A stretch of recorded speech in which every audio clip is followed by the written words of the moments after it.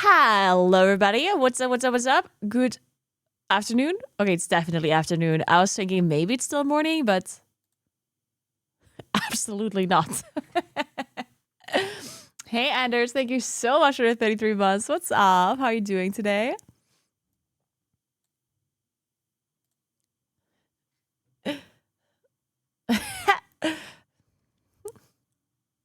True, we have a new cool number now. 33 for those who come after. God, what a good game. Thank you so much, Anders. I hope you're having a good day so far. Hello, everybody. Just Sam, what's up? Club Hockey, Undurchdacht, Night Chef, what's up? Tito, Mentoku, Limboxa, what's up? What's up? How are y'all doing? Is it snowing in the tablet? Yeah, it's snowing in the tablet. It's like a pixel screen thing. You can change it. It's really cool. You want to see something else? What do you want to see? Let me see. What else do we have?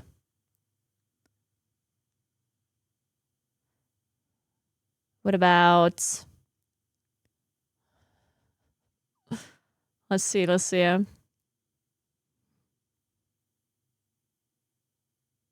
Oh, that one you can't see much. That one is Mario and Luigi.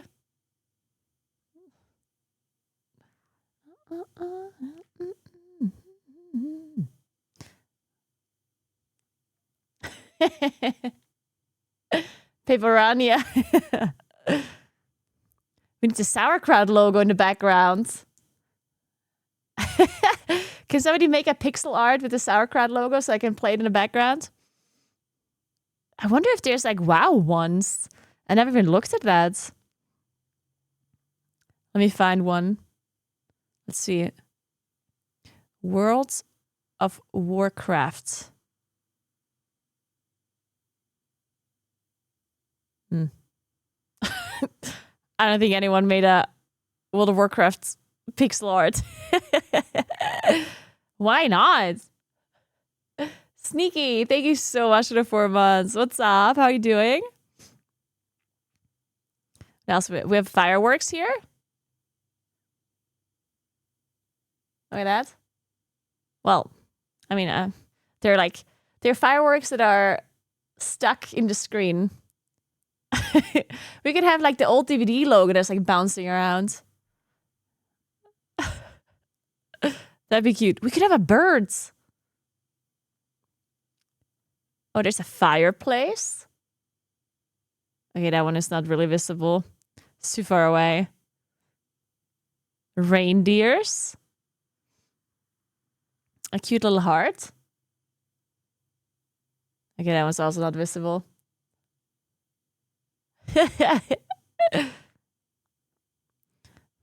Baby. I need like darker ones so it can actually be picked up at a camera from so far away. Ooh, we have a crab dance.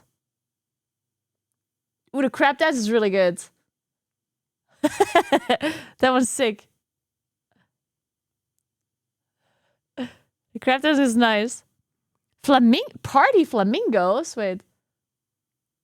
Look at the flamingos. Dude, they're cute.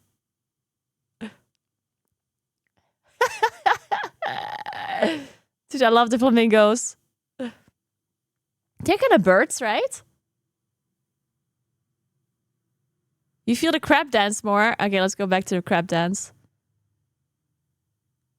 What else is there? What if I look for a bird? I want to have a bird.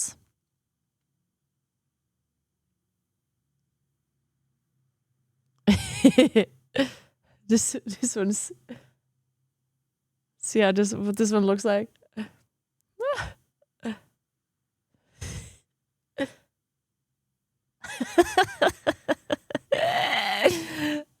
That one's cute.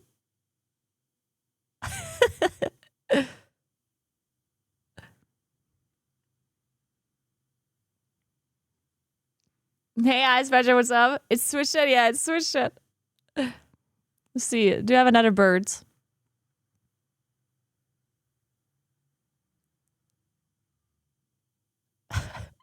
There's so much.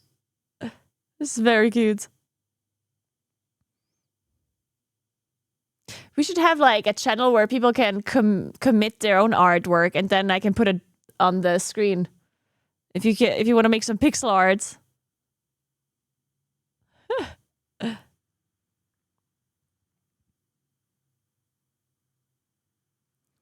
Behind.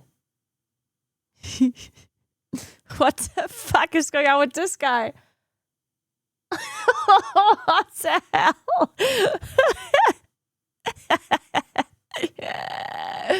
That was sick.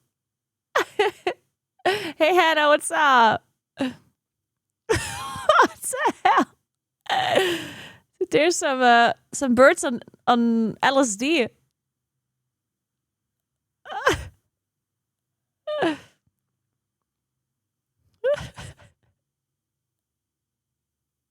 There's chickens as well. God, they're also cute.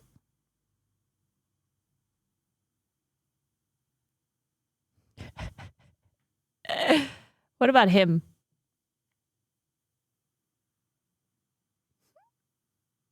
What a cutie pie. And it's my destiny.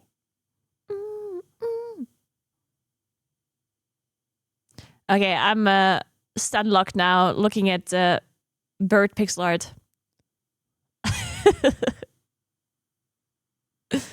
Which was the cutest? I won't be able to find any of them anymore now. Hey, Lainey, what's up? Together, born to get together.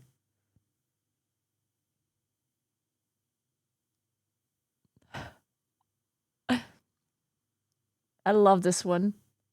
Oh, but you can't see it. It's like flapping its tiny little wings. Super cute. It's too hard to see though. Ooh, ooh. Okay, let's go back to what was your favorite, guys? I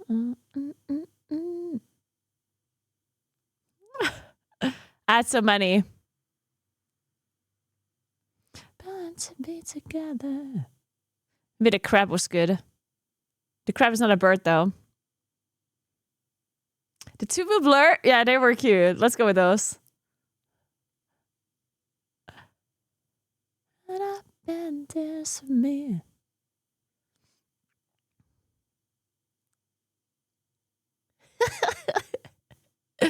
Dude, they are cute. Let's go with those. All right.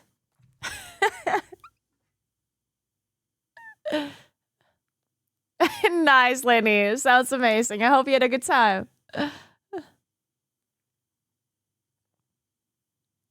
Let's go to with the bopping birds. I think I found my new Christmas gift for myself. What title is that? It's called Divoom. Divoom. It's very cute.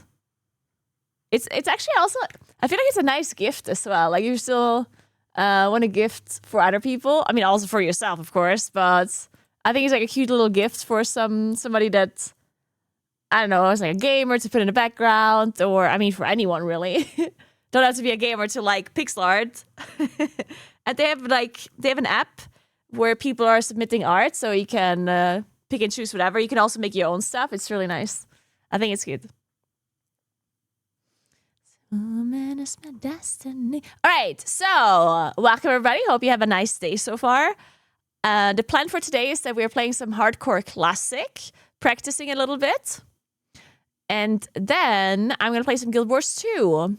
And then in the evening, we're watching the showcase for that new MMO that is in development. It's called Scars of Honor. It's supposed to be a free-to-play, non-pay-to-win MMO. Which, I don't know how to make money, but I guess we'll figure it out.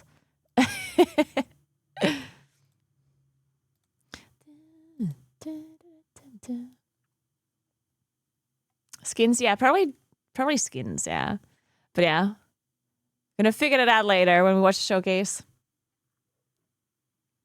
So, let's log in. we're gonna do some gaming. Hopefully no deaths.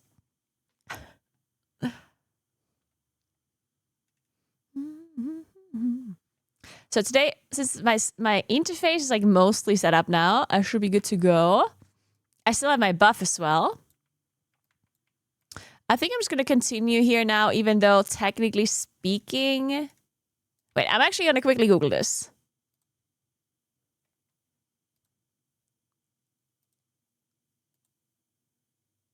Gary, thank you so much for the 5 staff gifts. Appreciate that. Welcome to Crazy Methods, Disaster, I'm Hasty, and Mora War. Thank you so much. Welcome in, everybody. I really appreciate that. Thank you.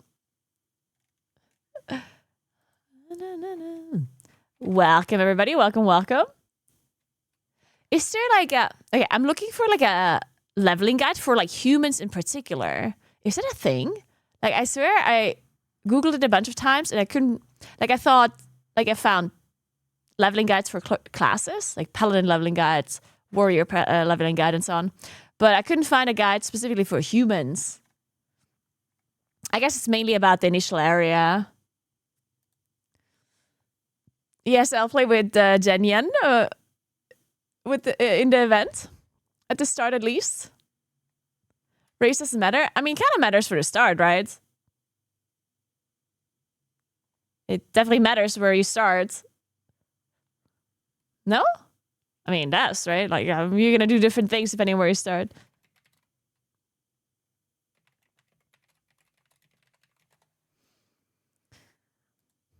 Alliance leveling guide.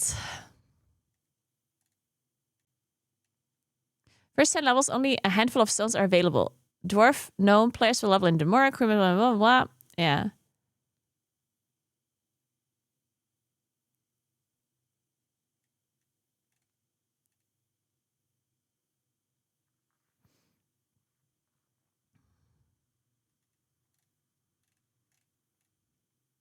Lightwoods, thanks for the 51 months. What's up? How are you doing? Westfall is the optimal zone to quest in, although grinding in Darkshire is a solid alternative. Red Ridge Mountains is recommended once you get close to 20. Humans are intended to go from Elvin to Westfall. Dwarf gnomes intended to go from Dunmorg to Loch Modan. And Night Elves, I mean, since I'm already level 11, I'm just going to stay here, I think. I was thinking that when I'm actually leveling properly, that I would maybe start... Since we are 2 humans and 1 night elf, right? Jenyan is a night elf and Lost Kitten and I, we're human. So I think what we're gonna do is, while Jenyan is walking over, I think it makes sense for Lost Kitten and I to walk to the dwarf area.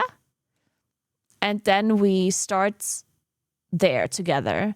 And we can already start like grinding some mobs or something until Jenyan arrives. Shouldn't be doing any quests or anything, of course.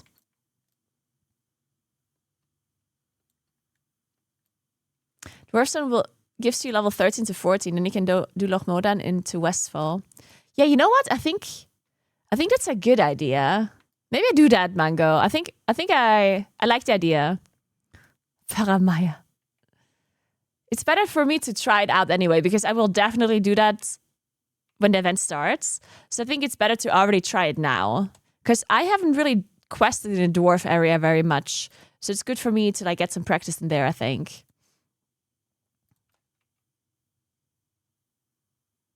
But maybe I turn in this quest. Is there a follow-up from the princess quest? Actually, no, I'm just gonna... Whatever. I'll do that later. And also just swim from Westfall to wetlands, then boat over to Darkshore once Westfall gets tricky. I don't think I'll need to do that if I do... Like, if I'm gonna do... Let me think.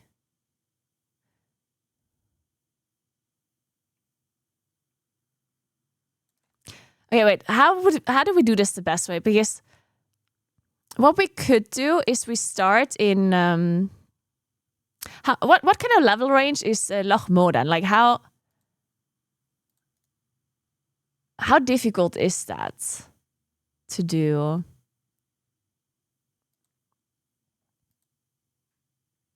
And what kind of level range is this? Between 10 and 20, I guess. Okay, this is pretty high.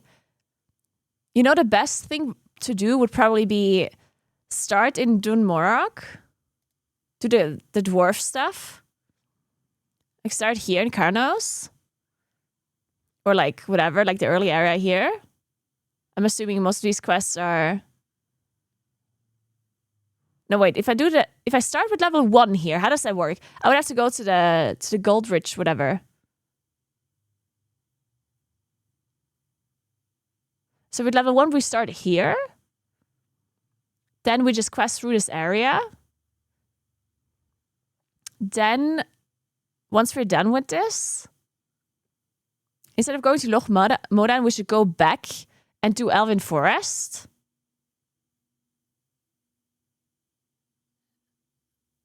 And then we should probably be high enough to either continue to Westfall or we go back and do Dun Morag.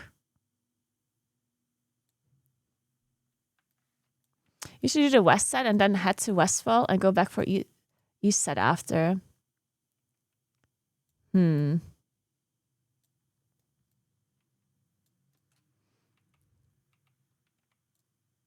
Yeah, we can see what level we are in after. Or at Darkshore in 13? Really? Do you really go all the way to Darkshore? Does that make sense?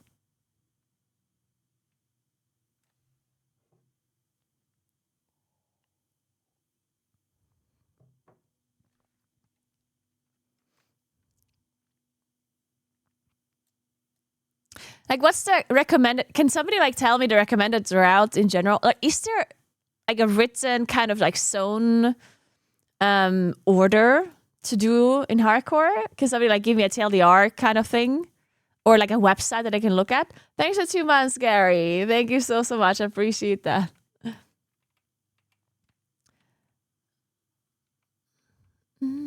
For Alliance.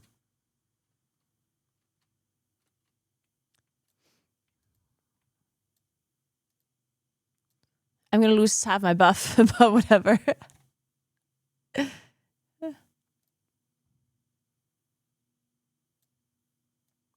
No, I can't use rested experience. It's forbidden.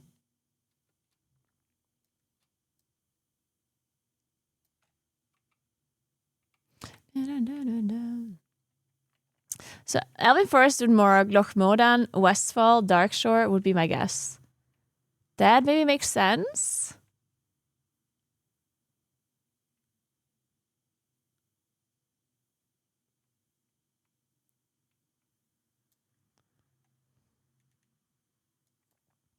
Both starting zones, then Loch Modan into Westfall, or one starting zone into Darkshore into Westfall. Both starting zones plus Loch Modan into Westfall, or one starting zone into Darkshore into Westfall. Okay, so we could technically just do Loch Modan and then into Darkshore. Is both fine, Manga? Or do you think one would be better than the other? Because we can do both, right? We can either start in Elven Forest, then go Loch Modan into Westfall, or we do it the other way around. Darkshore is speed leveling.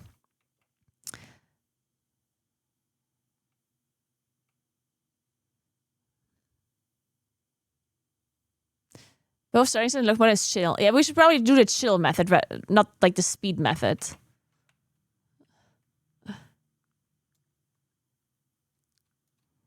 Yeah, maybe we just do the chill thing. So we do both starting zones, Loch Modan, and then Westfall. Yeah, I think that's what we do. I think that makes more sense.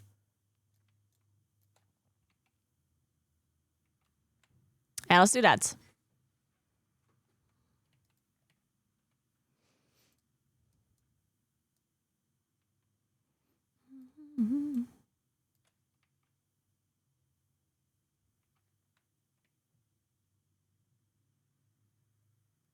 I mean, I'm not asking for this character. For this character, it doesn't matter. Like, I'm I'm asking for when we actually do the event. Because the question is, do we start in the dwarf area or do we start in the human area? Since Jenyan is coming over to us, we can meet her at the dwarf area, or she comes all the way to the human area. Like, both works, right? Because we have to wait for her anyway.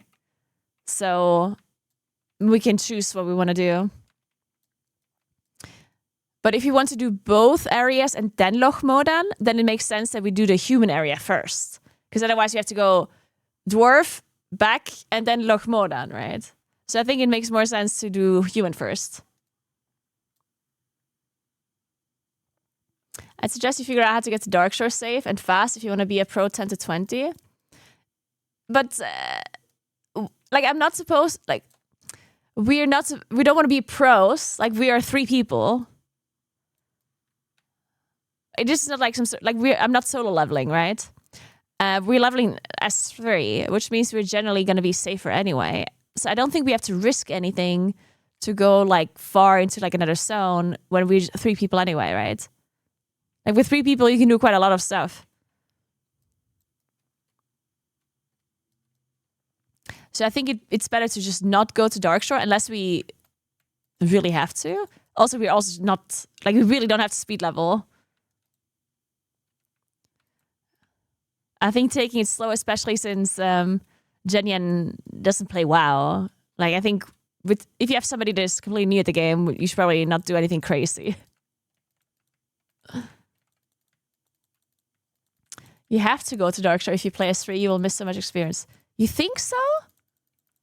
If we do both starting zones, human starting zone, dwarf starting zone, and Loch Modan and Westfall, you think we're going to be behind?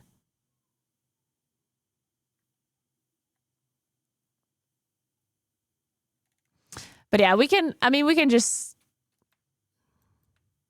Wait, do both of these go to Ironforge? Yeah, right?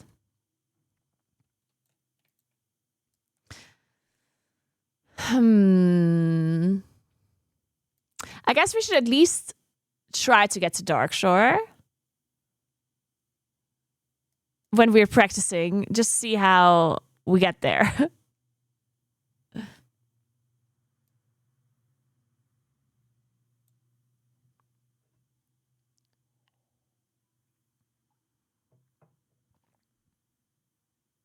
I already played Expedition 33.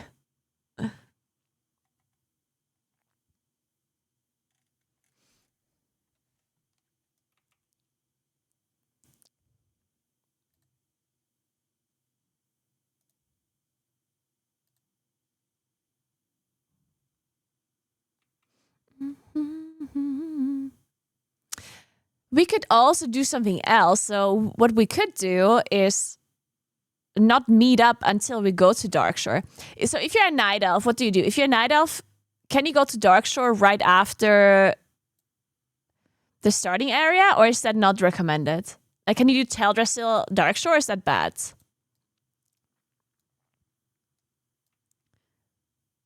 Oh, you can. Okay, so technically what we could do is instead of Jenyan coming over, we could come to her. Or we could just finish our...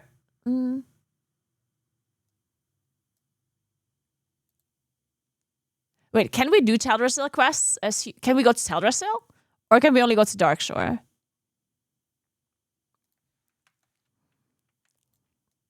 You can do both, okay. Because I was thinking she could do the starting area alone and we do our starting area together, but I don't think that makes much sense either, because might as well just like start together, right? So maybe it makes sense if Luskit and I go over to Jenyan, we do the Teldrassil area together, then we do Darkshore, then we go back and we do Loch Modan into Westfall. Yeah.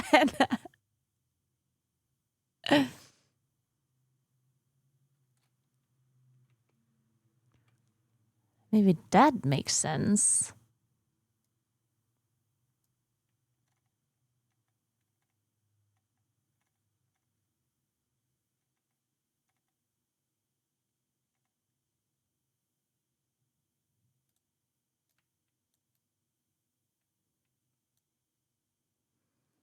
tell us scary cave quests. And honestly, I think things that are scary usually should not really be a big deal. Keep in mind, we are 3 people. A cave with 3 people should really not be an issue if we don't, like, pull everything, you know? Like, if we play as if we're alone, but we play with 3, then it should be fine, right? Like, obviously, if we pull the whole cave, or if we, like, if we don't pay attention, okay. But if we just pull mob by mob, and we're 3 people, then I think even a cave is, like, not going to be a problem, right? Because if we end up pulling 2 mobs or 3 mobs, then we're still probably going to be fine. We have 2 healers. Or, I mean, I consider myself a healer, but I guess I'm tanking, which means I can't heal much. But we have a priest, and I can heal. And then we also have a warlock with a warlock pet, so it's probably fine. Like, I think all areas are probably going to be fine. As long as we don't do too high stuff. Like, I think we just have to be careful to not do higher level content. As long as as long as we're not under leveled, we should be fine.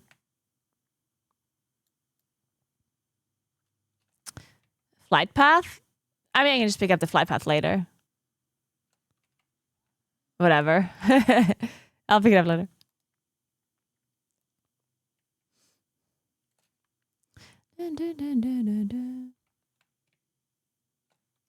Alright. I don't think I've done these dwarf quests like ever. I'm not sure if I ever leveled in Karanos. Hey Carl, I'm good. How are you? Ooh, your Christmas holiday started? Nice. Oh my god, enjoy your holiday. And the new FF14 patch? Oh my god, then you're gonna have a great time. Guys, we're so close to Christmas. It's gonna be so nice. Christmas and hardcore classic event. What else do you want in life? Oh my god, and I'm invited to like all the dinners as well. Christmas dinner, Christmas lunch. Ugh. And tomorrow is a wedding I'm invited to, so it's wedding food as well. Delicious. Okay, wait. Oh my god, I realized I'm not wearing a Christmas sweater. I need to wear a Christmas sweater every day from now on. Wait, what the hell? Is there a cave somewhere? Oh, here. Hey, Kara. Thanks for 67 months. How are you?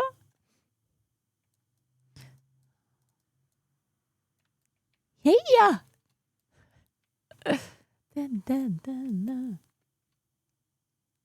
Somebody has a wedding planned on the 27th. I was already like the wedding tomorrow is already a little bit strange. Like, first of all, winter wedding is something I've never really went to, right? But then it's like a Friday wedding in December. I was like, okay. But 27th, that's crazy. 27th. I've never heard. Well, I guess people are doing the weirdest dates nowadays because it's just cheaper. And I guess you're also not necessarily super reliant on the weather if you're already planning for it to be like winter weather, right? Also, winter, I don't know, like snow pictures and stuff can be cute. Do I do these like green quests as well? Yeah, whatever. Let's do it. Wait, is there... There's no flight... Like, the only flight path here is in Ironforge, right? Or is there one here too somewhere?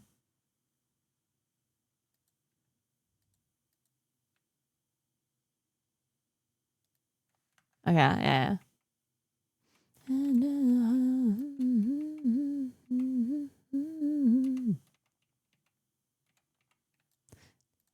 Set Hearthstone. I should... Actually, wait. It might be fine to have my Hearthstone in Elven Forest, no? So I can come back after.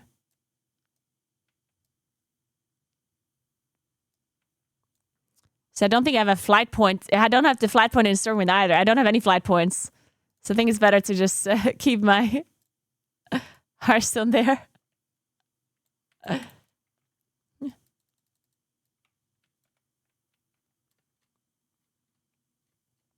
No, I'm not doing ultra hardcore. I did until level 11, but I turned it off now because I wanted to practice like actual hardcore stuff.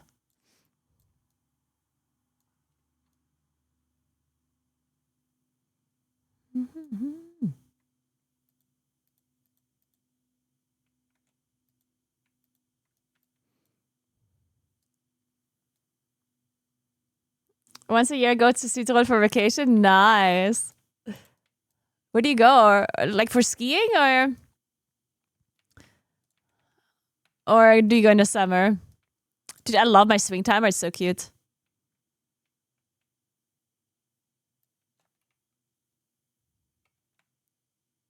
So I have to kill pigs and bears.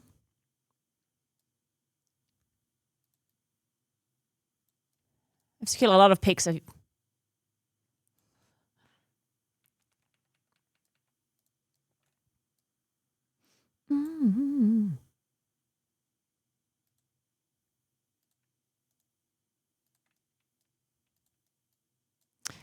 To actually use rank 2?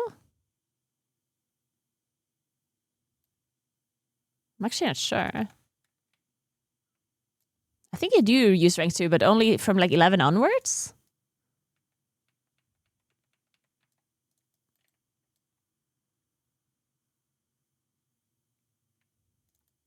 Meran in summer. Okay, that is nice. Wendigo Cave first south. Okay. Where the hell is the Wendigo Cave? It's the south. Oh, this guy. Okay. A fighter.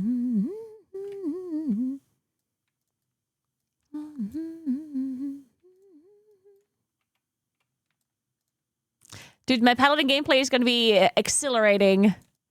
It's funny because a lot of people are like, oh, Paladin is so boring, blah, blah, blah. It's like, I mean, yeah, it's definitely, it's like boring, like damage gameplay. But I think one of the coolest things about Paladin is your ability to save situations. It's insane. Like Paladin has so much utility. And I think that's the coolest thing about WoW gameplay, in my opinion, especially about hardcore, is like being able to like save situations somehow. And especially in group play, I think Paladin is so nice. You can do so much stuff to help people out and to like get out of like weird situations somehow. I think so. Obviously, like somebody like mages can do flashy stuff as well, but oh yeah. Shadehano. Oh shit, what is this clip? Yeah, guys, we can open up the clip queue. So if you guys have any kind of clips that are related to the event or something, then you can fill the clip queue. You can basically just link the clips. They will be added to a queue. And then afterwards, when I'm eating or something, then we can watch the clips and react to it a little bit. The tiger. The fighter. Oh shit. What's the level of this guy? Oh, 5. What the hell? It looked much scarier.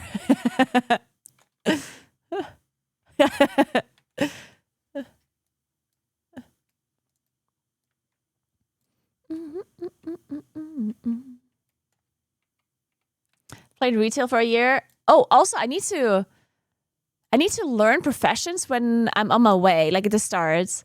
So I want to learn first aid. Then I want to learn, I think I want to go blacksmithing and engineering, right? Is probably the plan. God, there's going to be so many people in this cave.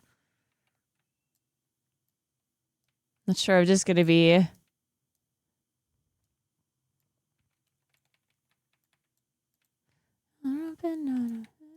the ocean.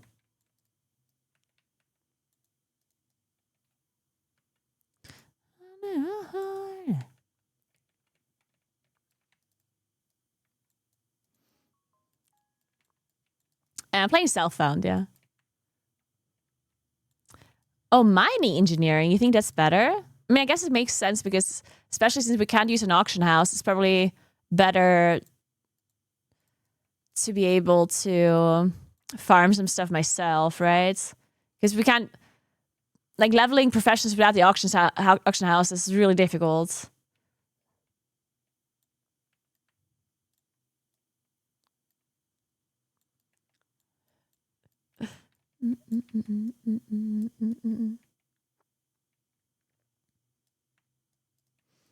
So I guess you're right. I can't really do engineering and blacksmithing without mining. So I'm gonna have to go.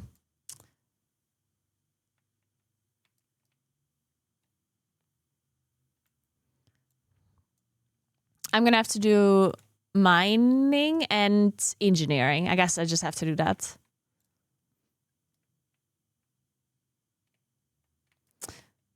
You recommend mining and blacksmithing until you're ready to go to dead mines. Wait, you would switch from blacksmithing to engineering at around dead mines level? Does that make sense?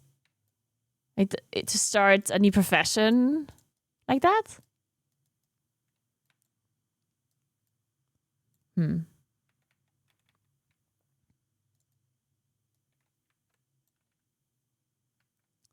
It's a me, baby.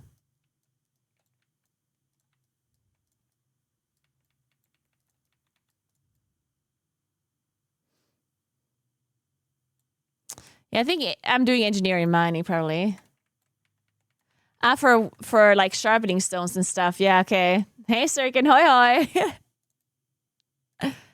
Okay, I can see it for sharpening stones. Wait, can I even? No, wait, I can't even use sharpening stones on two-hand maces, right? Oh, weight stones. Can I use weight stones? I can, okay.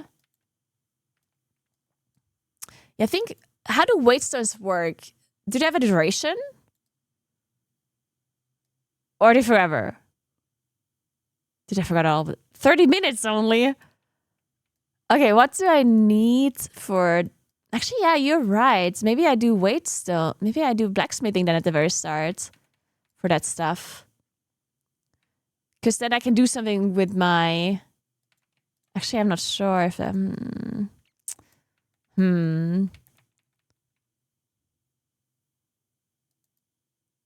It all depends on how much ore I can farm myself, right? Because if I can't farm enough ore to like make weight stones to the start and then also level engineering, well, then it doesn't make sense for me to do that, right?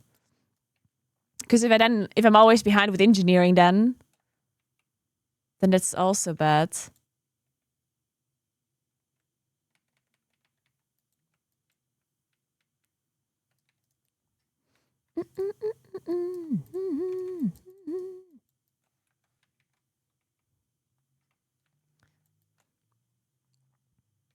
Yeah, I think I'm just gonna do mining and engineering, and I just like fuck blacksmithing. We're 3 people anyway, it's fine. I mean, obviously it would be nicer to be faster and do more damage and stuff, but yeah. Don't need to go absolutely crazy.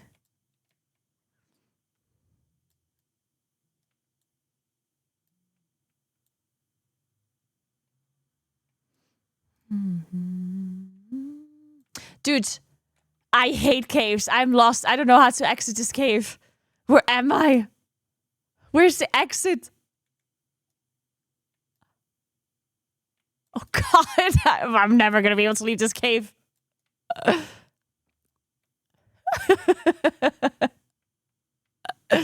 Oh my goodness.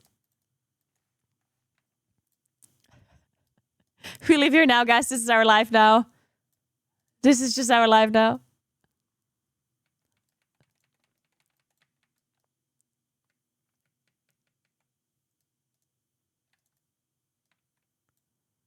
That's not gonna hurt. Probably not gonna pull this. Like, I'm pretty high level. Oh, I did. It's crazy. The pull range is actually really high in the classic, even if you're like out leveling them a lot.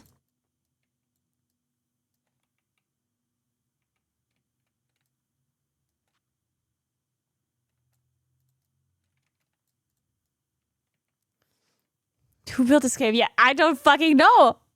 Is this the exit now, or? I hope it is. Okay, thank God. I hope Jenyan or Lost Kitten have a better sense of orientation than I do. Oh, no. All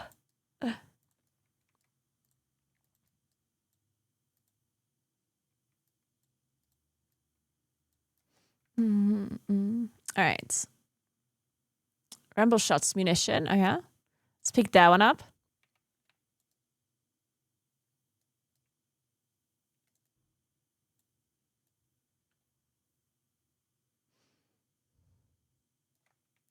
Cool. Then what else do we need? We still need to kill the... Aw, a bunny. Need to kill like a million of those people here.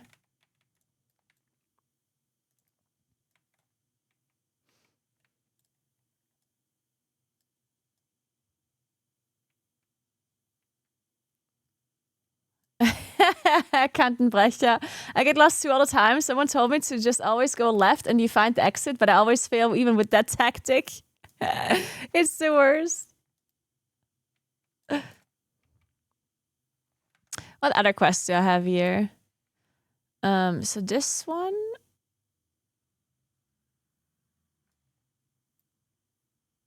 Oh, there's two that kind of sound the same. Rhapsody Malzbier. Wo gibt's das denn?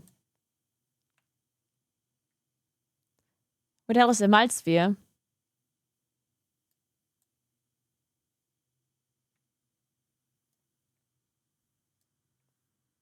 Oh, you just have to buy it in a shop, I see. Where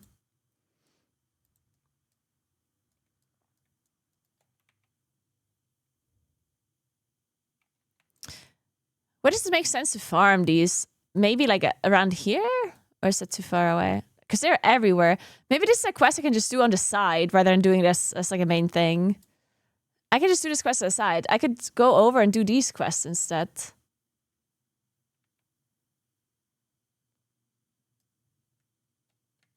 Like these two, maybe. And as I go, I just kill the pigs. Yeah, maybe I do that. How do you get over there? Or like, what's the best way to go over there over a path? Do you go here? Or do you go here? Just straight west, like just through the... Yeah, I guess... Like now I can go here because I'm level 11, but if we start here, then I don't know if I should go through. I guess the only thing that can attack you here is the wolves. Yeah, guys, I'm not thinking about right now. Obviously, I'm safe right now. I'm level 11 and I'm world buff, but this is supposed to be practice for when the event starts, and we might start here, and then we're gonna be lower level. I'm still not 100% sure what we do, but I think maybe it does make more sense to go to Teldrassil, actually. I think that might be the best idea. Teldrassil into Darkshore.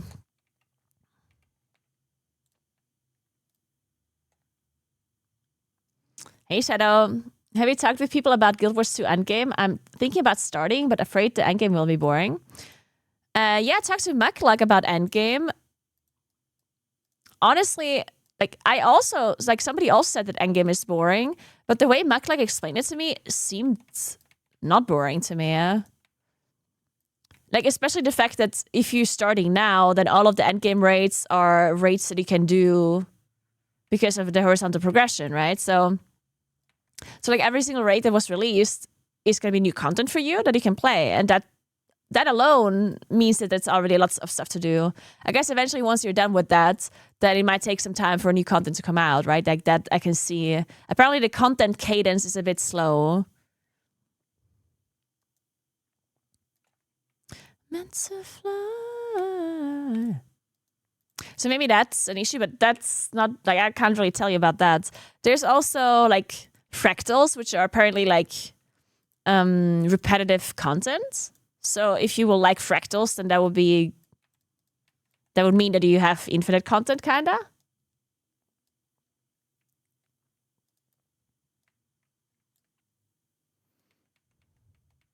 Yeah, so I downloaded this like World Buff add-on.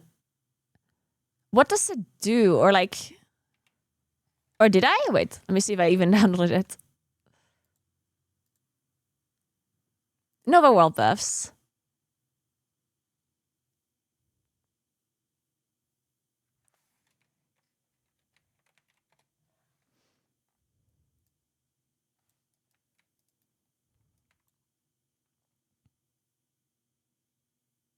Oh, I guess I need to have this installed for a little while to get proper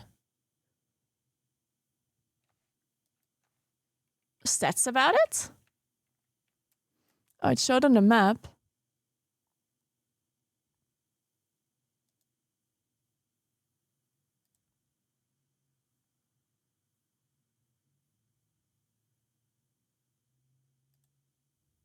Where?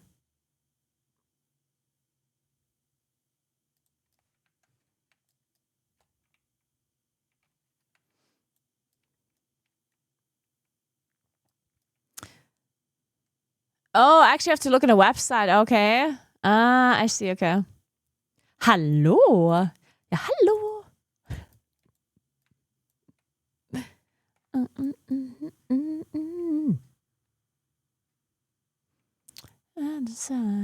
Okay.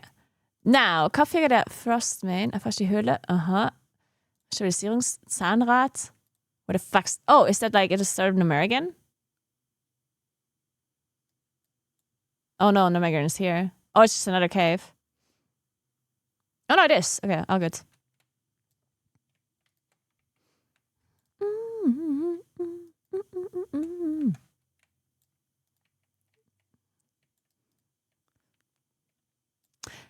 I'm gonna use the website. Let me open it and like bookmark it as well.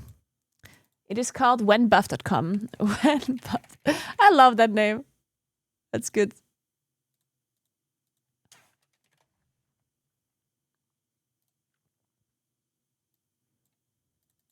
New feature, guild-wide listing.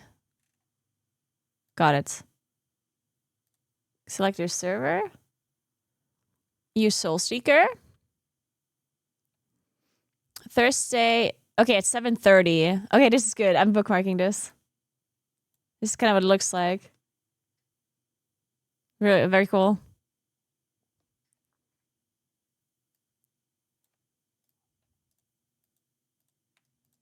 Can I get this straight into my calendar on my Google calendar? Can I straight import all of this into my Google Calendar?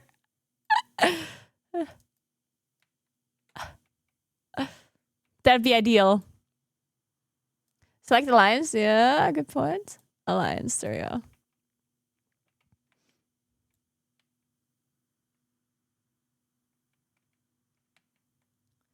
Dude, I'm guessing the buffs are all the way to the top. I should walk up here. How the hell do you get to this place? Is there a path? 200 grants gestolen voorraad. Okay, maybe I take this later. It's a level 12 quest anyway.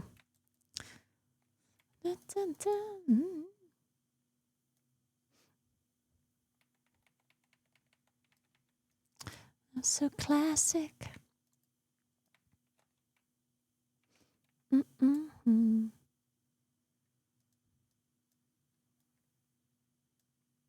Yeah, I think so as well. I definitely think that in the guild chat there will be enough talk about World Buster if I pay attention to guild chat, because the guild chat is gonna be like there's gonna be a lot of spamming going on for sure, I think. So it depends how much you can pay attention to that.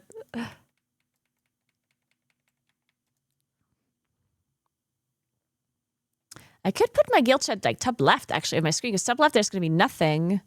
I wonder if that makes more sense. Because what else do I put top left? Maybe I just put the guild chat there.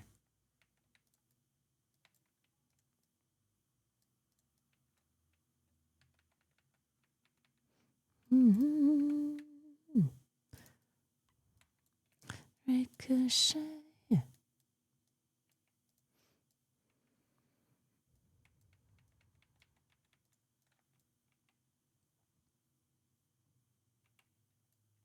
So there's another cave here, right? Holy shit, I'm One-shotting this bear.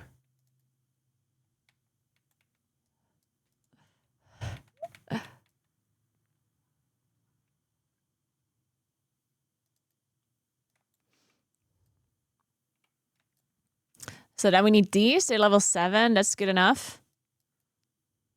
Oh, we killed some trolls. Oh, shit.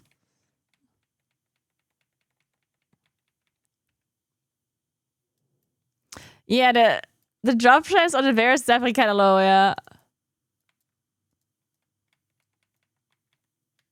There's like a lot of people there.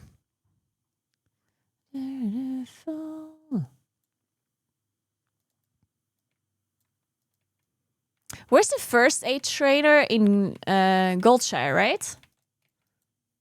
Or is it already in Abbey? Not Abbey, there's no trainers. It has to be Goldshire.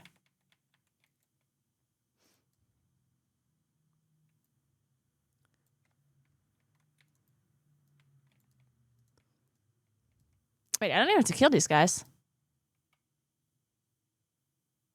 Or? And I'm confused. Wait, do I have to kill these guys? Cup figure? Ah! I have to kill specific types. Understand now. Where's this cave entrance?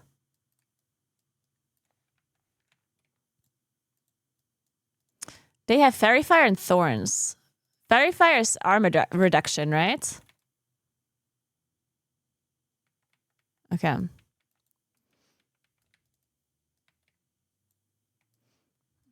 It's a long debuff too. Probably want to interrupt that one. That's pretty fucking long.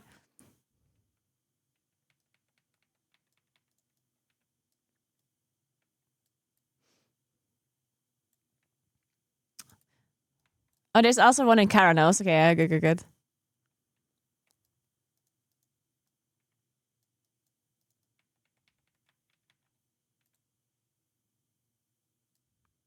The swing time is just so long.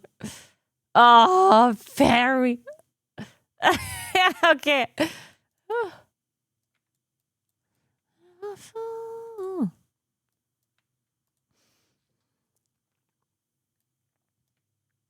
You just stick right? Okay. What, or like, why do you want to stick right? Does that make more sense?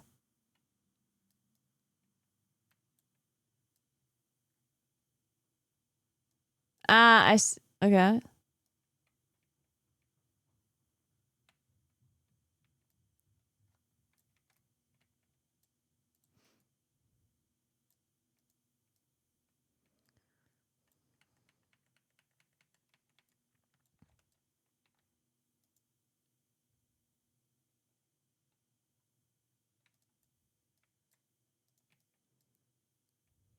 Backstep. Inflicts number damage plus 10.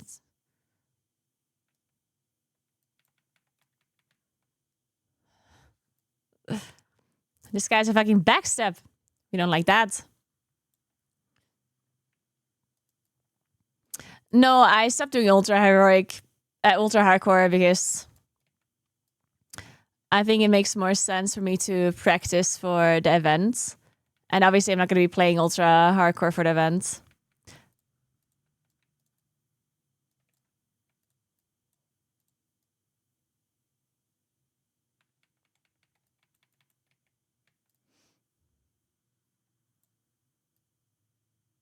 I think I don't know if I should play an English client or a German client. I think English probably is a bit better to understand everything more, like guides and stuff. And add-ons, because usually add-ons and everything is just in English, right? But then if I play with somebody that plays German client, then it's like nicer to be able to have it both in German, right?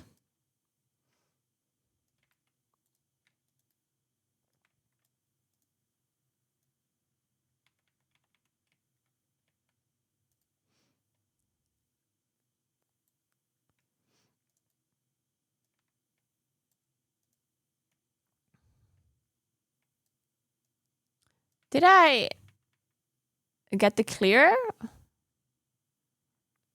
Or the investigating thing?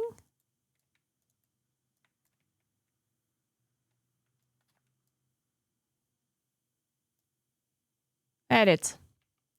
Nice. Hey Arthur, what's up? German, if you ask me, yeah, I think I probably should do German, yeah.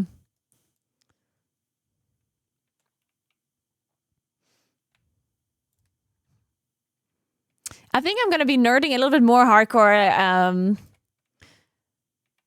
because I mean I'll play Guild Wars 2 later, but I think next week. So next week I'm streaming Saturday, right? Saturday I'm playing hardcore with Jenyan, but I'm probably not gonna be able to level much because we're playing together and we're just trying some skips and stuff.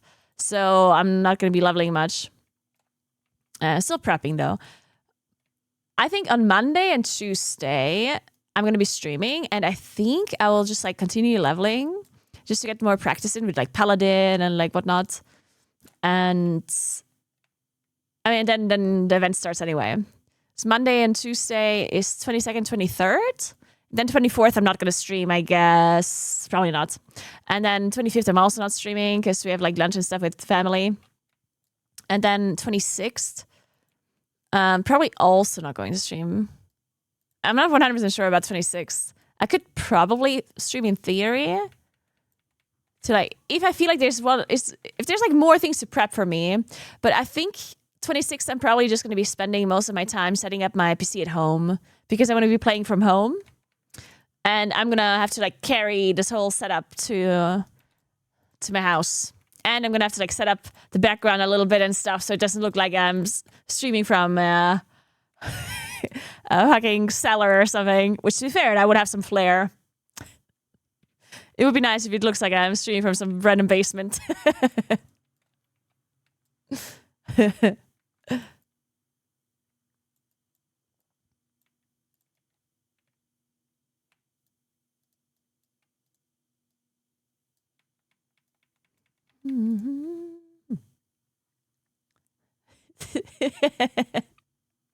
Homeless shelter streams. Yeah. Yeah.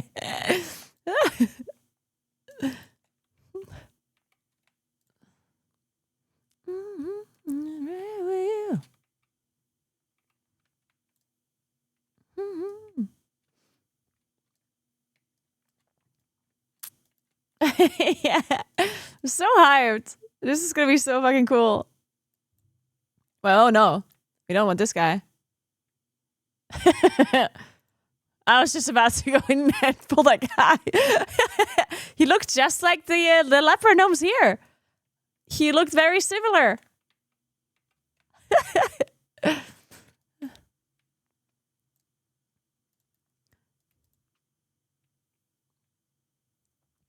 It's gonna be so crazy because people are already like spawn camping now and the event hasn't even started yet. Dude, we're all gonna be taking forever to level. Because everyone is gonna be like all of the starting areas are just gonna be so full of people. Everyone's gonna be spawn camping mobs.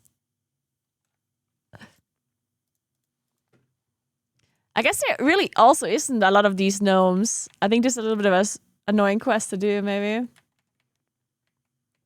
How long did it take you to get to 40 in Guild Wars 2? Not really long, to be honest. I think leveling is pretty fast. It's really not crazy.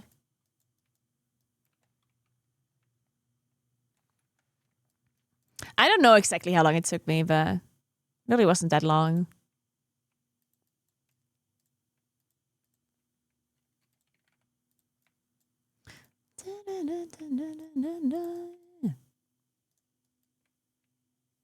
I play Necromancer in Guild Wars.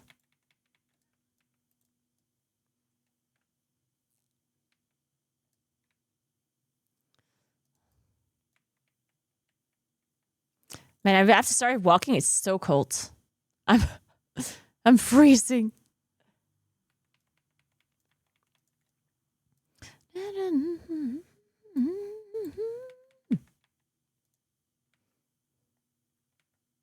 Maybe I can take a... Oh, nice. Level up, guys. I also saw a different Paladin guide recently where they set to skill Segnung first. But not sure if that makes sense, because intellect is like, it's similar, but it works for everything, right? More intellect means you have more mana, which means it's just kind of better than steal mana reduction, no? Initially, at least. Because that kind of means you can cast everything more, not just your seals, right? I don't know.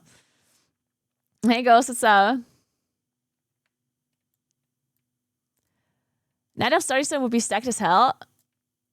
I don't think so. Like, the most stacked zone is going to be the human zone, probably. Because so far, the most players are human, I think.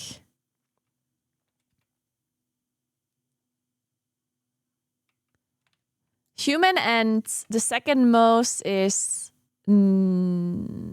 gnomes, right? Or no, is second most night elf? I'm not sure.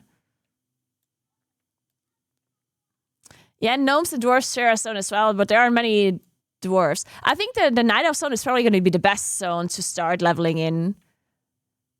I honestly think going to Darkshore first is like a really good idea for Jen Yen and I and Lost Kitten, because we're going to start a bit later than most people, because we need to get there. Like, everyone is going to start at noon, but we have to walk there first, which means we start a little bit later, which means like the first couple of people we already skip, because they're already going to be out of the zone when we get there. And I think the Night Elf zone is probably going to be the lowest density zone anyway. Because obviously all the humans and all the dwarves and all the gnomes, they all level like in similar areas, right?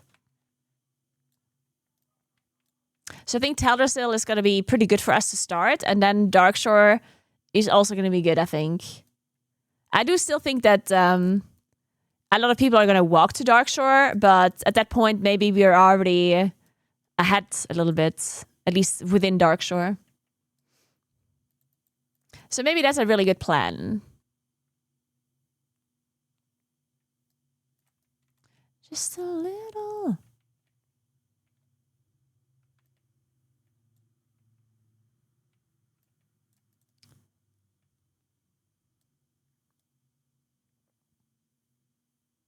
There's a ton of druids. I mean, there really isn't that. I think Night Elves is like, I don't think there's that many Night Elves. At least, because it like was determined by the race quiz, right? So it's not like they can choose what to play initially. So I think not that many people got Night Elf, in comparison, at least. You can cheese this quest, okay?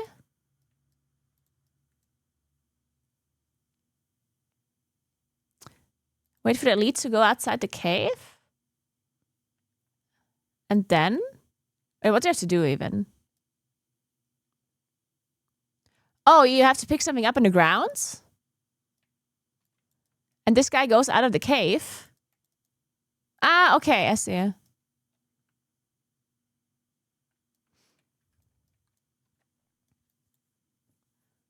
It takes 1 minute of waiting. Okay, so just like wait around here, and then like he walks outside and they go after, or what?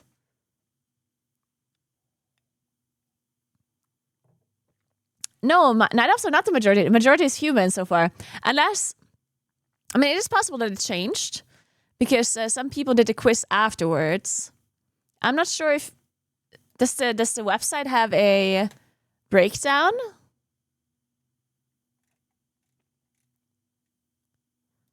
Okay, you can see, on the website, you can see the race for the streamers, but I'm not sure if you can like easily count it all. I don't think there's a statistic anywhere.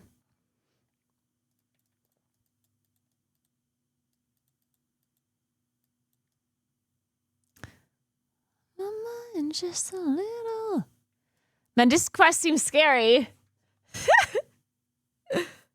This seems like a scary quest to do, guys. I don't know.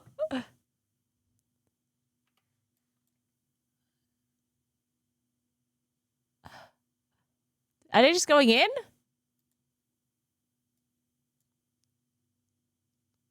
level 6.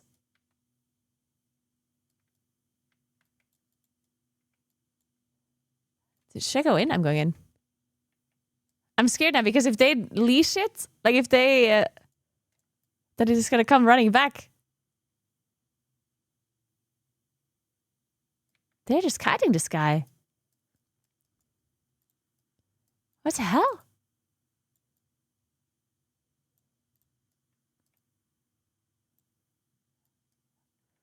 And I have a question. A quest like this, is this like... There is no group sharing, right?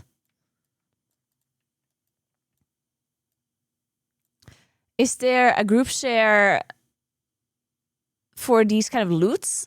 Or is that not a thing? Because I feel like there's no. So everyone needs to pick it up. Okay.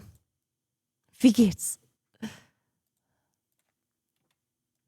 Fahrt mit euch. I love the German dialogue. It's so good. All right, well, those were some... that was a nice group cutting the mob out for me. Appreciate it. I love that. I love that.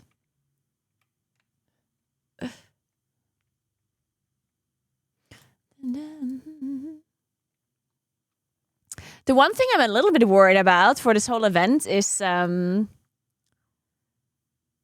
I really hope that there's not like too many griefers, because I'm sure there's gonna be some griefers, right? That wants to grief the event and grief the streamers and stuff. I'm sure that's a thing, but I hope there's not that many. Like I hope there's nobody that wants to do any kind of like DDoSing, because obviously that was a thing for the OnlyFans event, and that just sucks, right? Like the whole DDoSing problem is just like ugh. Like, those kind of people that risk getting charged and risk going to prison just to grief an event like this is pretty fucking bad. So I do hope we don't have anything like that.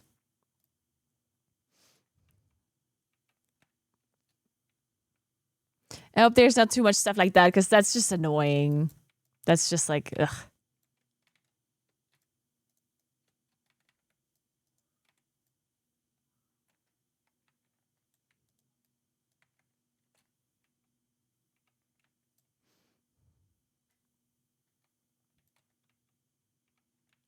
Yeah, I'm sure there's gonna be some griefers, but I hope it's fine. Like, I hope it's not like that many, because there's so many streamers, they can't grieve all of them, right? If they grieve some, like, few streamers, then maybe we can help them out somehow.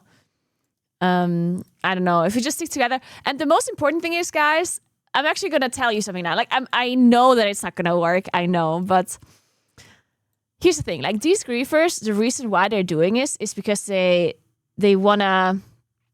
want reactions out of the streamer, out of the community. They want it to be, because they get enjoyment out of annoying people, right? So the absolute best way to deal with griefers is usually to just full on ignore them, okay? Like, to not give them any reaction, just like ignoring it, not reacting good or bad, like really just like completely no reaction. Because if they don't get a reaction, then they don't get what they're there for, right? So the best thing would technically also be for the viewers to not react. I understand that's not a feasible thing for me to ask for, but the streamers themselves are already aware that ignoring it is the best, and they're going to do that as much as possible.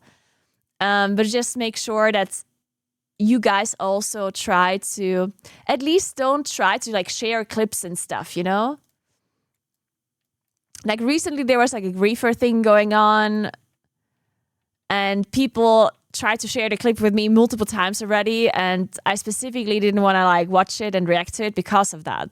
And just try to at least not give them any kind of feedback. Like, even if it's bad for the griefer, like even if the griefer dies because, you know, or even if the griefer doesn't manage to do what they wanted to do, I would still not like try and share that, even though that would be funny. And that's like, but still, like, it's still a reaction, you know? Even if it's a bad reaction in a sense that they were the ones that ended up dying. Like, even that is like a reaction, you know? And even that gives them this kind of like, I don't know, it gives them what they want in a sense. Yeah, and reporting, of course. Yeah, grieving is punishable, so reporting it is also a good idea. But yeah, just ignoring this kind of stuff fully, trying to at least, is the best. And don't share clip between streamers and stuff. Like, just don't try to not give it as much reaction, because yeah, that's just gonna be the best.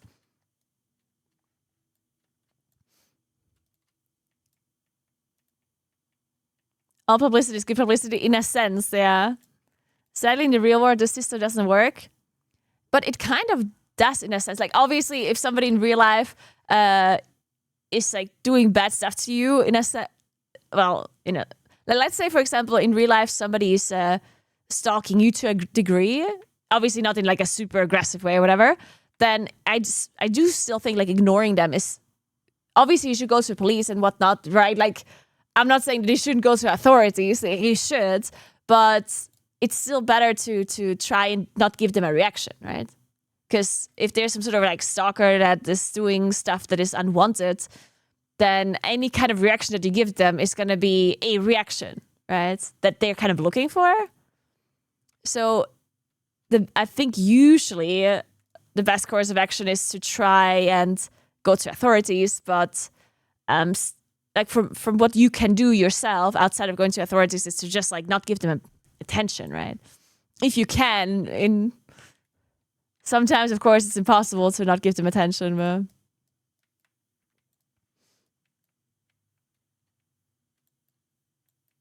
oh yeah, Mango, that's true. Yeah, of course.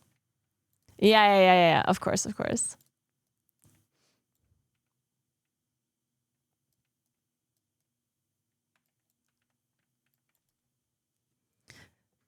You can't expect people to not watch and react to toxic content because they always will in the end. That is something that's like my biggest gripe with social media nowadays, is that toxic content gets so, and rage baity stuff and drama gets so much views on social media nowadays. And the best course of action would be for us to just not watch it, right? Because the only reason why it works so well and why there's so much toxic content on the internet is because people are watching it. That's literally what the algorithm does. Something that gets a lot of views and a lot of comments and a lot of interactions will get pushed the most, right? And obviously we have a lot of toxicity nowadays and like drama and baity stuff like that. And I think it really like makes social media such a worse place. Like, just having all this fucking drama and toxicity and rage bait stuff, like, ugh, it's so fucking annoying. I feel like it makes the internet a much worse place. So I always tell people to just try to not interact with this kind of stuff, because the algorithm is trying to make you angry and trying to rage bait you with all this stuff. I understand it's not that easy and to just tell people don't watch it, but I wish people would understand that more, because I do think a lot of people that interact with this rage baity stuff, I think a lot of those people don't understand that the algorithm is literally like catering, like they're literally showing them the opposite of what they like, because they want to get a reaction out of them. And if people would understand that a little bit better, then I think people would also be more open to just not interact with it, right? Once you understand the algorithm is trying to trick you, then you're a little bit better at ignoring it. It still is going to influence you no matter what. No matter how much knowledge you have about the algorithm, you're still going to be influenced by it, right? But at least you can look at it in a little bit of a smarter way and try to ignore some stuff at least. I walked into this house now a million times and I still don't fucking know where this quest giver is. I can't believe I'm yapping about social media and I can't find a fucking quest giver. Oh my. Upstairs? Yeah, I was upstairs. Is there another upstairs? How many upstairs are there? Where's this dude? Oh my god, he's behind. He's in a completely different building, I think. He's in this building downstairs. Right? No. Where is this guy? Just so I don't level in the dwarf area. He is inside? What?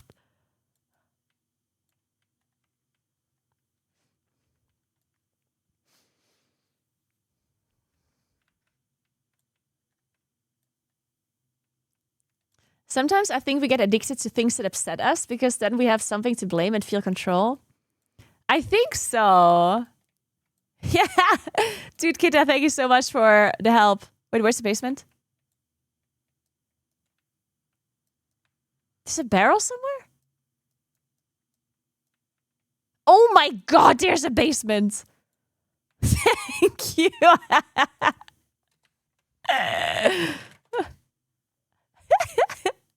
Done beer. Okay. Ah, thank you. Holy Jesus Christ. So, okay.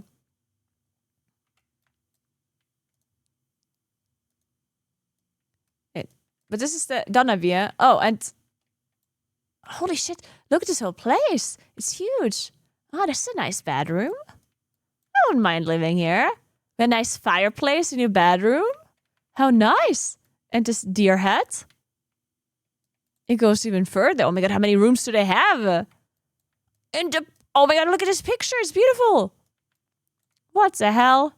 This is crazy.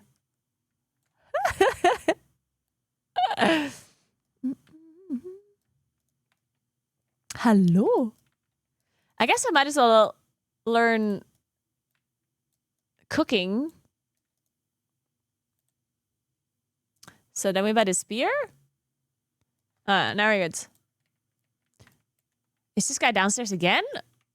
Or is this guy not up? I'm checking before I'm going up.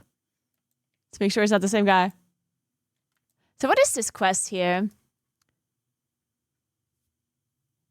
Why is it like a blue quest?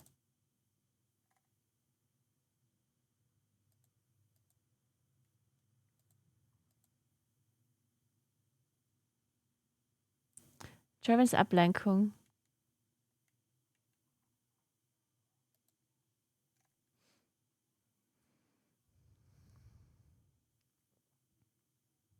I don't understand what this blue quest is about. Yeah, I looted it though. Am I supposed to drink it?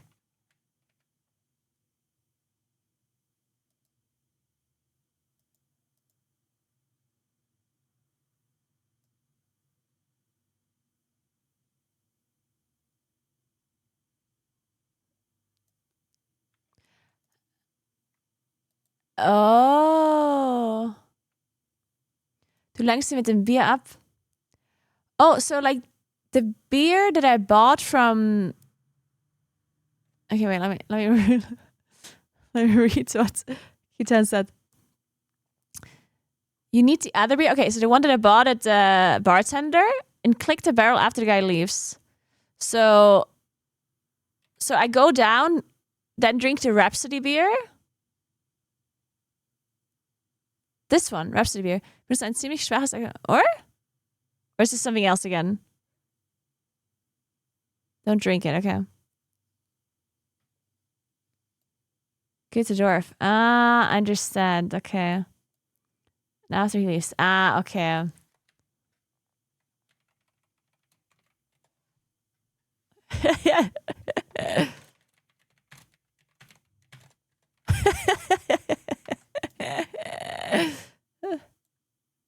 Oh, I have the wrong beer. He wants the other one. Ah, so... Okay, that's why I'm confusing like two quests with one another. That's why. So he wants... I can't believe this guy is like picky. I have a beer and he wants the other one. I mean, I did the quest already now, but... So he wants the other beer. I guess I can't do it anymore now since I got the quest. Okay, I understand now. Okay. Okay, Okay, it's good to learn this though, because otherwise I'm gonna be confused once we actually start leveling. Also, let me drag in this. Let's make some of these. Okay, yeah, so you buy, I basically come in, I will buy both beer, I will go downstairs to the quest. Okay, go. Sounds like a plan.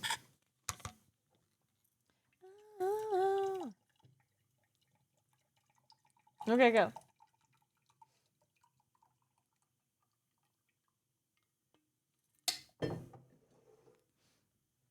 I also need to learn engineering, which I guess it's easy because I can learn it in Ironforge, and I guess also... Is there an engineering layer in Karnos? No. Wait, there is someone here, like in the gnome area, no? Hey, Kalandra GM. Grüß. Everybody. Okay, so I didn't do this quest, but this one takes forever anyway, so we can just skip this one for now. Is that it? Oh, I guess I can do all of those quests over there still.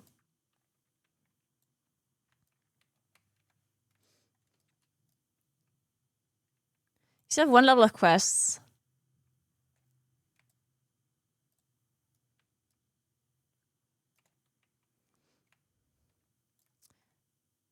Where can I... Oh, one is an Ironforge? No. Am I blind? Like, why can I not see where to turn in the quest? This one here. Munition for rumble shot. Is it because I'm... It's gray? Hey Naguura, ich weiß, heute ist Englisch, aber ich frage direkt, stimmt es, dass du HC noch nicht höher als 30 warst? Habe ich in einem anderen Chat gehört. Das stimmt nicht, ich war über 30. Aber ich habe nicht viel HC gespielt. Mein höchster Charakter war, glaube ich, irgendwie 38 oder so. Und ich bin gestorben, also ich bin an einem Disconnect gestorben, als ich 38 war. Und dann habe ich nochmal probiert zu leveln. Also ich habe schon nochmal angefangen nach dem 38er Death. Aber dann kam irgendwie ein Patch raus in WoW, also in Retail. Und dann habe ich es doch gelassen, weil die anderen waren schon alle am Molten Core leveln. Also ich habe relativ spät angefangen bei OnlyFans. Ich kam halt später dazu. Und ich hatte schon richtig Bock eigentlich. Nice. Nice. And mining. Okay, that's really good to know. Also am Anfang war ich nicht ultra motiviert, weil Klassik nicht so mein Ding war am Anfang. Aber habe mich dann trotzdem überreden lassen, OnlyFans zu probieren. Aber kam halt, wie gesagt, erst später. Und ging da jetzt auch nicht mit riesen Motivation rein, weil ich dachte, ist nichts für mich. Und als ich dann trotzdem angefangen habe, hatte ich dann trotzdem richtig Bock. Also hat mir dann trotzdem gefallen. Aber weil ich halt eben spät angefangen habe, dann bin ich einmal gestorben. Ich habe mittlerweile, keine Ahnung, 20 oder so. Weil ich halt einfach nicht aufgepasst habe. Und dann bin ich noch einmal mit einem Mage gestorben. Irgendwie auch mit, glaube ich, 20 oder so. In irgendeinem Gebiet.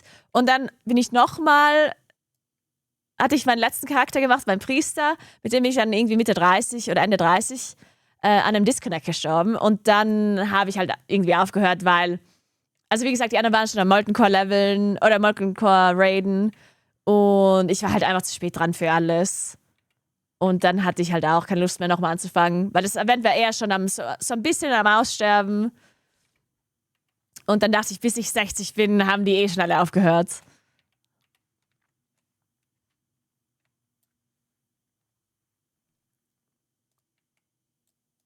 I remember the elevator death. Yeah, I died to the elevator. Honestly, I completely forgot about like that elevator thing. And then once I remember once I died with my mage in this one area here. Where was it? And then it wasn't here. It was in this. It was in this tower in the Northwatch.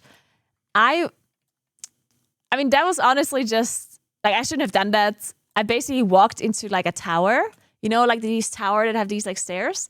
And I ended up just like not being able to kill one of the mobs, I think. And then I tried to kite, but the other mobs had already respawned. And then I almost survived. Like, it was actually really close. I did almost survive, I think. But I think I was also, I don't know, like, it was just bad. Or, like, yeah, I was, like, in a bad situation. And then my last character, I managed to get, like, mid-30 or something, but then I died to a disconnect, which was, like, the worst. Ugh, the stupid disconnect death was so annoying. Turbo, thank you so much for 2 months. Appreciate that. Welcome back. Towers are like vertical caves. Honestly, I did kind of underestimate towers. That will not happen again. But yeah, I'm not a super experienced hardcore player for sure. Like, I think a lot of people, like, I feel like this is very interesting. Like, I feel like some people overestimate my abilities in Hardcore Classic because, like, some people know that I'm a world first rater, right? And some people are like, oh, Naguura is a world first rater. She's really good. She's gonna do so well. But I don't have the experience, right?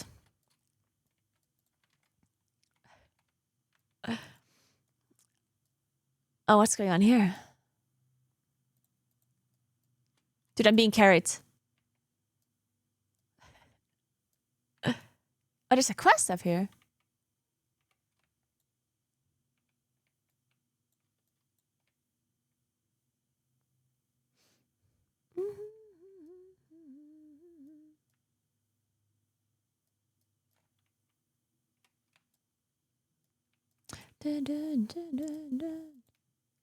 Oh, this is like an elite dude. Tag him? Okay, I'm tagging. Wait, I'm doing it.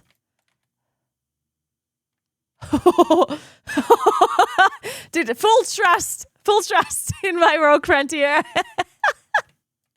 Dude, 100% full trust.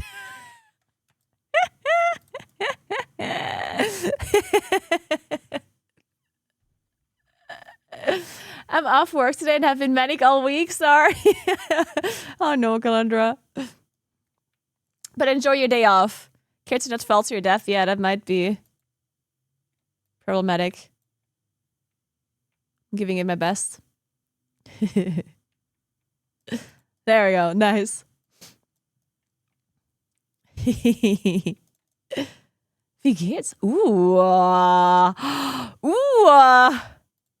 Look at that. It's a bit fast, I guess, but whatever.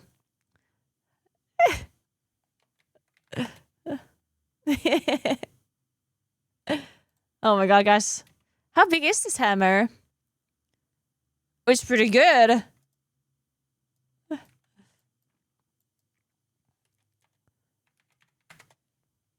Everybody, big shout out to Kitan for carrying me and showing me quest givers and stuff. Hey, Inkebine. I have to have a 2-meter hole dug in my front yard to fix a plumbing issue today and hope that they don't need to tear it up.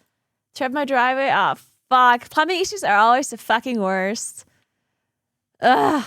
It feels like when it is like a really bad comparison, but you know when you do a PoE map and the objective is the last thing that you unlock? I feel like it's the same every time. As a new player, when you play PoE, it's always the last area. It's always the last area. And I feel like it's the same with plumbing issues. So you know there's a plumbing issue, and for some reason, it's always like the last place you look at. So you have to like dug up fucking like pipes everywhere and make holes into your fucking walls because it's always the last place that you look at. I really hope that they can find it quickly and that it's just there in the driveway and not in some other place. I hope you don't have to unlock the whole PoE map.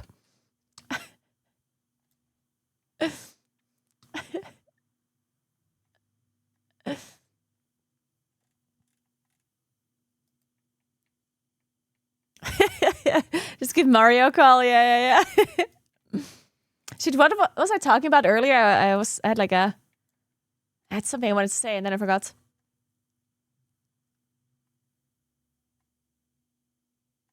Oh, about the whole experiencing. I do think that some people like overestimated my abilities because like they just know that I'm like a good player in retail, but I don't think it's quite the same thing. And I still consider myself not like a really good hardcore player because I still think that the number one thing about hardcore is your experience and your knowledge. Like knowledge and experience is like infinitely better than anything else. Like it doesn't matter how good you are in retail or how many M+ dungeons you did or how many world firsts you had. Like it doesn't matter if you don't know, if you don't have the knowledge and the experience, then it's just the chance of you dying is just infinitely higher. So that's the thing, right? I don't have the knowledge. I do also think acquiring the knowledge is actually pretty hard because there's lots of guides out there and lots of stuff that you can read up on, right? But there's just like so many small pieces of knowledge that first of all, even if they were written down somewhere, it would still be very hard for you to like acquire all of that knowledge by just like reading it. Like imagine every single small piece of information that is kind of important to you would be written in a document somehow. Even if I read all of that, I'm gonna like not properly remember that. But people that have more experience, they know, okay, with this quest, you probably, I don't know, you want to make sure you do this later because later you have to go there anyway because there's this other thing. Or this quest you probably should skip because it can be dangerous because, I don't know, you have to go into this cave and it's like you get a really bad cave or I don't know, you know?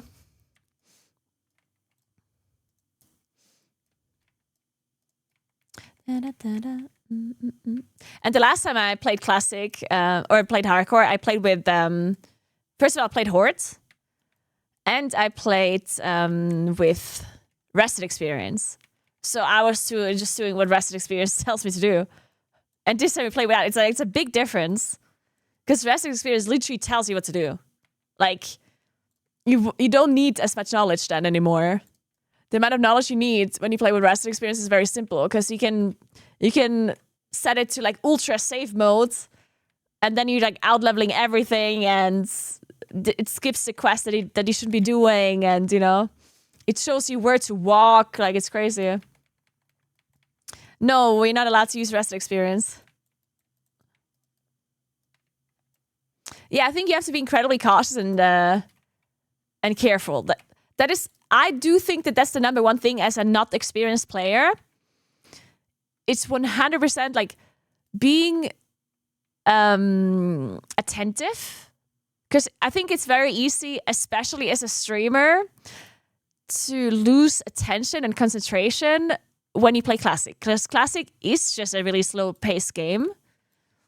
And it's really easy to just like drift off, look at your chat, like talk about whatever, and not think about what you're doing.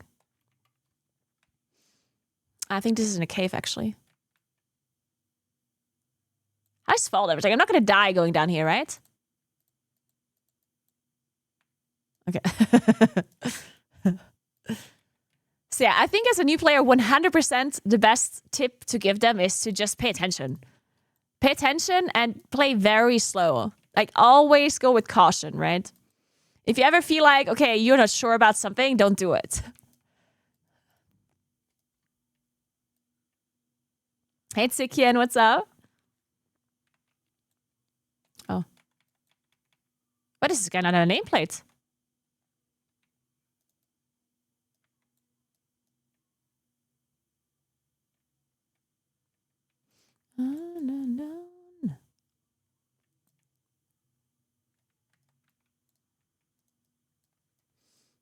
Guten Abend, Lex. Dankeschön.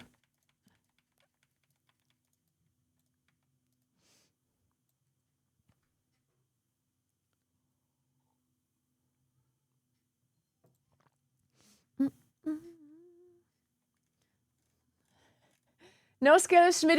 Danke für das Sub. Welcome, welcome.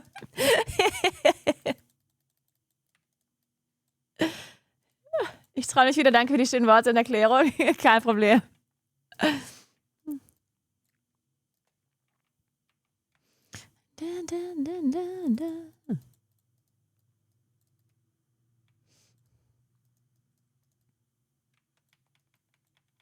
Does anyone know, like, because I think Lost Kitten also doesn't play classic or like hardcore, right? Because I know that Lost Kitten played WoW before and does play WoW, right? But I think she plays retail. So I think Jenyan, Lost Kitten, and I think we don't really have anyone that is like super experienced necessarily, right?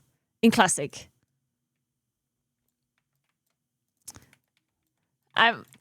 I feel like I have to like carry this weight on my shoulder because everyone expects me to like be the carry. so I'm trying to like the amount of like guides I'm watching and stuff. Like every time I'm not streaming, I have some guide on in the background. Andy, thank you so much for the sub. I appreciate that. Thank you so much.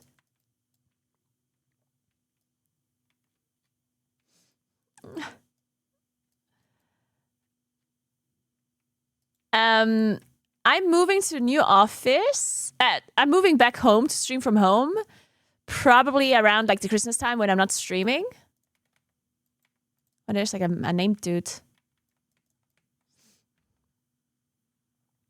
So probably over like the 24th, 25th, something like that. I don't want to have this guy, I don't think.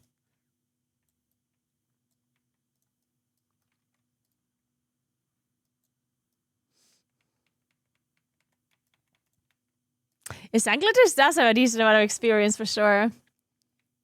Ja, Jenyan hat doch nie WoW gespielt. That's gonna be a bit of a... It should be fine though. Like, Jenyan plays Priest, and Priest is not super hard. And it's also, I feel like, really good in groups. Because Priest can just, like, wand around, right? You just, like, throw your wand at people, which is a lot of damage. Especially if we can get her a crafted wand.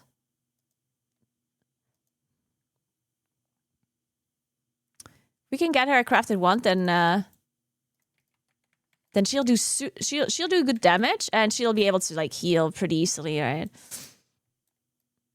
She will be able to keep me alive because I'm definitely gonna be the one having aggro.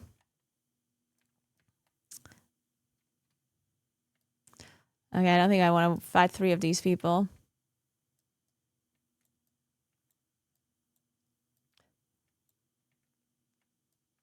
Dude, where the fuck are they going? What? They can't go over here?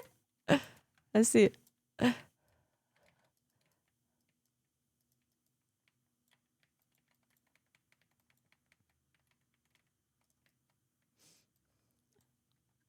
Sie war auch fleißig am Üben die letzten Tage. Okay. Do you know if Jenyan was practicing just the game in general, or did she practice the walk as well? Because maybe I just practiced that with her on Saturday. Actually, wait, I would have to practice it with Lost Kitten. Because I think we're going over to Teldrassil. So then Jenyan wouldn't have to figure out how to come to us. Even though I guess we should still try that anyway, because after Darkshore, we want to come back, right? So I think we do Teldrassil, Darkshore, and then we go Loch Modan into Westfall, right? So we have to try the walk there and the walk back to make sure we're not gonna randomly die.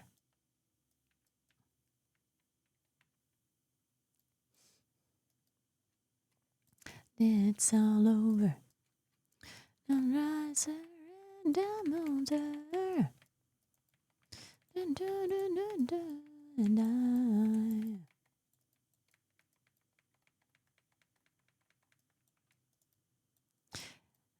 Practice the manuscript to Manethil? No, I was thinking I'm gonna practice that with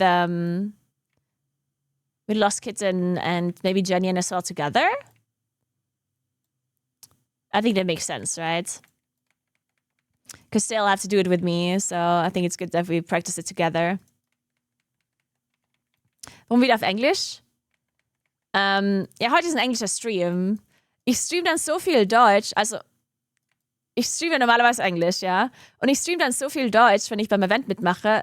Ich möchte jetzt noch ein paar englische Streams machen, damit die Leute, die kein Deutsch verstehen, halt auch mal ein bisschen was verstehen.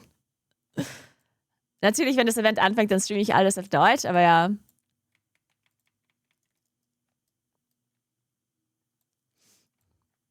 How do you exit this cave?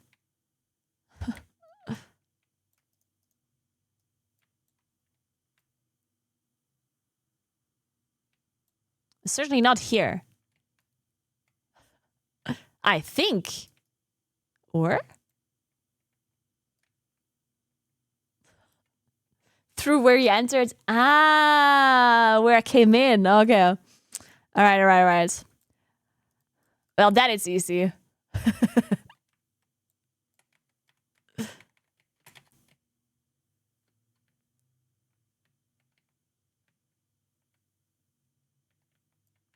a second, I thought this guy dazed me. It's good to know that these guys run away when they're low HP, though. Where is the exit? Is it...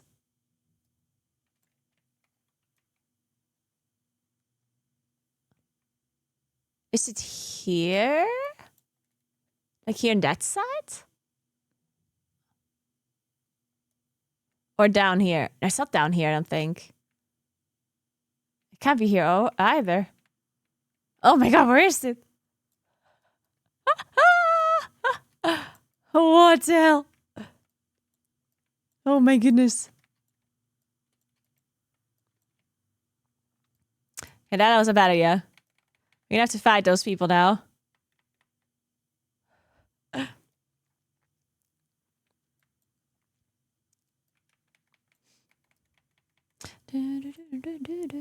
It's crazy they can't jump over this thing. It's like it's like the tiniest ledge. It's like, oh no, that's too much. like look at that. It's like, oh no, that's can't handle it. I think it might be down. I'm just going down. It's the Naguura step, yeah. Why don't you stream the event in English as well and only speak German when you're with others in group or Discord? I don't know, like, I know that Sunglitters is doing that. But I just feel like it's so weird to constantly switch between the languages. And like, let's say you're reacting to a clip. Then the clip is in German and you're reacting in English? Or are you reacting in German and then translating to, like, you know what I mean? Like, I think it's just strange to constantly have to do both. And I don't know, like, I think Sunglitters is going to make it work. Like, I'm sure she is going to do a great job doing both languages. I just think, like, for me, it's just like, I don't know. I feel like I would just constantly be translating and then half my chat is German and the other half is English. And then it's just, I don't know. Yeah, Calandra. I still think it's nice that somebody's like mainly like streaming it in English, because then people that don't understand German can still like kind of follow the event and stuff. But yeah, I don't know. I feel like I would just constantly be translating things and talk back and forth.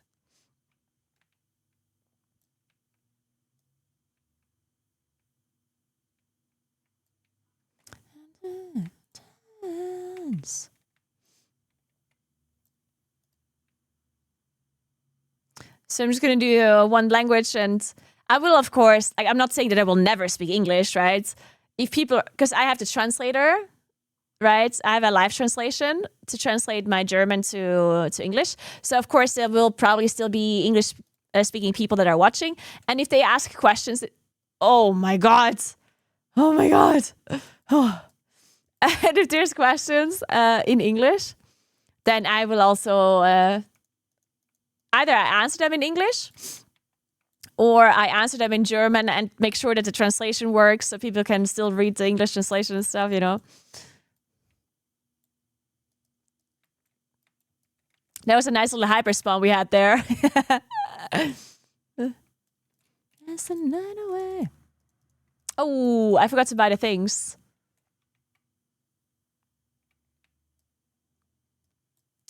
I learned the professions, but forgot to buy the tools that I need. I'm playing on a hardcore server, yeah. The second night.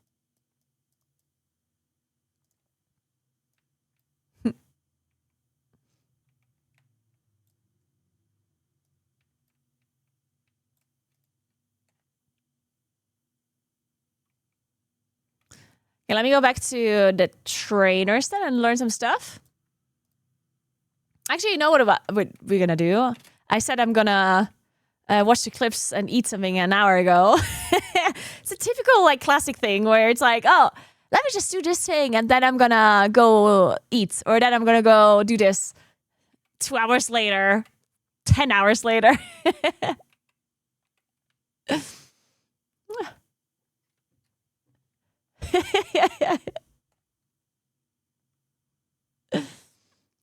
You spoke about an event with sun glitters. Where can I find the info?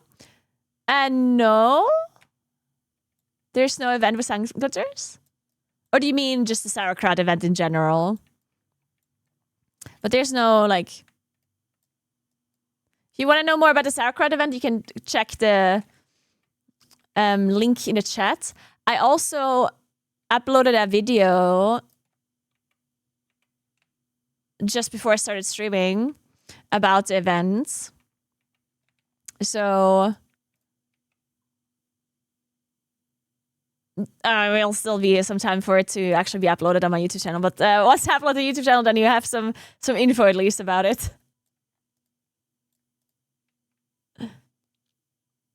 Oh, no. No, I didn't say that, Calmier. I see you misunderstood. Sorry. Yeah, we're gonna get our own channel on Twitch or category. Yeah. It's gonna be our own like Sauercrowd category. Populux, thank you so much for 15 months. I appreciate that. Not even OnlyFans got that? Yeah. It's very cool.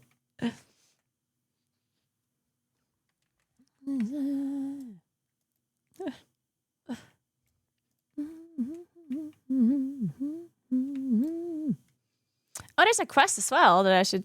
I didn't see that earlier.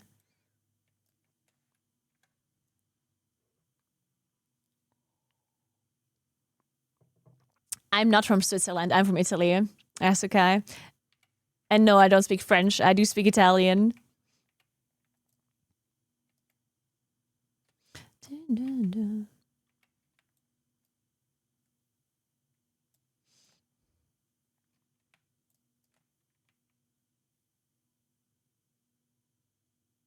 Do you get a rested experience in Karanos? Yeah, right? Sure. I just thought you were... I really don't know why, but some people thought I'm Swedish. I hear this often. People often say they thought I'm Swedish. And I really do not understand where that is coming from. Is it literally just because I'm blonde? Is that like the reason I have blonde hair? Is that it? I don't know. Blonde must be Swedish. I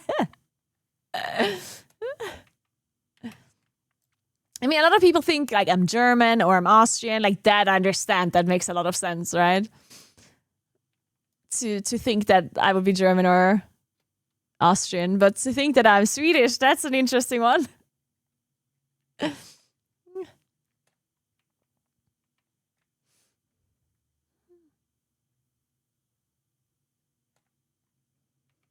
So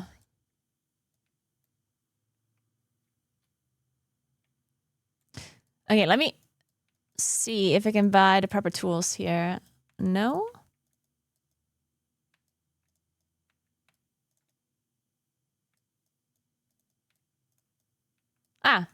I need this. But what do I need for engineering? Do you need a Schmiedehammer or no? I guess I don't. Oh, it's cold. You do? Okay, let me just buy one then. Okay, cool.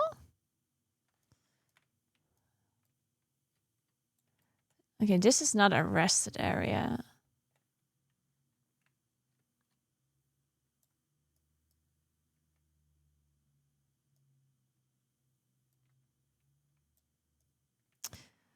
I mean, how crazy it is that he had actual stable masters in Classic. All right, now I'm rested. I'm gonna be right back 1 second. I'm gonna get my yogurt. And then we're gonna watch some clips. If you guys have more clips that you want to submit for me to watch while I'm eating, then you can post them now. They're gonna enter my clip queue. And then afterwards I can watch all of your memes and all of your stuff. So you just have to post and it will be added to the queue.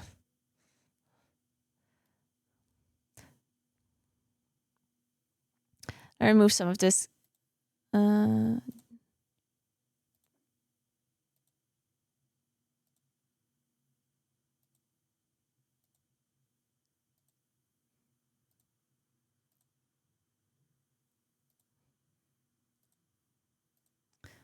Okay. I don't think the queue is open, Kuros. Because like earlier people did post stuff and it didn't get added.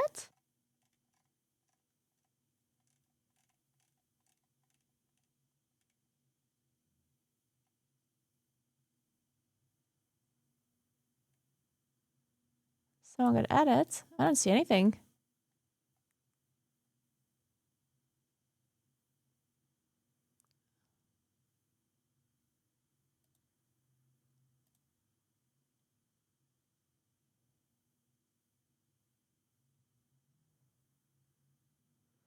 Oh, wait a second. So it's mein Redepunkt, okay? Oh, because like I see them in the history, but I don't see them in my queue.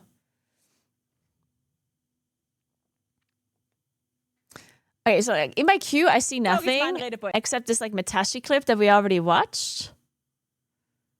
Well, the other ones I cleared. Like I had all of the clips here that I watched yesterday. I just like removed them. Those were all in there. So I removed them all. And then I see this history here. And that one I also watched already. And I don't see anything else.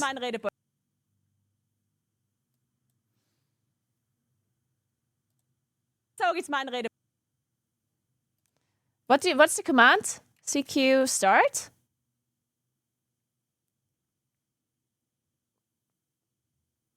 Is there not supposed to be like a bot that gives you some sort of feedback about it?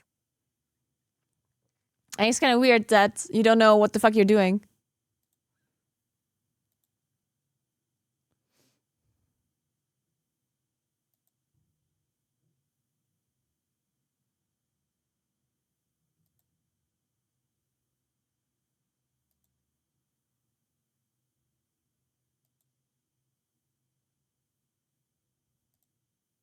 It doesn't work. Okay, that's kind of weird.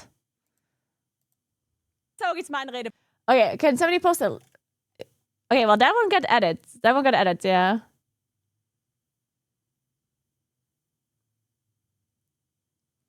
Okay, now it's working.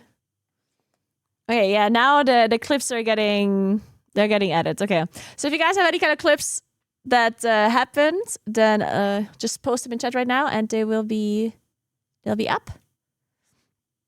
Let me see if there's some more Sauercrowd links that we can add. We have this one.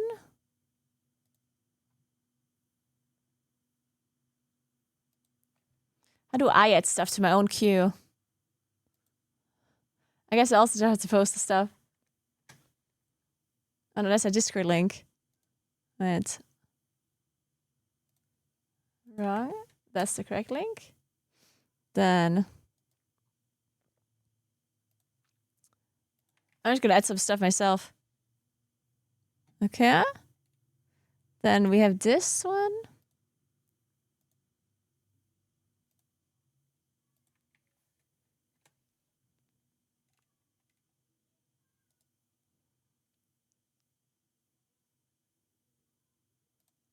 Okay.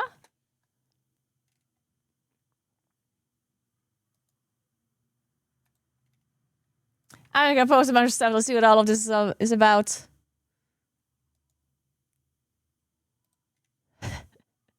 The people are already farming clips. Jesus.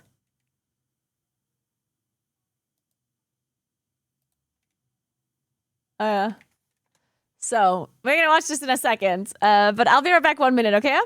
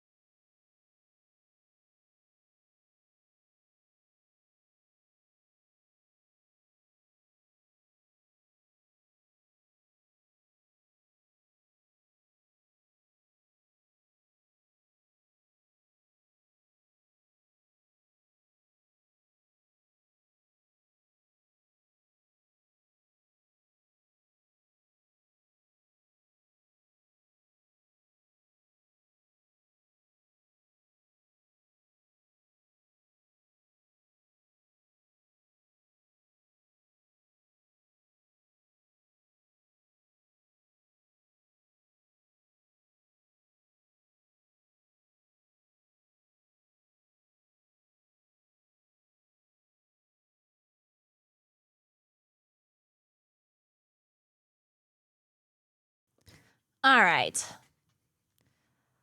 Then let's get my food. I forgot my spoon at home, so I have to eat yogurt with a fork, which is very fitting for this event because I heard the Germans do that.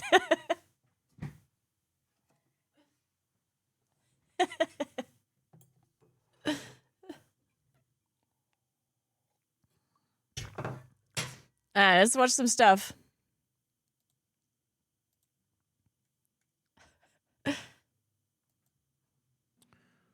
Okay, ich sage euch jetzt mal was. Morgen um 19:30 Uhr hat Grubby 30 Minuten Zeit, mich zu überzeugen von seinen Deutschkenntnissen. Und es wird nicht leicht. Der ist nicht dabei. Der hat eine Prüfung. Ein Test. Der wird von mir vorbereitet. Und ich hoffe, er lernt dafür. Er ist noch nicht auf dem Server. Er ist noch nicht invited. Und das ist der... Okay. So Grubby wants to join the event, but Grubby is Dutch and he knows German, but not super well. So Hand of Blood is gonna do a proper like interview, basically. An applications interview. And he's gonna then decide if he's allowed to join or not. This is actually pretty fucking cool. I'm super excited about that. I think he's gonna make it. Louder. Is it not loud enough? Let me see how I can make that louder. Let me think. I'm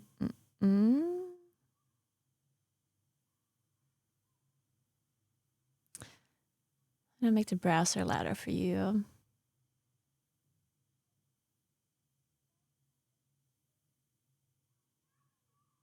It's a little bit difficult with my audio setup right now. Give me a sec. Okay, ich sage euch jetzt mal was. Okay. Morgen Is that louder now? um 19:30 Or not? Uhr hat Grubby 30 Minuten Zeit, mich zu überzeugen von seinen Deutschkenntnissen. Und es wird nicht leicht. Not Der louder? ist nicht dabei. Der hat eine Prüfung. Ein Test. Okay, then wait a second. One sec. Outputs, routing.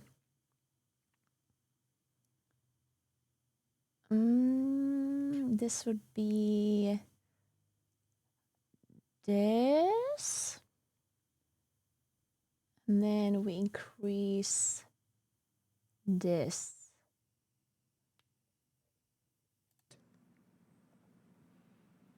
Der wird von mir vorbereitet. Und ich hoffe, er lernt dafür. It's louder now, right? Er ist noch nicht auf dem Server. Er ist noch nicht invited. Und Okay. das ist der... Good, good, good. Okay.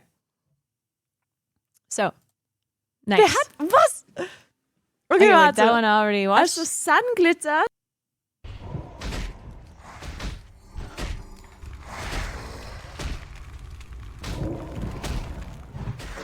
Nocturne, torte doch mal, du Bastard. Diese Fähigkeit ist doch nicht bereit. Kannst du bitte taunten? Das lädt immer noch auf. Kann ich noch nicht öffnen. Warum tauntet er denn nicht? Not even close. Oh. Oh my god. Holy shit. Dude. He was like calling his Voidwalker names because he didn't taunt. Perfect. Zu niedrig. Ist das ein Problem? Ist das kein Problem? Is she playing Druid? Okay.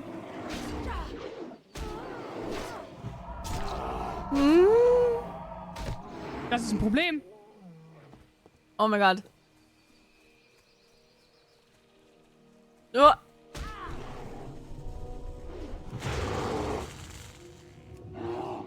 Oh Gott. genug Wut.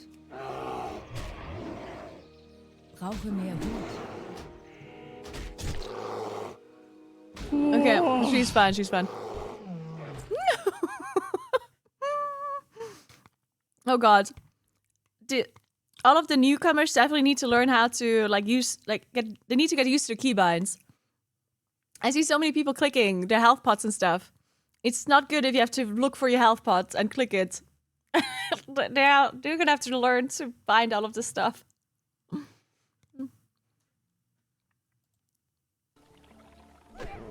Oh no, don't pull more! What is she doing? Oh my Gott, God! das sind viel zu viele. Ich hab Scheiße gebaut.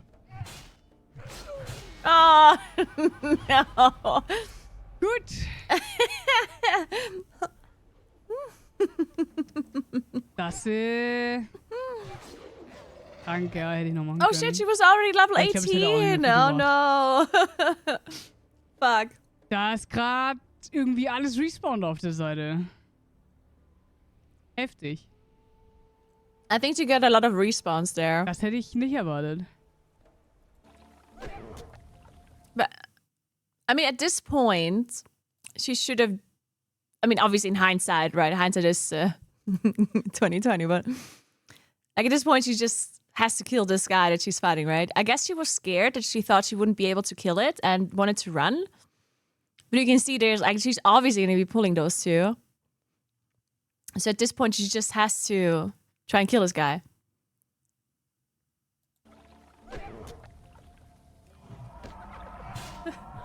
Oh no. Oh mein Gott, es sind viel zu viele. Ich hab Scheiße gebaut. Yeah, it's like a lot. Most of the streamers playing for the first time. Ich tue jetzt. Oh. Oh! Die königliche Garde! Ich habe die Gefolgsschweine am Sack! Du meine Güte! Die Schweinegarde! Hat mich auseinandergenommen!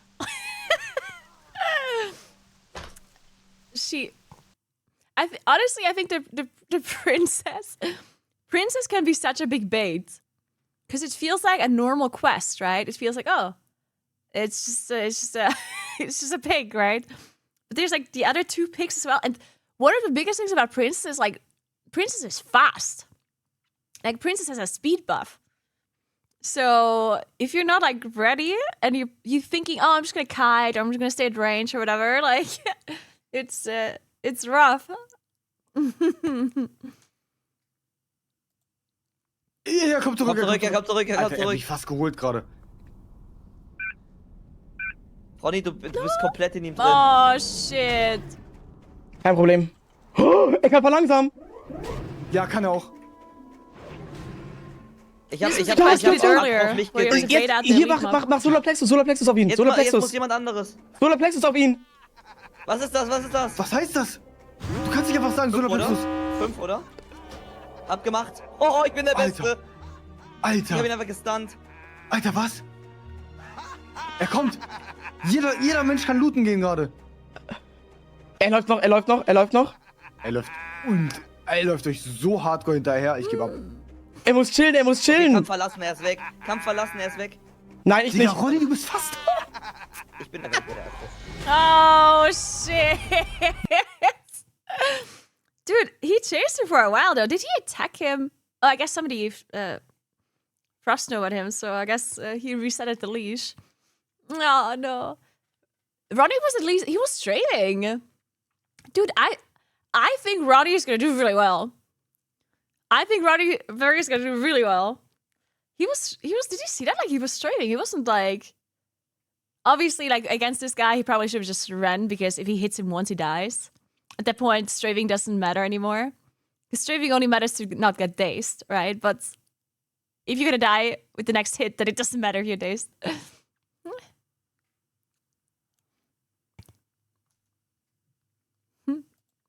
Mein Gott, wer ist denn dieser junge Schnipser? Guck mal hier, der ist aber schneidig.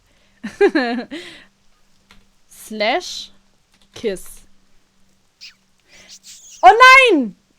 Ich habe zack, kack einen Kuss zugehaucht. Ich wollte aber nicht zack einen Kuss zuhauchen. Jetzt denkt Schnipser, ich habe ihm einen Korb gegeben. Dabei wollte ich doch nicht zack. Wo ist überhaupt zack knack? Oh mein Gott, ich habe diesem Häslon hier einen Kuss zugeworfen.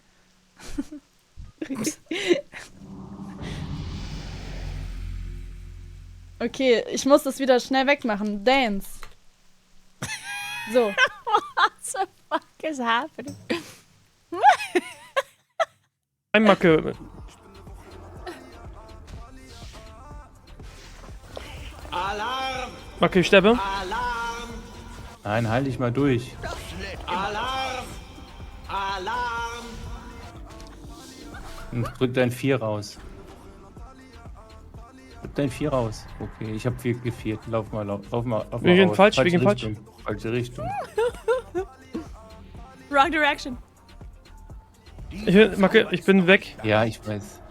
Hast du noch dein 4? But they can just kill them, no? Alarm! Ich gleich geh weiter, wenn du kannst. Ich hab den geslowt. Du kannst weitergehen. Alarm! Alarm! Nimm mal was Distanz von denen. Ja, ich hab grad keine Mana, Bro. Ich hab Alarm überall. Macke, halt mal deine Fresse, Mann. Ich kann mich gar nicht Geh einfach konzentrieren. auf Distanz, dass du ein bisschen Zeit gewinnst. Wenn er immer direkt wieder bei dir ist, dann... Ich hab die Orientierung verloren, Macke. Ich hab...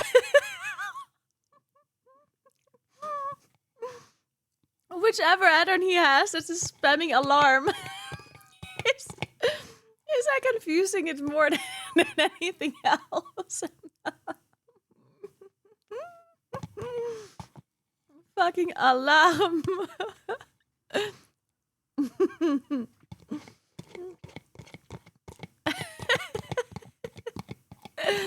Guys, how am I supposed to eat the yogurt with a fork? It's not possible.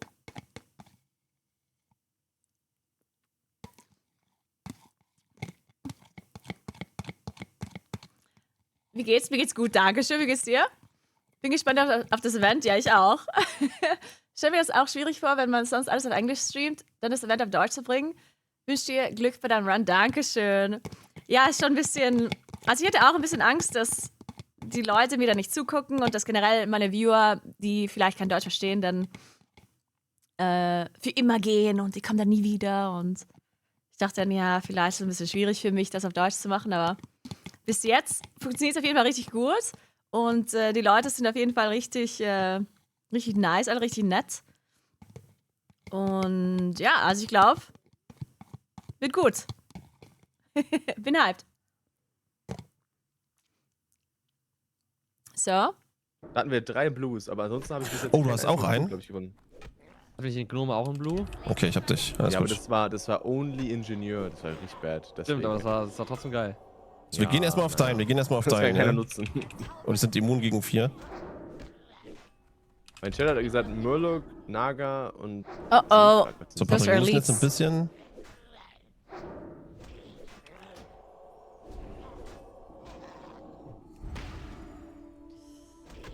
Das ist ein Dritter.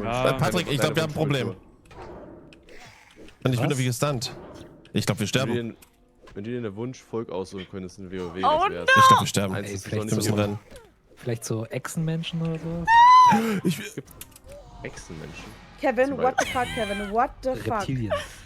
Oh no! Kevin? Ja, Kevin ist tot. Nein, du bist wieder Kevin, gestorben. Nein, Kevin, nein. Nein. Somebody in Discord is like, you died again? Tim Van Dyke, thank you so much for Prime. Welcome, welcome, welcome. Oh no. Feels bad, dude.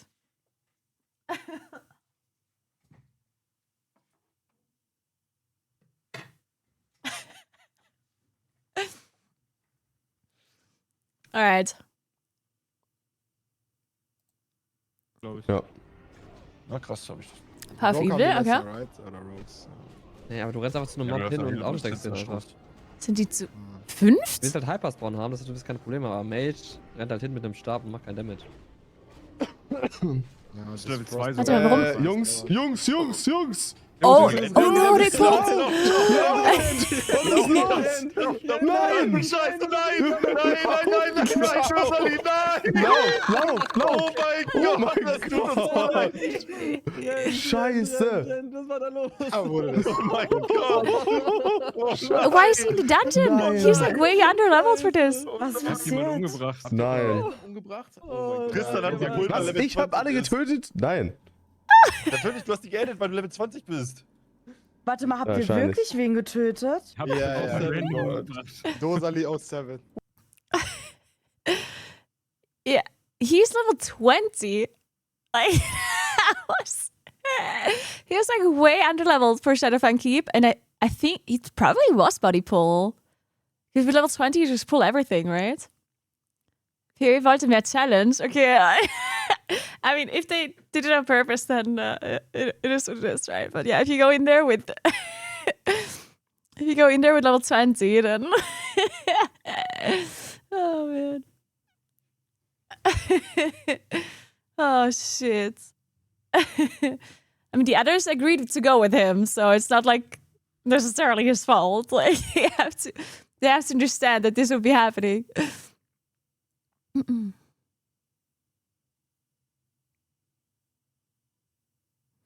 Okay, so we caught up on all the memes and clips that we missed. All right, I'm gonna. Whoa, it's so cold. I'm gonna start walking a bit because I'm freezing. And wait, what does this mean? Guys from Sandala. Is this world buff? It's a world buff, right? Shit, I don't have my Hearthstone in. I have it in Goldtine. Fuck, I'm not gonna make it in 30 seconds, so shit. Or how long does it take for the buff to apply? Can I make it to Ironforge? No. Or? There's no way I'll make it to Ironforge. It's instant apply. Okay, then I won't make it. Okay, fuck it then.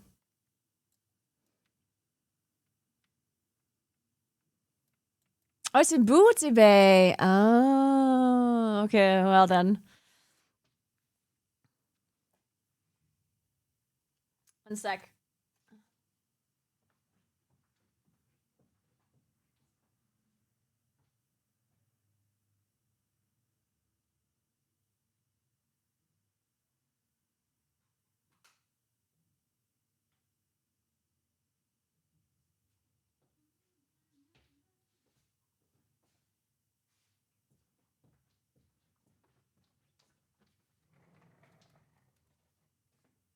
Okay. Alright guys, so I'm gonna play a little bit of Guild Wars 2. Since I wanted to play a little bit before the event starts. So we're playing some Guild Wars now. I'm gonna play Classic again on Saturday with Jenyan in German. Tomorrow I'm at a wedding, so I'm not streaming tomorrow. But Saturday we do Classic with Jenyan, and we're prepping some stuff. But let's play some Guild Wars 2 now.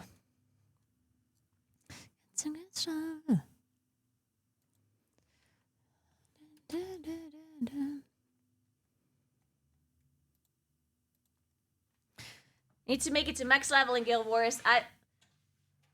At this point, I don't think I'm going to make it anymore. I really wanted to make it to max level in Guild Wars to make sure that I can get to max level before the event starts, right? Like just to see like end game and stuff and just to get a better opinion about the game.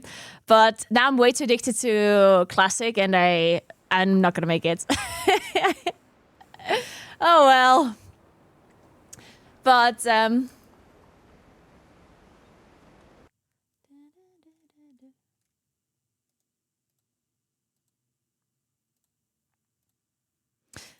I can always come back to Guild Wars after event is over, so it's okay.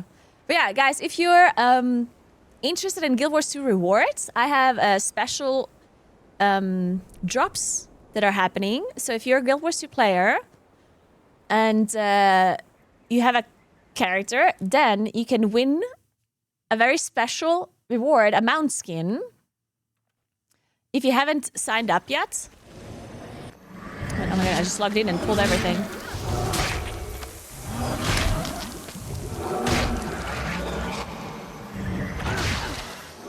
Replenishing.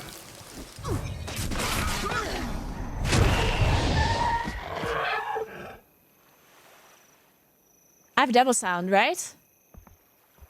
Yeah, I have double sound, wait. Audio. I need to fix this. There we go.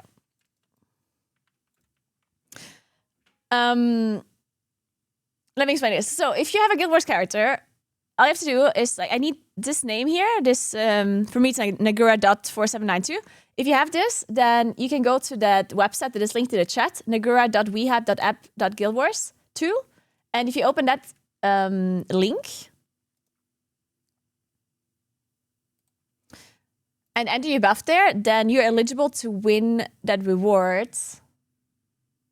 Man, I can't copy this so bad. There we go. Let me show you. So, we're super close to unlocking this reward, basically. There's 442 people that are already signed up. If you sign up as well, then the skin will be raffled between those people that have signed up, okay? Once I reach this in like 40 minutes or 30 minutes or so. So make sure you sign up before that. Otherwise, you can't win. I think you just have to sign in here and then like enter your Guild Wars 2 name, basically. So, yeah, just to explain that real quick. Now let's continue leveling. Maybe, actually, I'm gonna go pee first, because otherwise, we might have an accident. Okay, I'm gonna stay here and hopefully not die. Thankfully, this is not hardcore. Be right back 1 sec.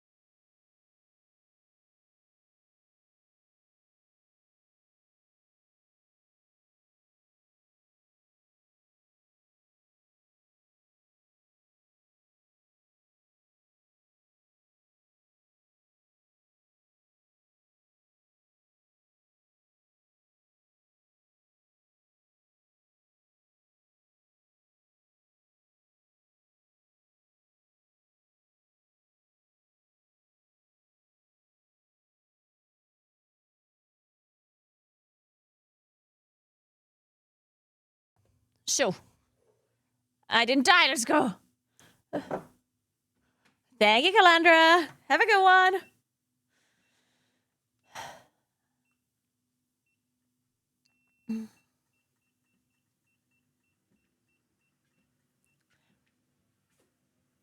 You missed a gift from the sky? What? What gift did I miss? The big gift from the sky. What?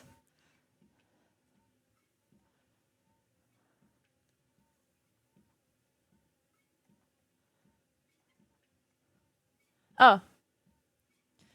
Hey, Blitzy. Been watching GW2 VODs and enjoying it a lot. One setting you should really change because it will hinder you later is changing a ground target to fast with range indicator. You'll play the same, but allow you to see the AoE while placing them.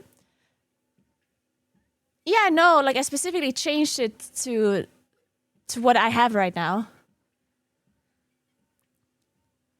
Like I specifically changed it to put on my mouse without the indicator. Why should I change that? It play the same, but allow you to see the AoE. So it's a bonus tip, checking the lock ground target to max skill range. Lock ground target to max skill range is also super useful. Lock ground target to max skill range. What does that mean? These are why you were missing all the snowballs while trying to hit me.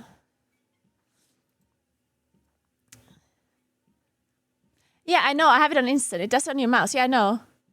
I know that I can't see it. I mean, I specifically have this setting because I don't want to see the indicator. Because then I have to press twice. It's the same setting in World of Warcraft as well. In WoW, you can also either have the indicator or you don't. And I specifically changed it to have it be instant. I understand that I missed the snowball because of it, but the snowball also is like that's just like a gimmick, right? Like it's whatever.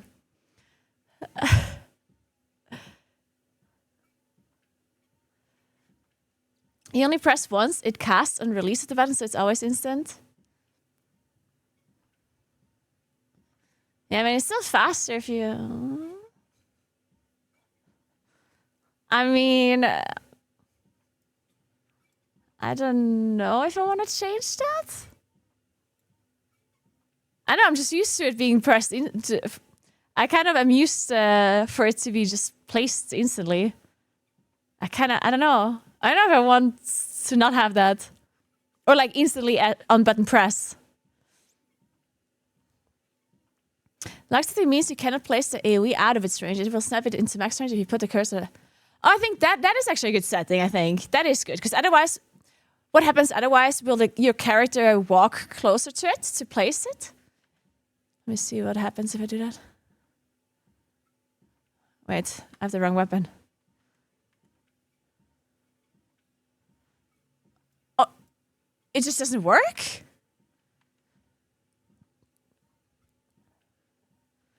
Ah, it won't cast. Okay, that's... Okay, then I definitely want that setting. What is that called? Who would that be? I have that setting on. Oh.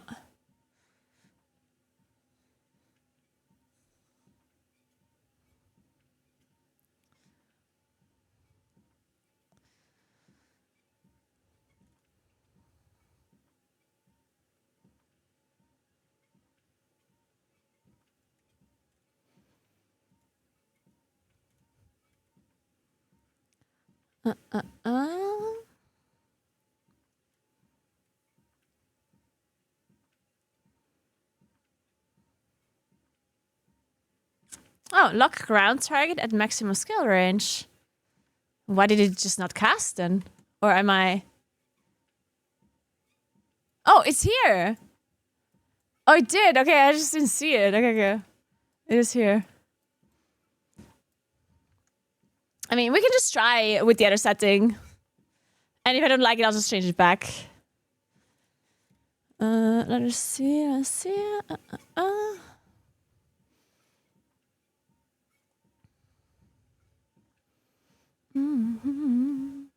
Guys.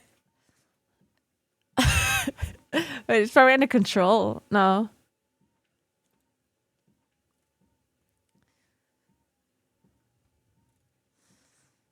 Blah, blah, blah.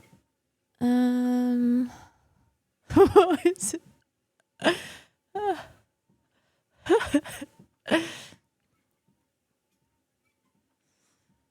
Ground target out here. Alright, let's try this then. Okay, yeah. I mean, it's probably whatever. It's probably very similar. Okay, let's give that a try.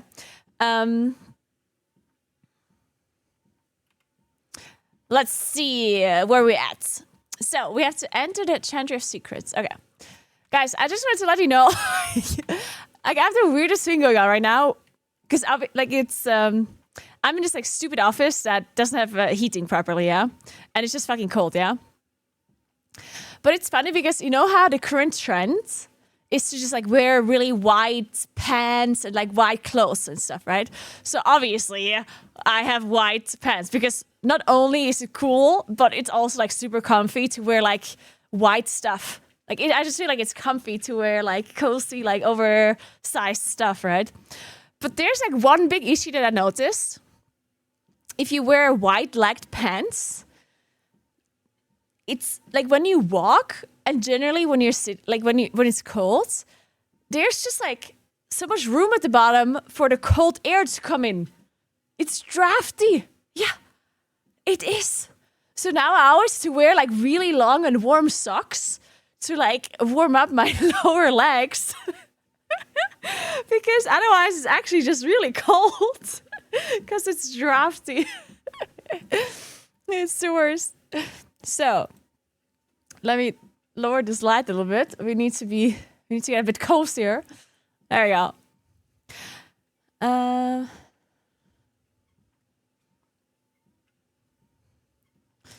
Do we have to fight this guy? Should I? I'm doing it.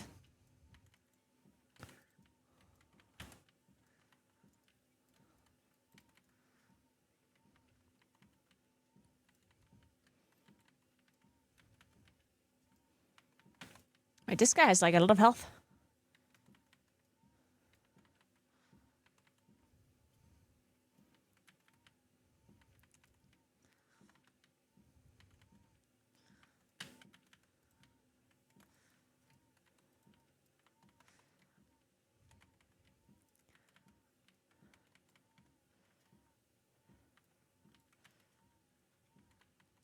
Okay, somehow I have friends to help me now. Let's go! All right. Incredible. Okay.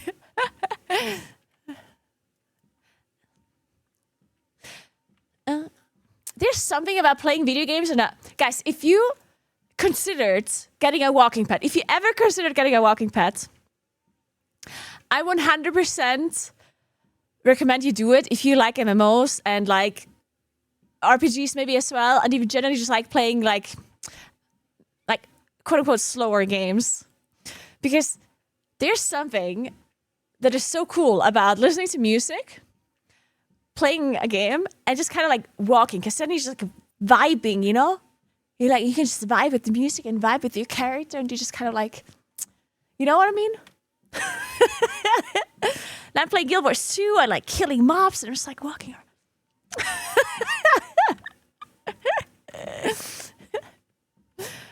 I'm too heavy though. Do you? I'm sure there's walking pads for like heavier weights too. No, I know that like the standard walking pads, they do have a pretty low max weight.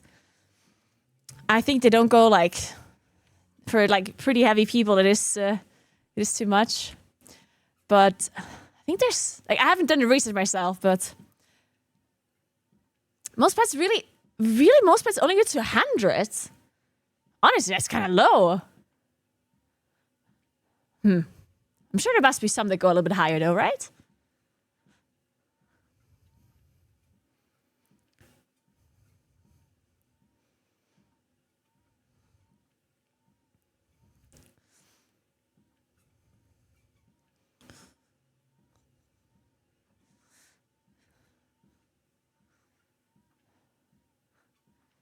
Ooh, good job, Tybalt! Yay, Tybalt! Yes! Tybalt is my partner! Very cool.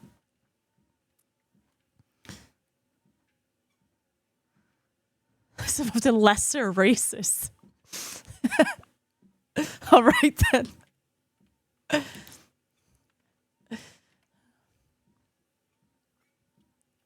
Which of the tribal cultures of Tyria would you like to investigate? The Skrit, the Quaggan, or the Hylic?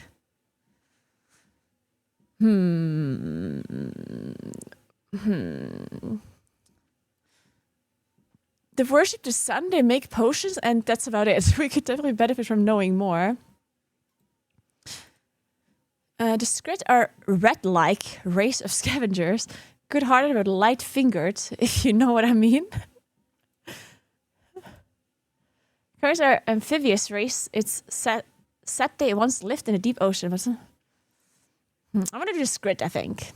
Rat-like, that sounds amazing.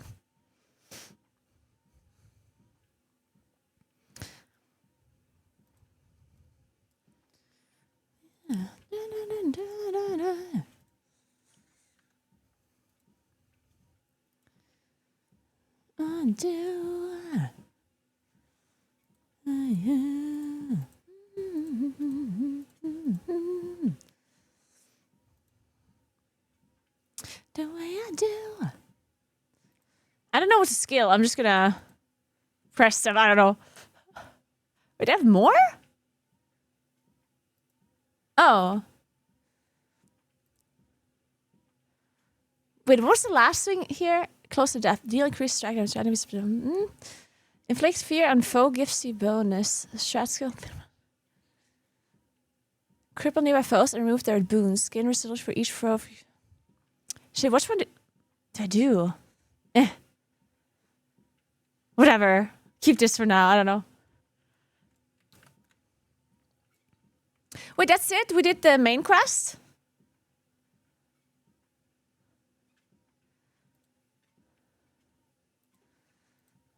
So we are going to do some exploration to level 50 now, I guess. The way I do. Wait, but I was supposed to investigate those people, no? The way I do. Didn't I just get a quest? Where did it go? The way I do. The way I do. Oh my god, I love personal victories. Oh my god, I'm a snowman!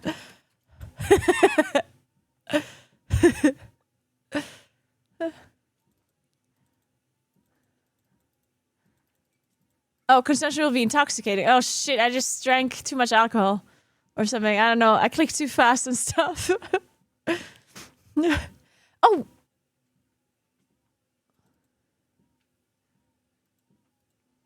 Did I already equip my level 39 stuff? I guess I did. Let me see what else I have here. Do you have some upgrades? This is focus. I should probably equip this. Let me see. Let me equip that. Then...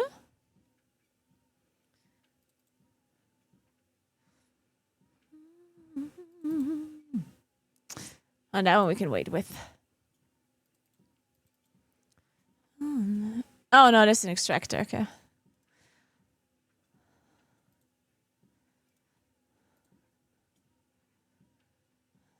Really matters in the end.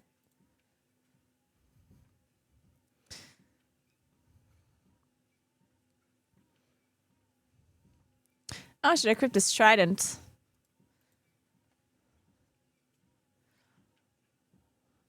What's that? Shoulder armor. Oh, I should equip this too. Equip the shoulder armor and the trident.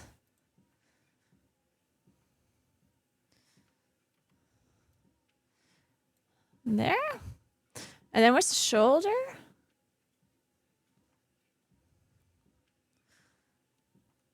Can I? Oh, nice. No. Can I somehow equip? Oh, I'm currently in water equipment. There we go.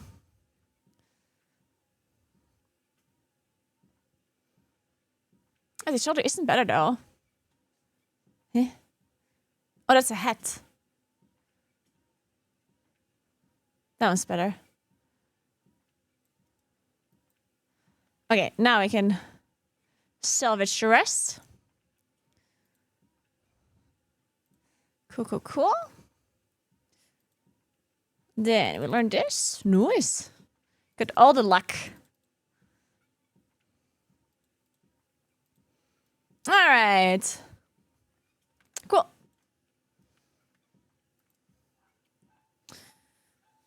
Hey, Wolfie. I played GW2 when it first came out. Haven't followed it much, but seen more about it. Major changes. So I just started playing GW2 like maybe a little bit over a month ago. And so I can't really tell you if there were like major changes. They recently had an expansion that came out, but not all of the content of it is fully released yet. Like the raid, for example, didn't come out yet. Wait, what is this? What? How cool is that?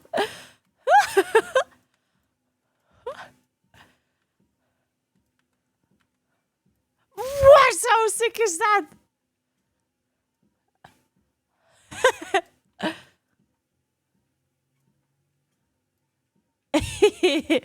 That's so cool.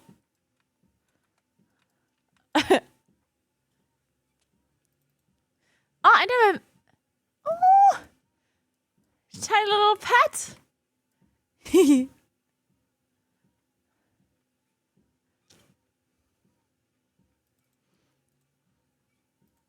Okay, sorry. Let's continue.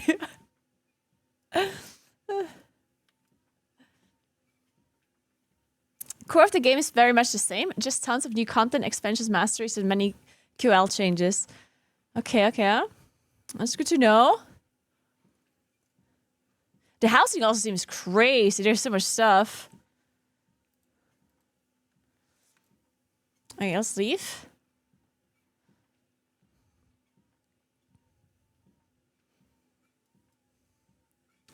You have an equipped item that does not have stats. Ah, my shoulders, I'm guessing. No.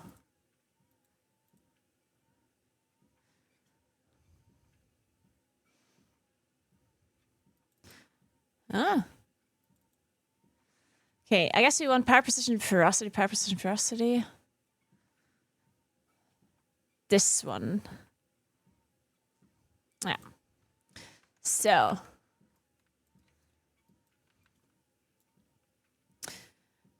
Bonus event. So this quest that I just took, where I'm supposed to like investigate the scripts, is that not a quest? Like, yeah, I swear I just accepted that, but it's like not showing here on the side. Which button is that again to open my quest log? Okay, that's my shroud. Oh, it's available until... Ah, I understand now. Okay. All right, let's level up then. What are we doing? Do I just want to stay around here? Or where do we go?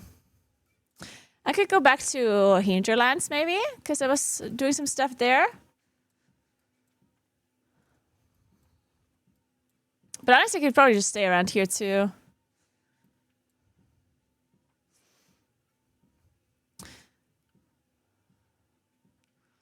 Let me see. Bloodtide Coast. I don't like the water though. Ah, fuck it, let's stay here, whatever. I just don't like there's like water everywhere.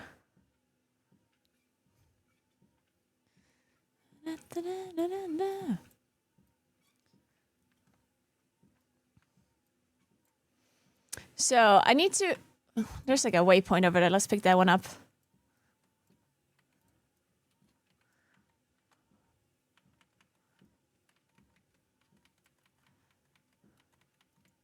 Did I just...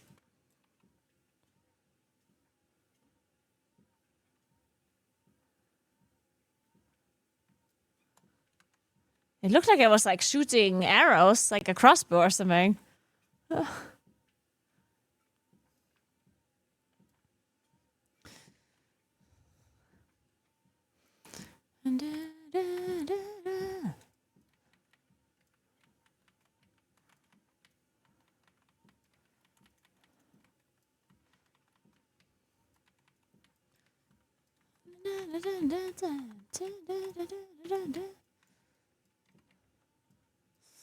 Ah.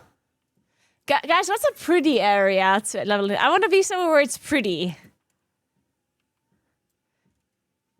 Do you guys know like an area that is like nice to just be in? Because I can level anywhere, I guess. So might as well just go to somewhere where it's like cute and nice.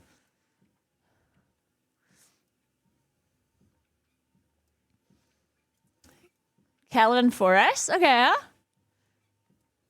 Callan Forest, okay. Okay, if 2 people said it, I believe you. Let's see. Callan Forest. Okay, what's the best way for me to get there? From here. I like snow, so the Shiver Peak Mountains. Snow area would also be cute now. Considering that that it's just winter now. Celeste. How do you walk there? Do you just go down through the water here? I have a waypoint there. Oh, that one. I guess. Ah, okay, thank you guys. I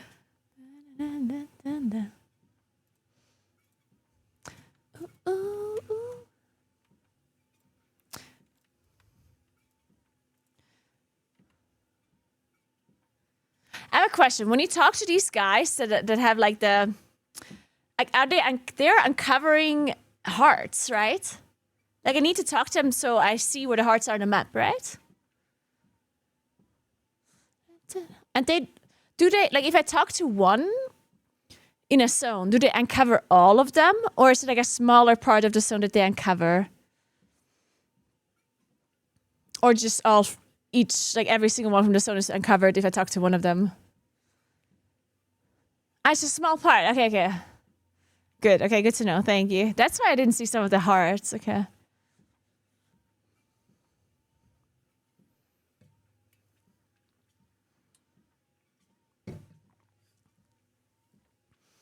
Okay. Yeah, yeah, you can also just stumble upon them. Yeah, that's also true. Alright, killed termites. Uproot termite larvae.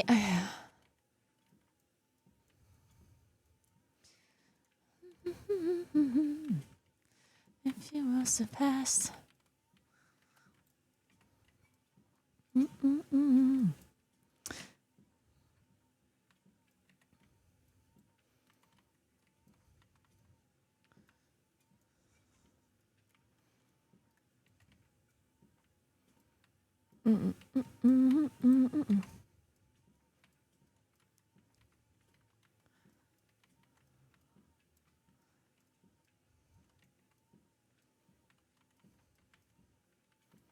I got all the expansions now, by the way. I think I got a bunch of codes for expansions. So I guess I could technically play them now, but I don't want to until I'm done like leveling. Because I want to see what like the leveling experience is about if you're just playing free to play, basically.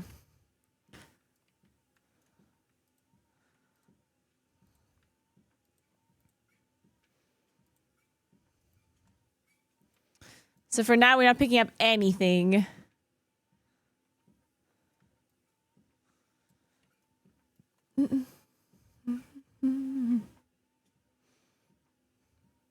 Let's go up to this other heart.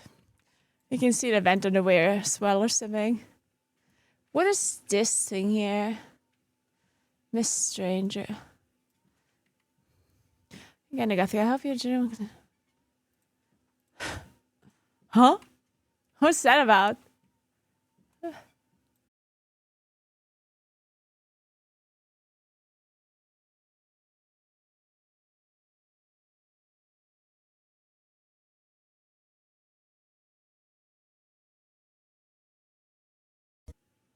YouTube is working. Oh, my stream is working again now too. Okay, it's working again now.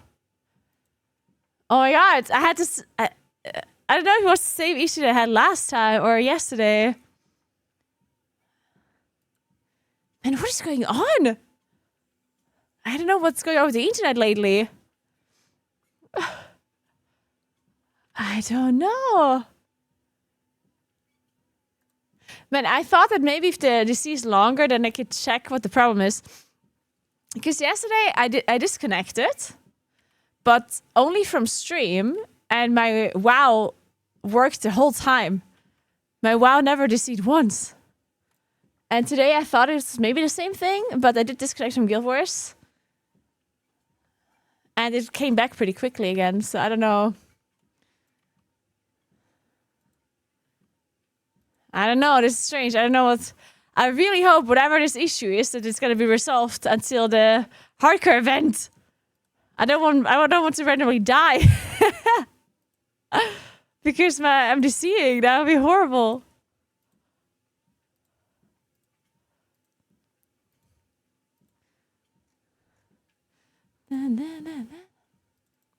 Oh, cute. Tabel told me to give these to you.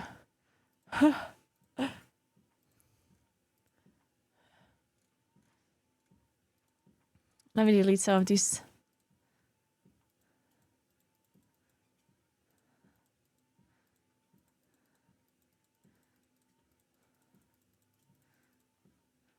Okay. So. Am I supposed to eat the apples? I know, I'm just eating them. Oh, what is this? Trick or treat bags. Dude, I got 250 trick or treat bags. What? Wait, that's like a lot, no? How did I get those so many? Yeah, they will definitely kill my inventory. I get so much essence of luck, though. Is that good? Should I do this? I don't know if I should open all of this. What the fuck? What the hell? Yeah. I want the scarecrow finisher, that's sick. They do with toilet paper. I'm throwing it. You can right click and consume all. Yeah, but I can't open them all.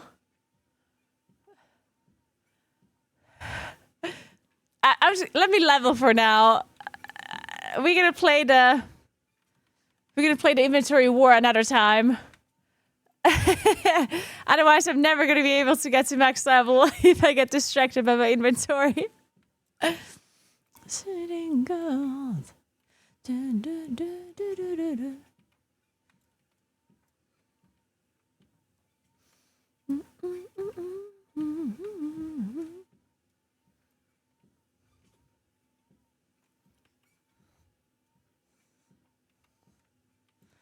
Guild Wars Distraction Simulator is true though. It's not good with my brain. I'm already getting easily distracted.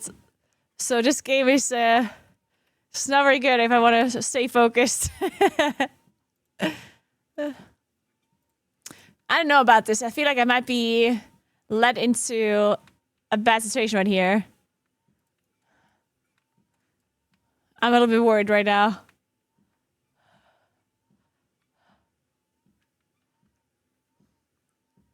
Hoi hoi, was gaat? Niet veel. Het spelen we Guild Wars. Bij hier.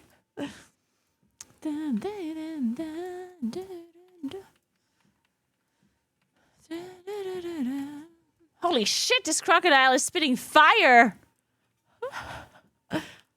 What? I want a fire-spitting crocodile myself.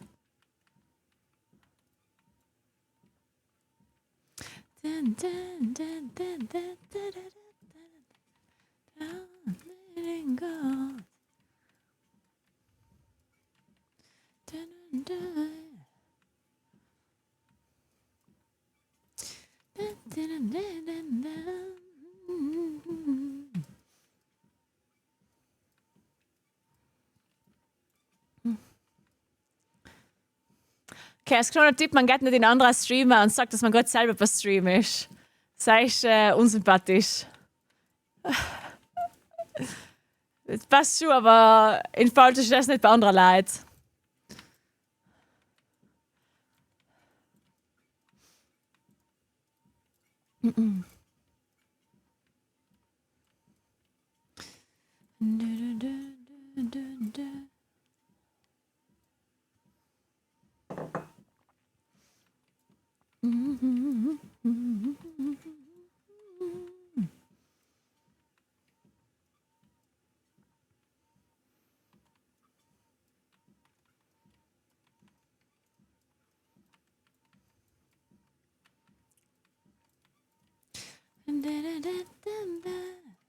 Okay, level up. Let's go, let's go, let's go.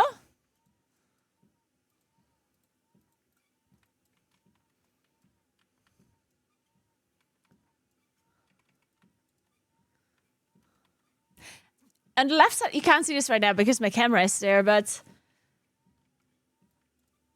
it says like there's a green number.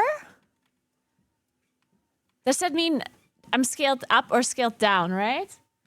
I think I'm 5 levels scaled down right now. Is that how it works? Ah, okay, okay.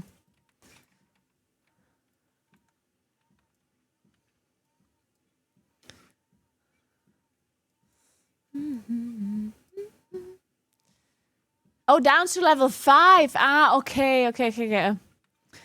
Ah, I get it now, okay.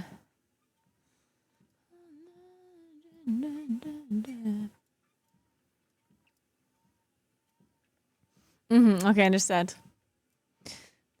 Alright, let's do this hard. Let's see. Help Elaine clear the spider cave. Okay, where's the spider cave? That looks like a spider cave to me. What is that? What was that over my head?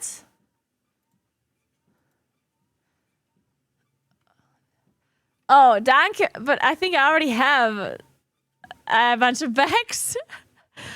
I already have so much bags. I have a bunch of 20 slot bags already.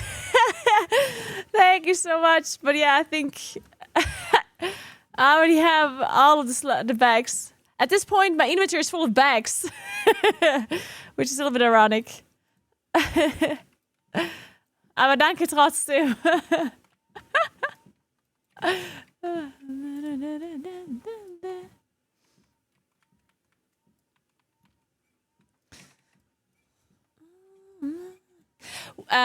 When can I choose my elite spec? At what point does that happen? Is that max level or is that still while you're leveling? Ah, it was the mail carrier of the person who sent you the mail. You can customize that? Oh, that's really cute. That's super nice. I like that.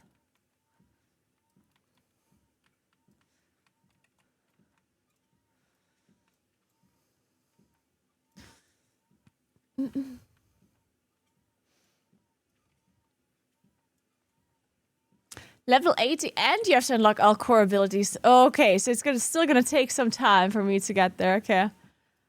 Okay, okay. So I still have some time to think what I want to do. Good.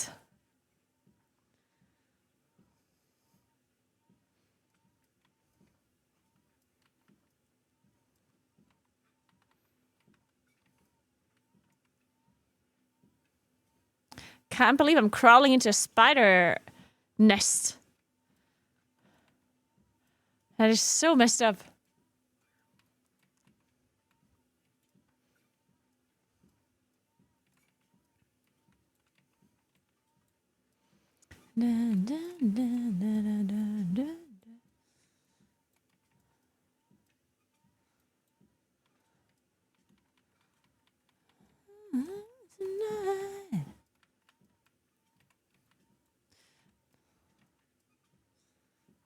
Okay.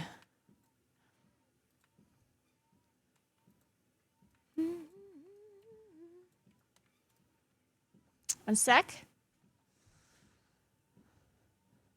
Don't kill me, spider.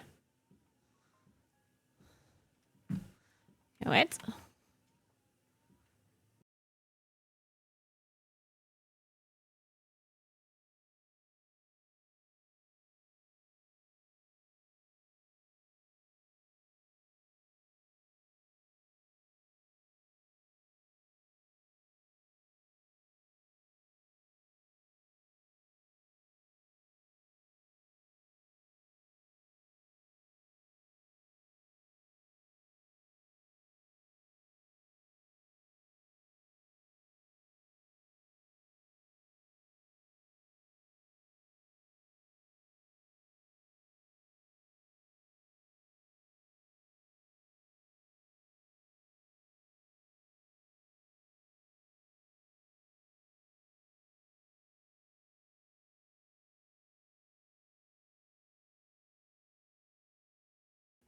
Okay, one moment.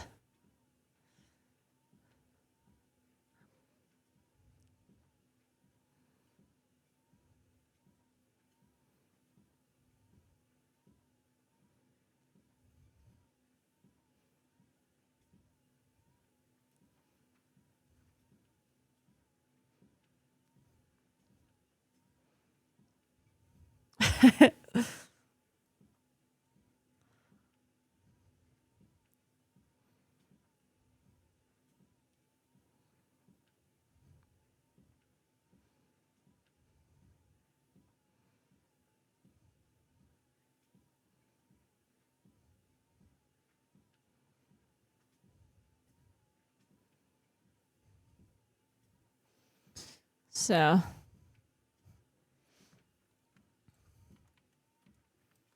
Oh, we unlocked it?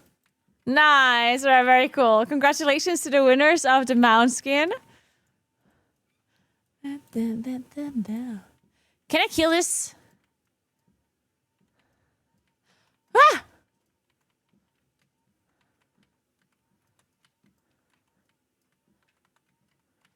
Okay. I'll get.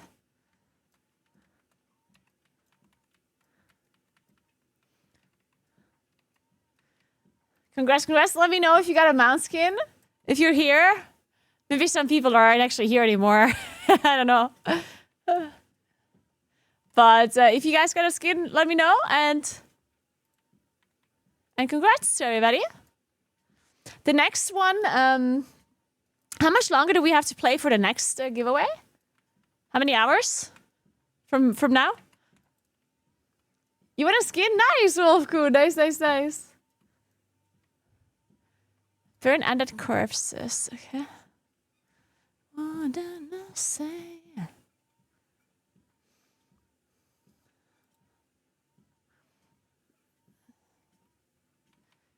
I unlocked a new skill line.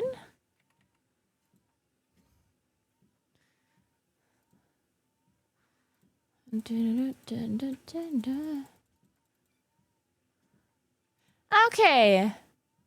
Ah, nice. What do I go? I don't know. Can I only go death magic? Okay, well, if I can only do that, then. Okay, that one I can't. Ah, okay, wait. I can't do any of that. I see now. Okay. Cool.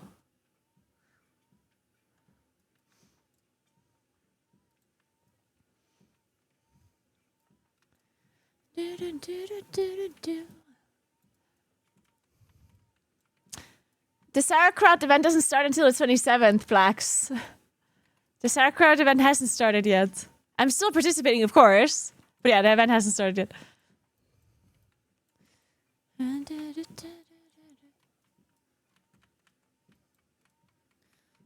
Oh, okay.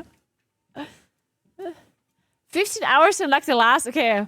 Yeah, so I'm gonna have to tell you guys that I won't be able to play 15 hours of Guild Wars 2 in the near future because I have to play Classic. So if you guys want to win the last giveaway, then you're gonna have to wait a little while. Once the Classic event is over, then I will definitely come back to Guild Wars 2 at some point, but I don't know how long the event will last. It might take a little while. But I will try to get you those giveaways, okay? Don't worry. And I also want to just play the game, so don't you worry. I'll get it unlocked for you eventually. If it lasts that long, I hope it does.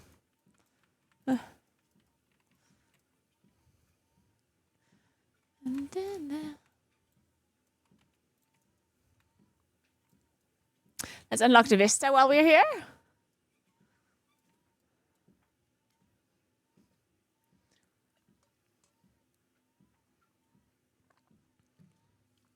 This looks like my cat tree that I built in my WoW house.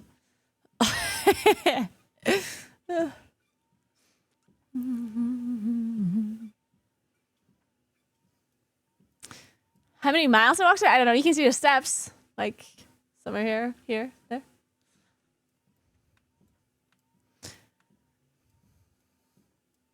It's funny because Like at the start, when I got the walking pad, I was walking on stream and people constantly asked, oh, how many steps did you do? How many this, how many that? So we managed to find a way of calculating it and displaying it on stream. And we were like, oh my God, that's so cool. And we'd only managed to display the distance though, and not the actual steps. So we displayed the distance and then people constantly asked, but how many steps was it? So we changed the whole overlay to count the steps instead of the distance. And now people ask how much distance I covered. It's like, what the hell? Hey, Gravy! What's up? How you doing? Hello, hello. Haben Sie dein Deutsch gut geübt? Ich habe mein Deutsch sehr gut geübt. Haben Sie Ihr Deutsch gut geübt, Grubby? Hab gehört, du hast ein Bewerbungsgespräch später. Hab gehört, du musst beim Bewerbungsgespräch gut abschließen, damit du mitmachen darfst. I wish you luck, Gravy. It would be really cool if you can participate. I hope you practiced your German. I believe in you, though. I believe in you.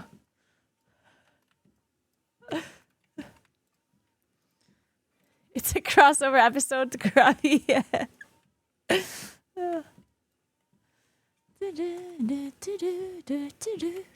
Guys, we totally need to get Grubby into the event, yeah? Can we all just... Okay, listen, here's the plan. So we all need to make sure we join the like interview, yeah, the application interview. And if Grubby says something like wrong, we're just all gonna pretend as if it was correct, and it's Hand of Blood that says it wrong. Like, maybe Hand of Blood is the one that doesn't know what it actually sounds like and what the actual word is. So Grubby, just make up some words. If you don't know a word, just make it up. We're gonna be with you, okay? We're just gonna pretend that's correct. Are you a native German speaker? Yeah, my first language is German. I speak a little bit of a heavy dialect though, because I'm from South Tyrol. So I guess you could compare it to like Swiss German a little. It's not quite the same thing, but it is pretty like, it's a pretty heavy dialect. And when I speak proper German, like the actual proper German, then I actually have a pretty hard time. It's not super easy for me to speak the actual German, the normal German. Let's call it that way. But I tried speaking my dialect, and it seems like most people understand it pretty well. So maybe I'm just gonna stick to my dialect. Maybe if I speak to you, Grubby, in German, then I will try my hardest to speak proper German, okay? Because I feel like you might have a hard time understanding me then.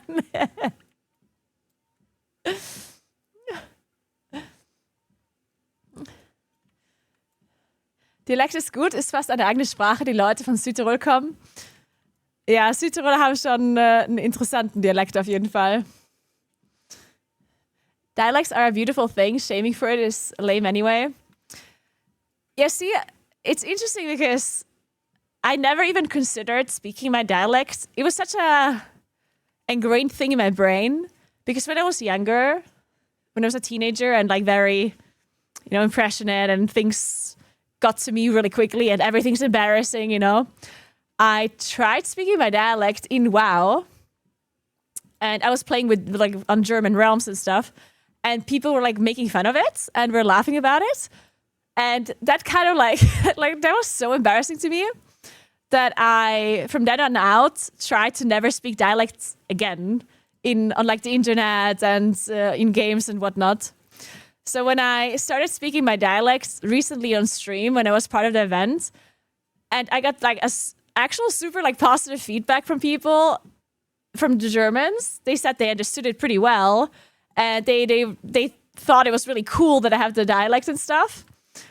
And I'm just mind blown by that. Like my whole my whole view about this thing just completely shifted now. All of a sudden, people think it's cool and don't think it's funny anymore.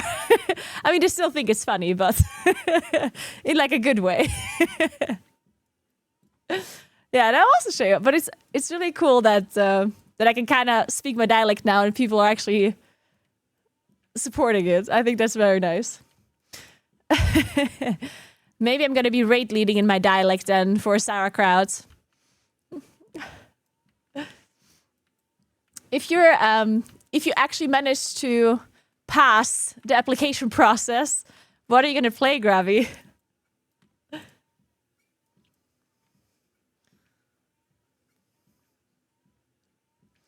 Dun, dun, dun, dun. Nichts geht über Storsteirisch. Die Bergvölker um Graz. Da glaubt man, die Welt ein Hund. What? Ist ja nie gehört. Stornsteirisch heißt's? Nein, habe ich gar nicht gehört. Ist der lustigste Dialekt, oder der, was am schwierigsten für mich ist zu verstehen, ist Vorarlbergerisch.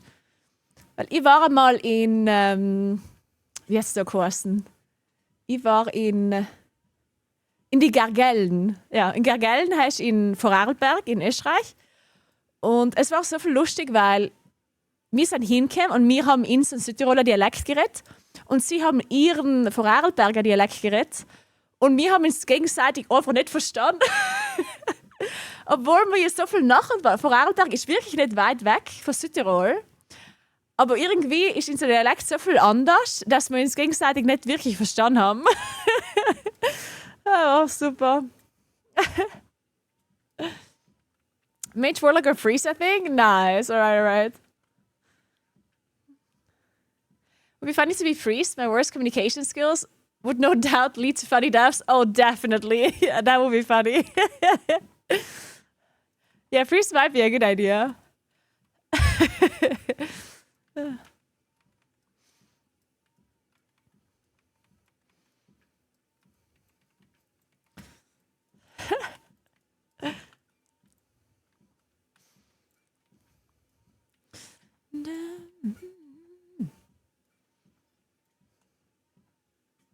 Tarot Lease is harder to follow for me. I have to strain really hard. I understand only 70 to 80%.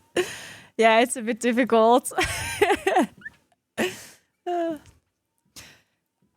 I think a lot of Germans even have a hard time understanding it as well, so it's a bit rough.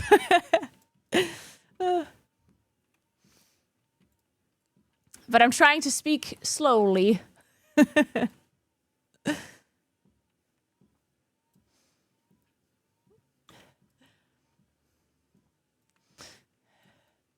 Even the subtitles struggle at times.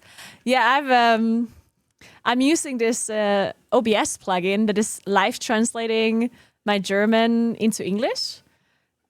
And when I speak my dialect, it's having a little bit of a rough time understanding what I'm trying to say. But partially it does work even with the dialect, which is pretty cool. So, where are we going? I can't believe I just wandered all the way over here when I wanted to do this heart. One thing about walking on a walking pad and gaming at the same time, I feel like I can't stop my character. I feel like I just constantly have to move forward.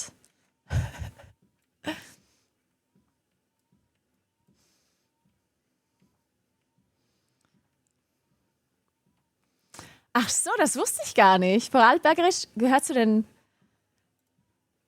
alemannischen Dialekten und nicht den bayerischen Dialekten. Okay, das wusste ich nicht. Das ist ja interessant, okay.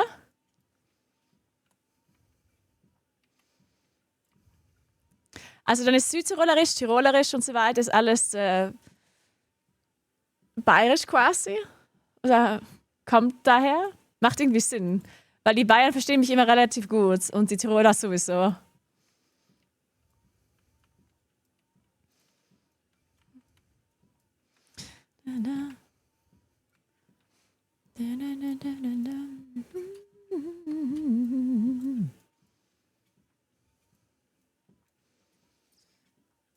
Help lost hounds, play with pups and kill pests.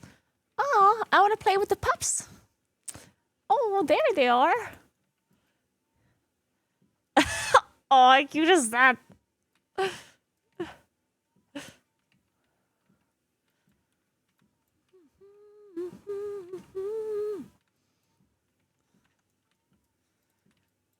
Oh, not all of them want to play.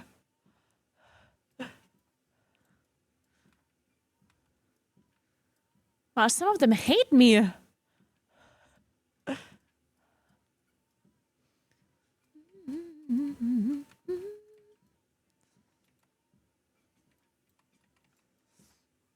Hey, Wolvenhand, what's up? How are you today?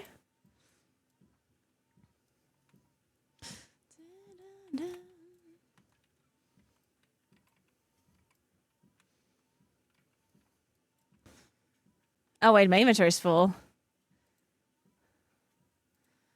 Oh, God. Okay, wait. Man, I still lose the inventory wars in this game. The inventory war is a battle for sure. Wait. It's better than what I have? No.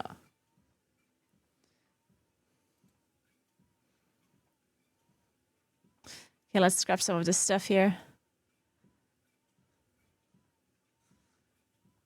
Okay.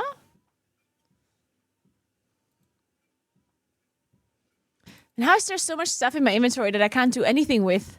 I can't scrap it?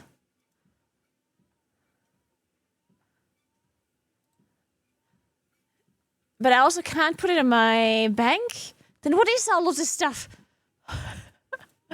Oh my god. Requires level 80. Okay, this is a bag. Oh, this is a trick-or-treat thing? Oh god. Let's consume all of this.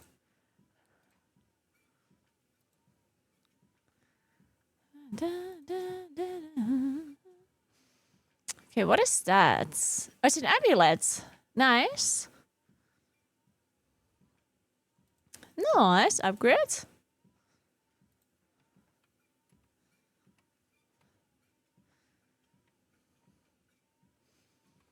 Okay, let's equip that. Let's see. Nice. Now we can scrap the other thing.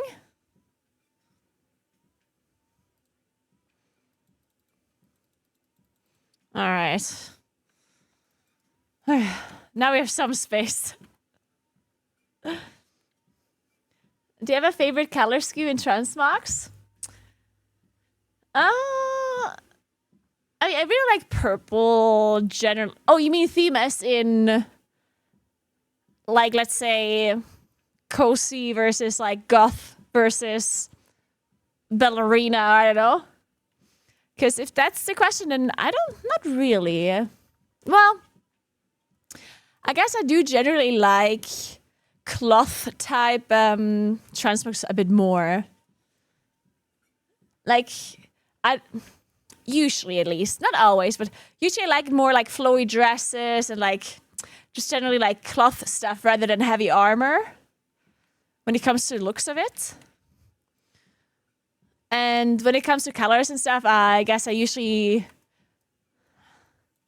kind of like purple stuff, but it doesn't have to be. I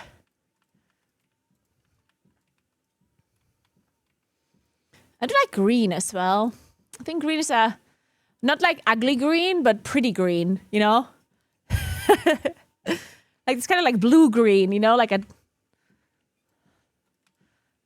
of like a darker green. Maybe not turquoise, but like blue green, I guess. Petroleum green. Nah, not teal either. Definitely darker. Let me show you. I guess this could also be considered teal. I don't know, blues. There's so many different blues. I like this color a lot. Or these shades here. It's like blue-greenish.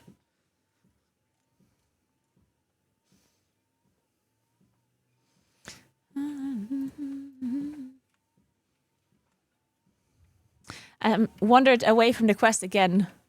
Man, how do I always get so distracted in this game? It's horrible. I just keep wandering away from my quest areas. God damn it.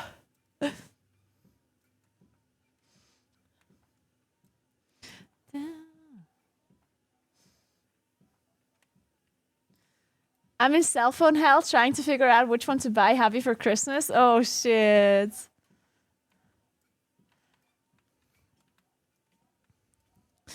I'll be fine something soon. Yeah, Christmas presents. We're getting to a point where you gotta almost start panicking now about Christmas gifts. I thankfully have most gifts. I just need to, like... I need to wrap the presents, which is always like a whole deal. I watch the same YouTube videos every year about how to wrap presents that are not perfectly square-shaped or rectangular-shaped. Because I can do that, but we all know that's usually not the case. How do I wrap beer? And then I guess I need to buy some smaller presents for my brothers. It's my youngest brother's birthday today and my oldest brother's birthday tomorrow. So it's always a lot of gifts around Christmas. I usually don't gift them anything for their birthday, but then I gift them something for Christmas because, you know, gifting them for a birthday and Christmas, like, come on now. Okay, we did the hard now, thank God. I'm not gonna wander away again. So, let's go over to this one.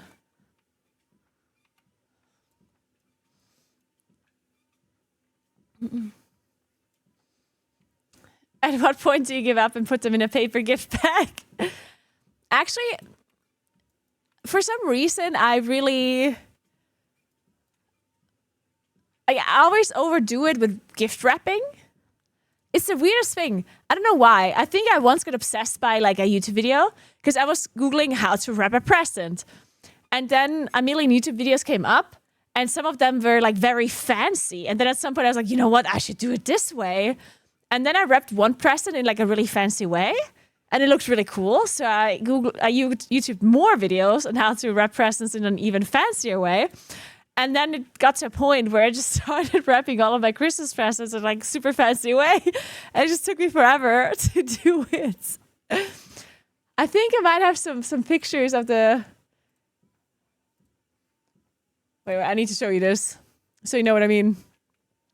Gift.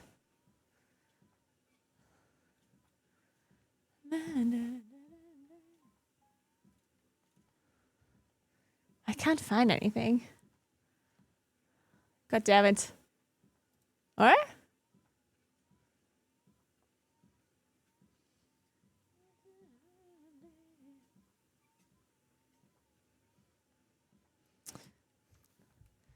Wrapping.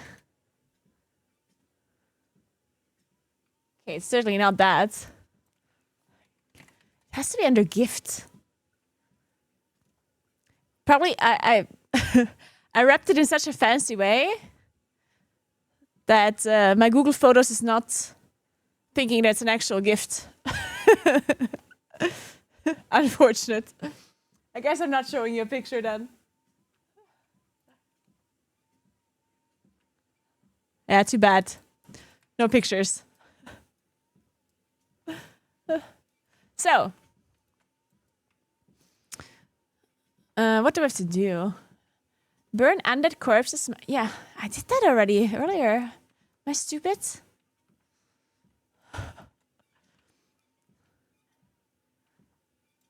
Where are these undead corpses? 2 hours later, you're watching wrapping paper tier lists? Yes.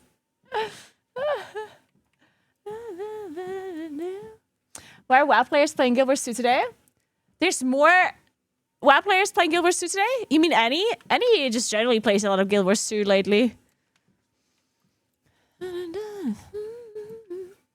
Oh, Gingy now are playing. Oh, I didn't know. Oh, really? Huh.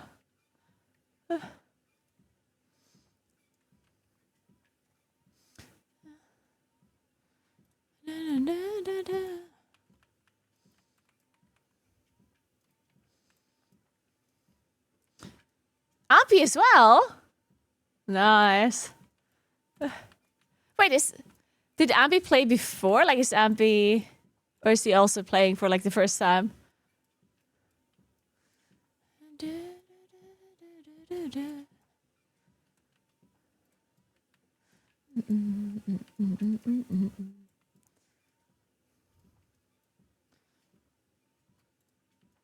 Watch 5 seconds, it looks new. Okay, okay.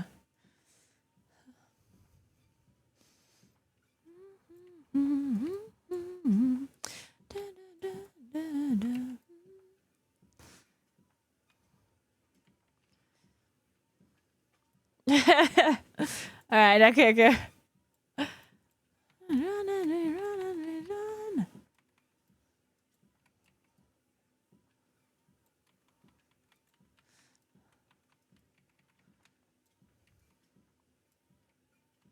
Never seen Guild Wars looks pretty? Really, you think so? Because that's like the one thing that I think... I mean, I personally don't care about graphics too much, but I'm definitely not like the biggest fan of the graphics. Like, especially like the floor. And so you can, in my opinion, you can kind of tell it's like a pretty old-ish game. I mean, look at that. Like, look at the floor. Like...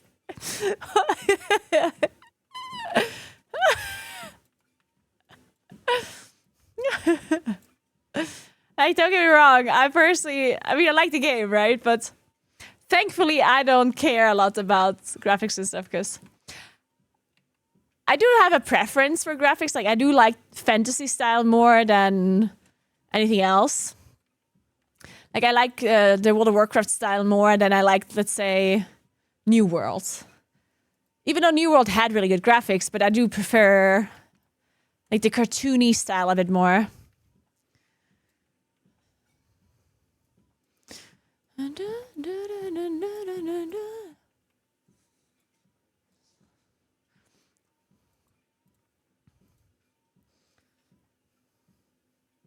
I'm used to playing WoW with graphics set to 1 on my old laptop, so anything like this looks good to me.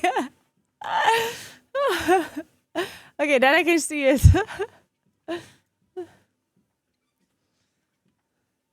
Yeah, I guess that does make sense. WoW has stylized visuals where it kind of looks like a painting. It's a style that ages really well. It's almost like they knew. I just had this talk yesterday. Like yesterday, I was invited to this like German interview, mixed talk, whatever.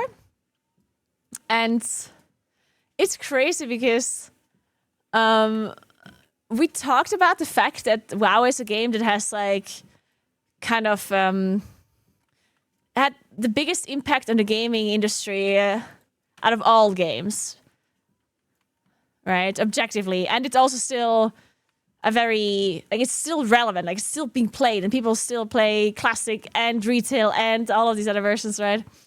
And I think, like, we talked about the fact that, like, why did that happen?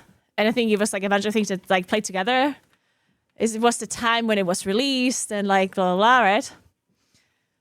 And then they asked if we think that there's ever going to be another game that will have such a big impact onto, like, the gaming scene compared to WoW, or just like WoW.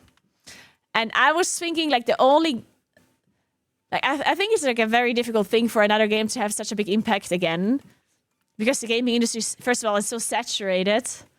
And this, like, new factor is kind of gone. Like, at this point, we've seen all the games already, kind of. But, obviously, we don't know what's happening in the future. You can't imagine something that didn't happen. So the only thing, or something that I was thinking of was... If they ever make a game that is, like, not VR, but, like, kind of like VR. Like, you know, like Ready Player One type of game where you're actually like some sort of like neuro thing where you're like almost like you're dreaming, but you can control your dream in a sense, you know? Yeah, like a full dive game where, yeah, it's actually as if you're dreaming, but you can't control it. Like if that would ever be a thing, then I feel like that would have like a huge impact as well. But other than that, I have a hard time imagining there's anything else that will ever get released that will be similar. Hey, Banky, I'm good. How are you? You die in game, you die in real life. Sounds good. Stakes are high, guys. Stakes are high. The ultimate hardcore game. Oh, God.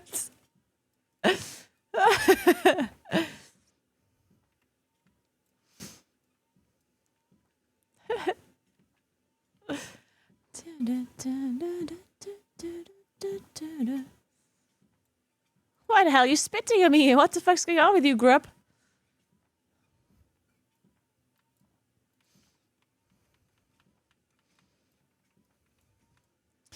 So...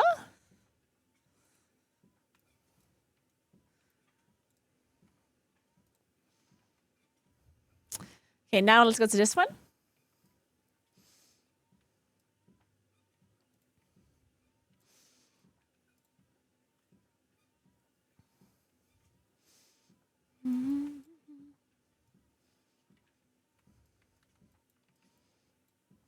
What are we doing here?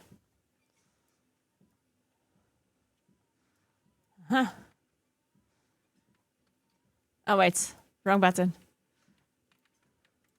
Okay, wait. Hello? Okay. And now? Yeah.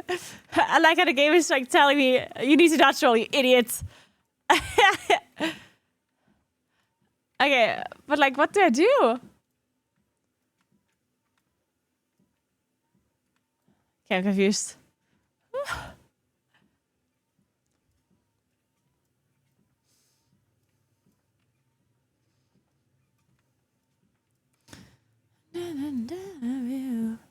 Defeat Ryzen, burn their corpses and stomp on... Okay. Dude, I love burning corpses. It's my favorite thing to do in my free time. I think AI could have a huge impact on storytelling, like having stories that are written on demand depending on choices. That is also something that I think could have a huge impact somehow. Because, like, I know that there's like a general like dislike against AI amongst some people, but in the gaming industry, which is understandable, right? Because a bunch of companies are using AI in like a bad way to basically just make things faster and not pay people and get more profit out of it, right? But I do think AI can also be used in like a very good way. Like it can definitely make games better in a sense if it actually like changes the game in real time, right? Because that's something that they'll never be able to do. Like no matter how many, like it's just not feasible for a game to consider to like change the game depending on what you choose in a game, right? So if they would somehow manage to implement AI in a game where it actually changes the game, changes the dialogue, changes the story, like actually in real time as you go through it and as you like play, I think that could be very cool, right? Now, if that's possible and if that's like if there's a way to actually implement that, that's another story, I guess. But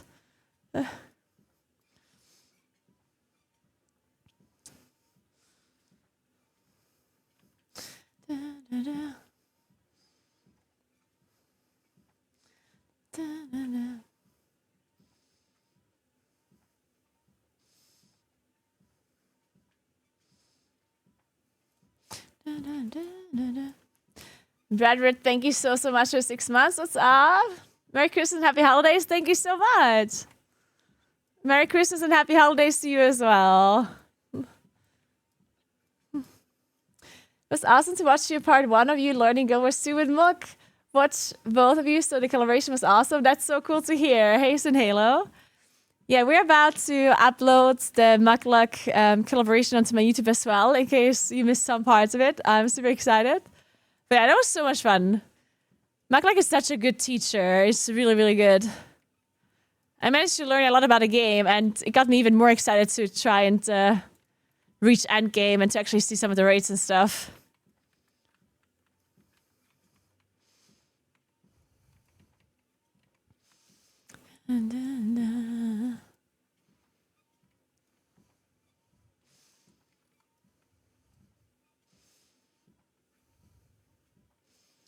Let's get this waypoint here.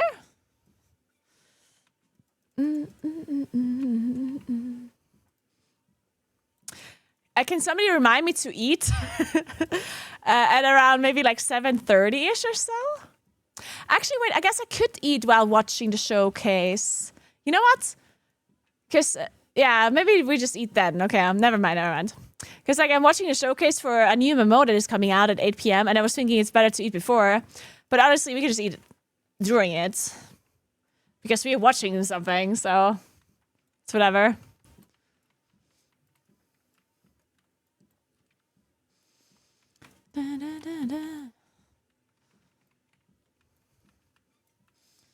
Hey Psych, wie geht's? Grüße zurück.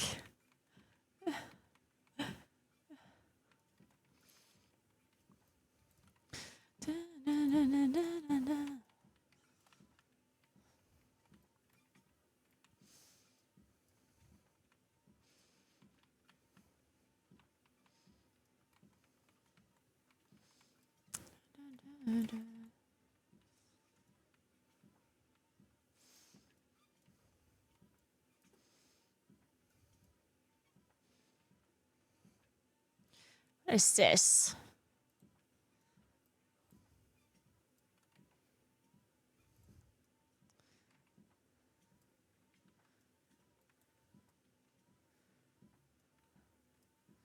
How does this work? Is that a jump puzzle?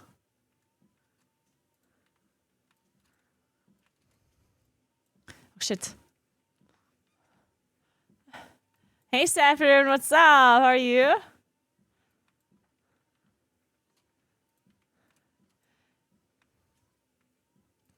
Guys, walking on a walking pad while doing a jump puzzle is actually like really hard. I'm telling you, this is hard mode.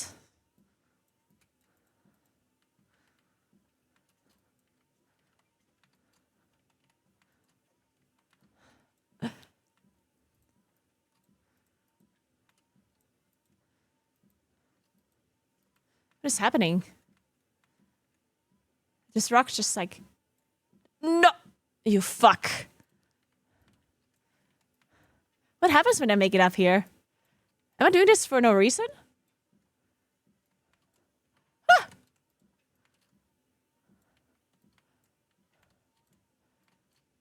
I really hope something happens.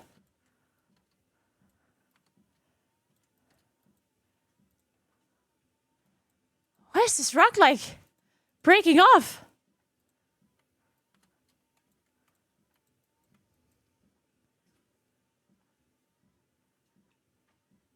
Is it coming back down? Oh wait, I can probably go onto the rock. Wait, what? How do I make it up there? Do I have to jump over here? And now? Oh, it's not coming down. Is this one coming to me?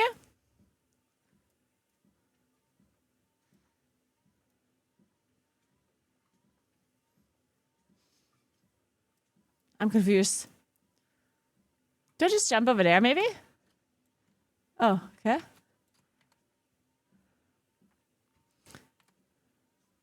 Fuck! Shit, what is this jump puzzle about? Oh, the moving rocks are not part of it! Okay, I'm trying again. Okay, it's good to know.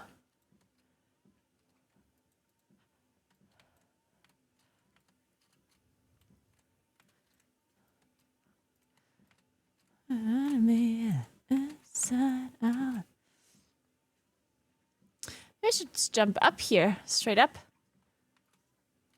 Okay, that's a bad idea.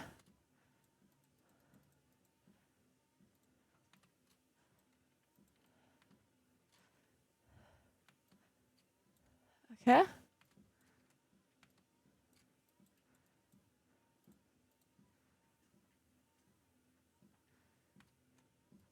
Ah!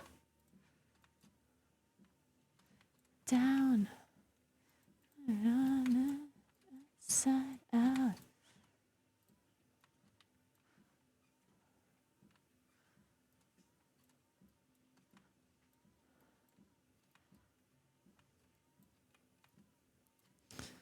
What is this thing? Oh, it's a pet.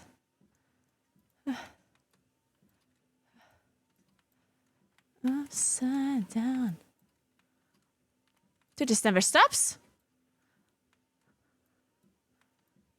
How much longer is this?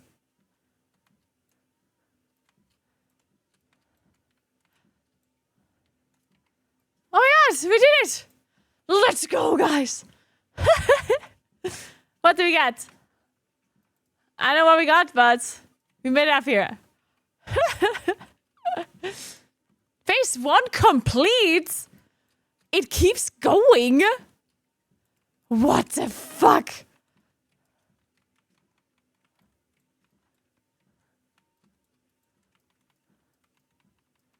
What's going on?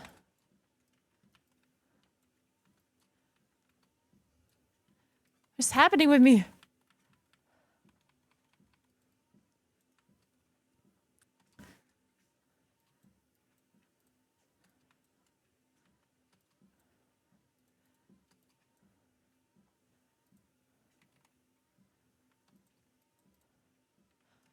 What the hell?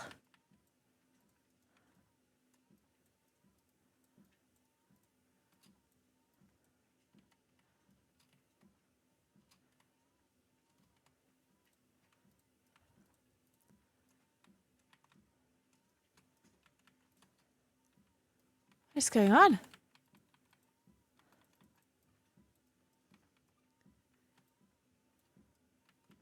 I guess I could have just jumped.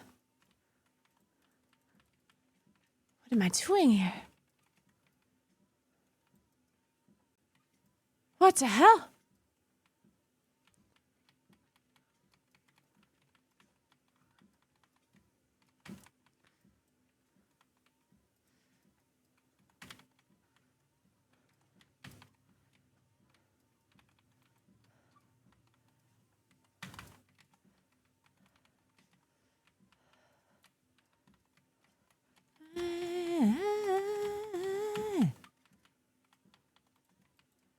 Are these like elite guys or something? Jesus Christ. They do a lot of damage.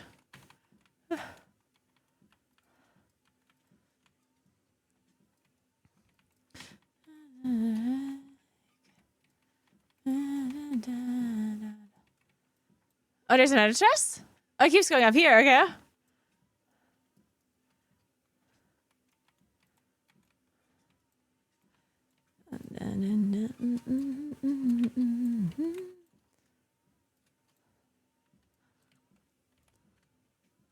Oh shit.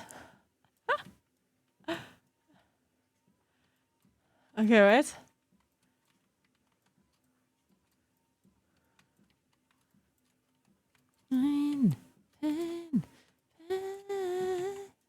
Oh, there's a portal. What the hell? Oh my god, my friend just carried me through the jump puzzle.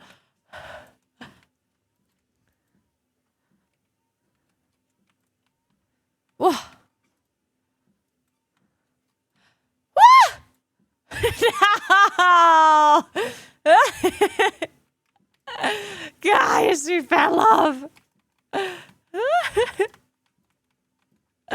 Oh no. Oh, my inventory is full. Good.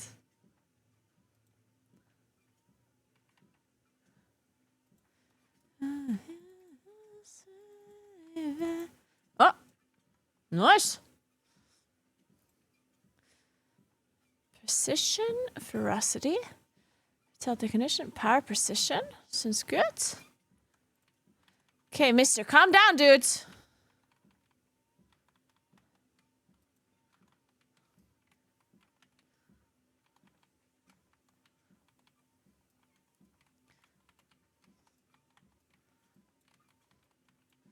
Okay. So let's continue.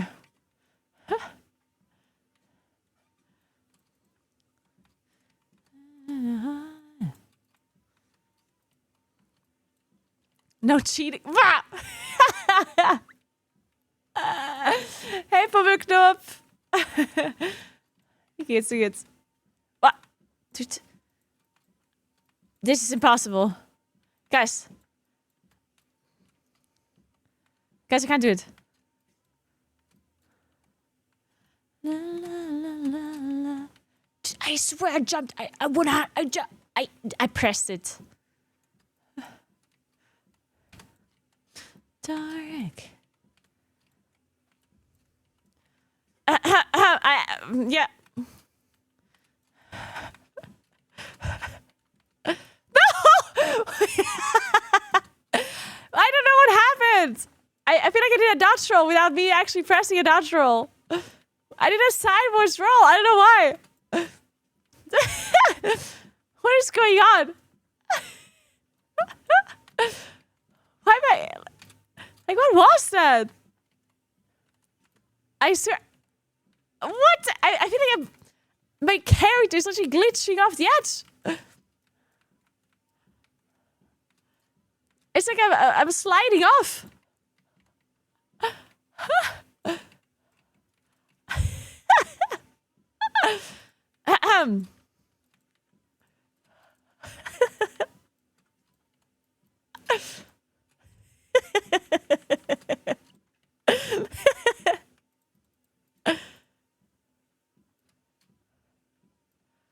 Yeah.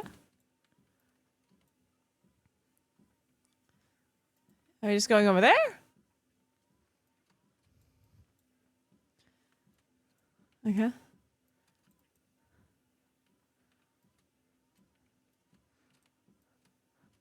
No! Oh! Okay, I'm alive. Maybe.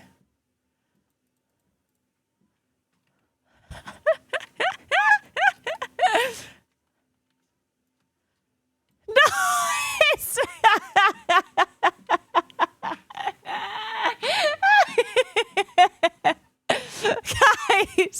Guys, this is difficult. How much longer is this going? Thank you, friends. Oh my god. Oh my god, thank you guys. Thank you, thank you, thank you. Oh my god. It's horrible. Wait. Wait, I thought here's the start. Where the fuck is the start? Oh, it's over there.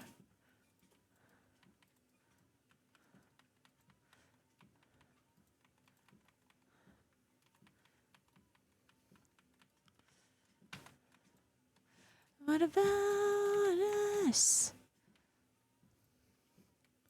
Okay, don't worry. I got this. I can't even get this one right. I keep jumping over it. I'm not even jumping far. Okay, got it.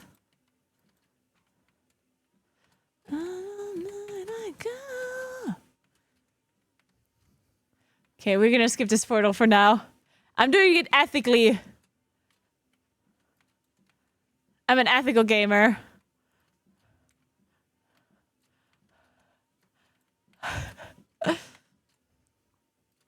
Super ethical.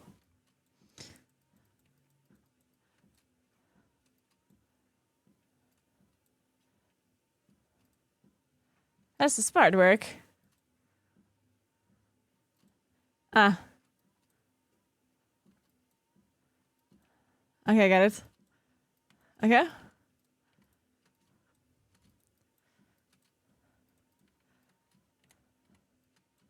Okay, okay, okay.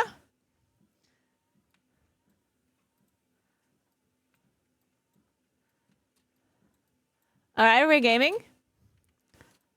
Yeah, this one jump is like really hard on the side. This one. I feel like you have to jump on the side somehow.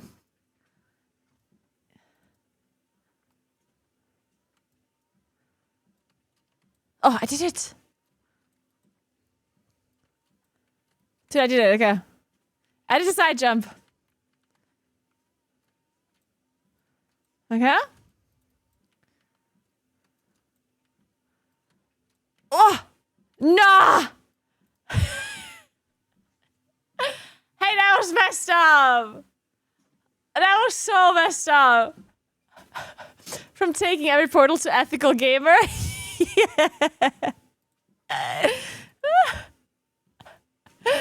Thank you so much for resting. Man, I almost did it though. How much longer is it from there? It can't be much longer from there, right? It has to be right there.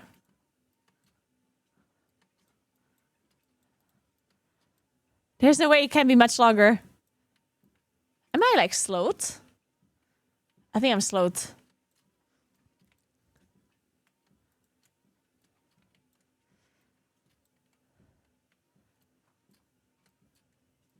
Okay, now I'm not slow anymore.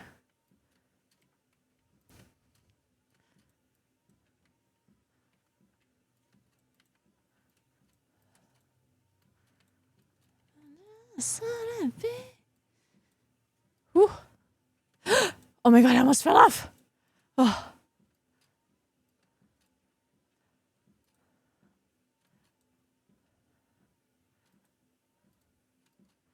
Okay, okay. Like sometimes there's like a branch or something on top of you and it like really fucks you up. Because you think you can jump, but then you cannot. This one here is like particularly hard. No! Okay, I give up. I give up. Okay, fuck this.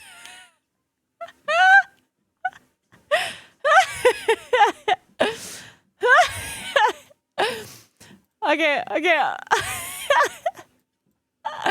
Guys, hear me out. I wouldn't usually give up, but I need to get to max level. I can't get distracted by jump puzzles.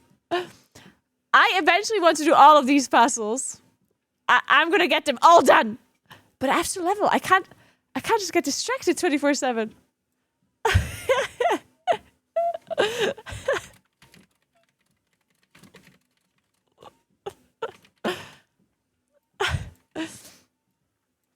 Okay. But I got ported up again. Now I have to try again. Only one last time though. One last time. Wait. Okay, that's cheating though. That doesn't count. That doesn't count. I'm gonna have to do this again afterwards. That was totally cheating. Thank you, though. Thank you very much. So, I can't believe I did the heart here, but didn't get the waypoint. Let me see. Where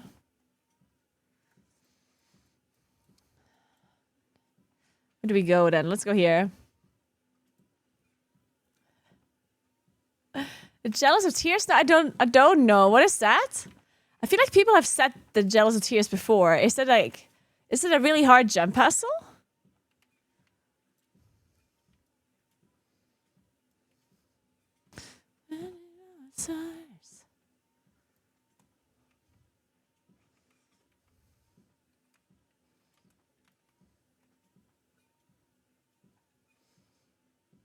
There are 2 to 3 jump puzzles that break people. Man, I kind of want to do it. I mean, not now. First, I want to level. Oh, it's the volcano one. Oh, yeah. Maklak talked about that one.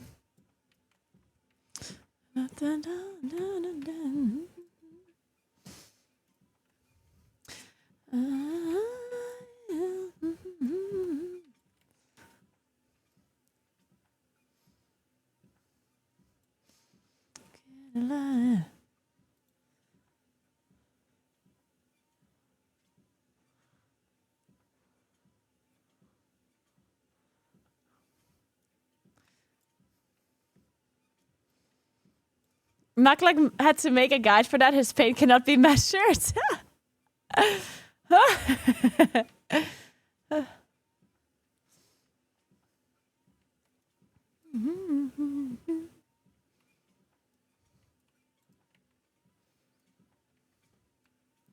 Let's get this one. What?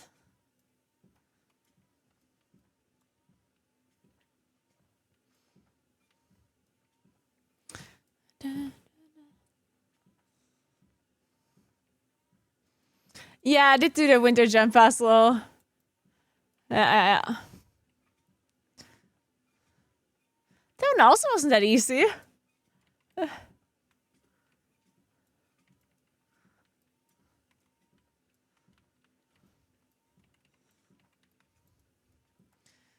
We can be.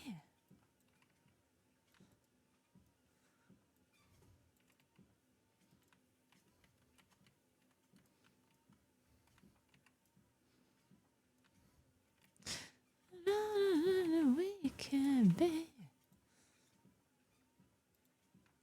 So,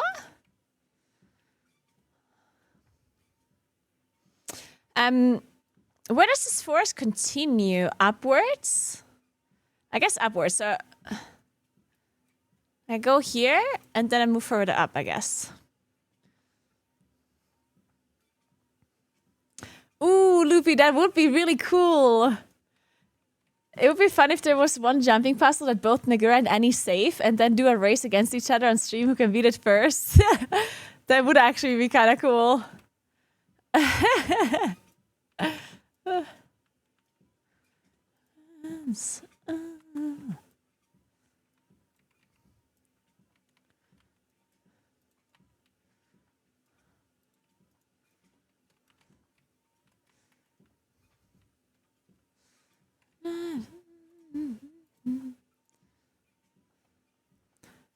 Wait, is he telling me to do the jump puzzle now or what? No, right?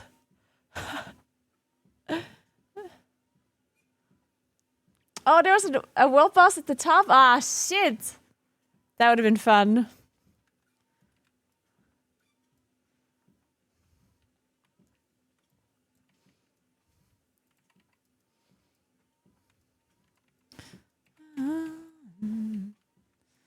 I just like talk to them? Oh, I have to play with them. Oh no, I don't want to scold it. I'm sorry. Oh, I'm so. Why is it even an option? It's messed up. What the hell? Mean? A tyrant? I know. Drive the beast further away into the nightmare. What the fuck? Holy Jesus.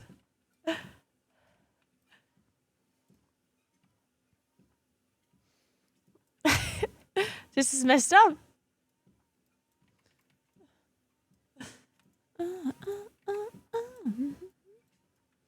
Reading chat makes me realize how subjective fun is. Yeah, that's so true. It's one of the most interesting things about... I think the biggest difference in enjoyment between I feel like that's like the most drastic difference is people that enjoy something that is difficult versus people that do not enjoy that at all. It's always like I feel like that's like the most drastic difference.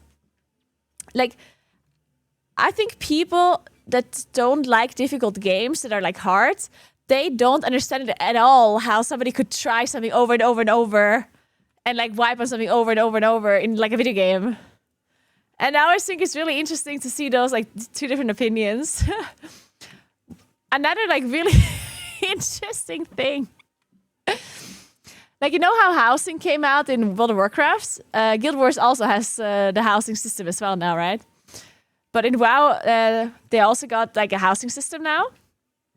And I actually kind of enjoyed it a lot and played a lot of it. And I uploaded a bunch of videos on how I created some things in my house. And I uploaded it to like Instagram and stuff. And there were a few comments of people basically saying something along the lines of, oh my God, I can't believe people are trying so fucking hard in housing. Housing is supposed to be fun. You're not supposed to like build these like crazy things already. It just came out a week ago. And I was like, like he was basically accusing me of trying too hard in housing. And I was like I honestly didn't know what to say. Like, I was like, I was just building my house, dude. Like, I don't know how you can try hard or try too hard, you know? I thought that was like very interesting. That is wild. Yeah, like I thought it was wild too. It almost felt like this person likes housing too. But maybe they want to just like build things slowly and kind of like hang out. And I feel like that they might feel bad that other people have like really pretty houses already. Like it might be a sense of jealousy where they kind of want it themselves, but they don't want to like do it super, super quickly or whatever. And then that's like the result of it, that they're like kind of, I don't know, blaming others for being like tryhards or something. I don't know.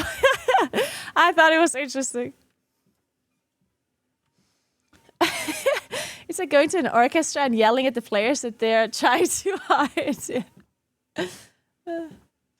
Hey, Aronius, it's going well. How about yourself? I had a Christmas company quiz and they had a question about Krampus. Wait, that's amazing. And then, of course, you knew what it's all about. Let's go.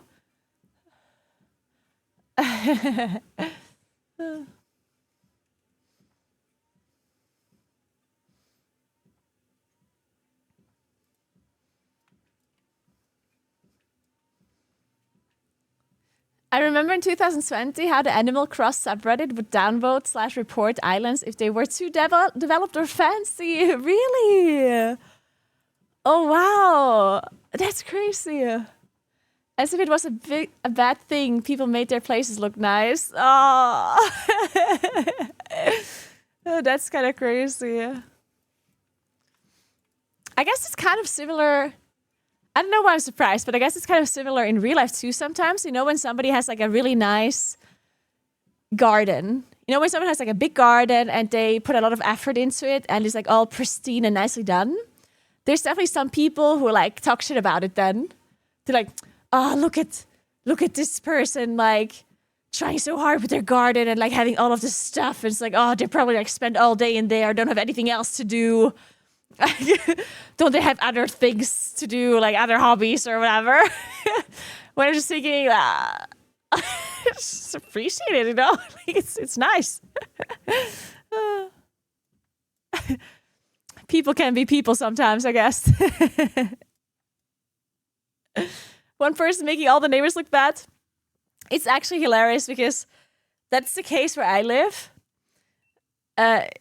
Where I live, there's one person who has a beautiful garden. She likes it a lot, and she's retired, and she spends a lot of time in her garden. She cares a lot about it, and she has spent days upon days and hours in there, and it's beautiful. And I personally am really glad that she does that because I don't live. Like I have an apartment that does not have a garden, basically. I mean, I have it, like whatever, and when you see the house from the outside, then you can see her garden, basically, right? And I think that like ups the value of the apartment building. It looks nice, so I'm really happy that she does it and that she cares about it a lot. But it's really funny because there's another neighbor that also has a garden right next to her, and that neighbor couldn't give a shit about his garden. He has full fake grass. Like, his whole garden is fake grass and he has nothing on it. His whole garden is just fake grass. No seating, no flower. It's absolutely empty. Full on empty. And then next to it, you have this like beautiful garden with like a million different things. And it looks so funny. Because there's only like a fence in between, right? So you can see, like, it's like night and day. It's very interesting.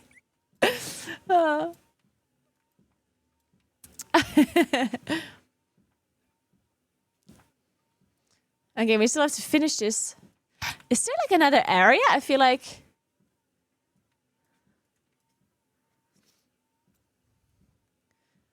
I've been everywhere already. Oh, I miss you. Wait, maybe here. Aha, okay. I understand. Which one is aura farming in this case? The more fancy one or a fake grass house? Yeah, I don't know either. Maybe both simultaneously.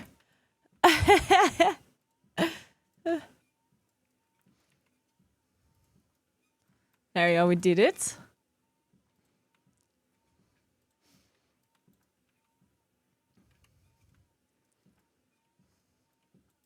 Why is fake grass the thing I hated? See, I personally also have fake grass.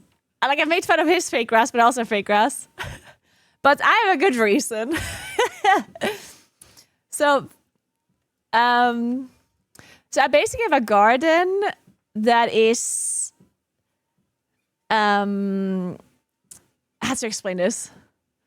I basically live in like an upper floor, but I have a garden out to the back because the house is basically built like on a hill. So, you know, to the front, the house has like multiple floors, but to the back, most apartments have nothing because there's just the hill, you know? But then my apartment is over the hill. So I have like a little bit of a garden out in the back, but it's very small. Like it's a really small kind of piece of garden that is towards the north, which means that I like don't get a lot of sun in there, which is nice in the summer. Like in the summer, it's nice to be there, but it's just generally like it's just a really small garden. And the problem is also that it's in like an upper floor as well, right? So that kind of means if I would have real grass, then I would need to like mow the lawn and cut the grass and everything. And then all of the stuff that I have to like throw away is now in like the upper floor. So now I have to carry all of the stuff downstairs to like get rid of it and stuff, and have to carry it through the house and whatnot, you know? Like it's just like a really inconvenient place to have real grass in. You know what I mean? So that's why I decided to not have like real grass there. Also, it's just like a really tiny piece as well. I was first considering to have tiles on it instead of grass at all. Like I first wanted to just make it a terrace. Pingu, thank you so much for 3 months. Appreciate that. Thank you so much.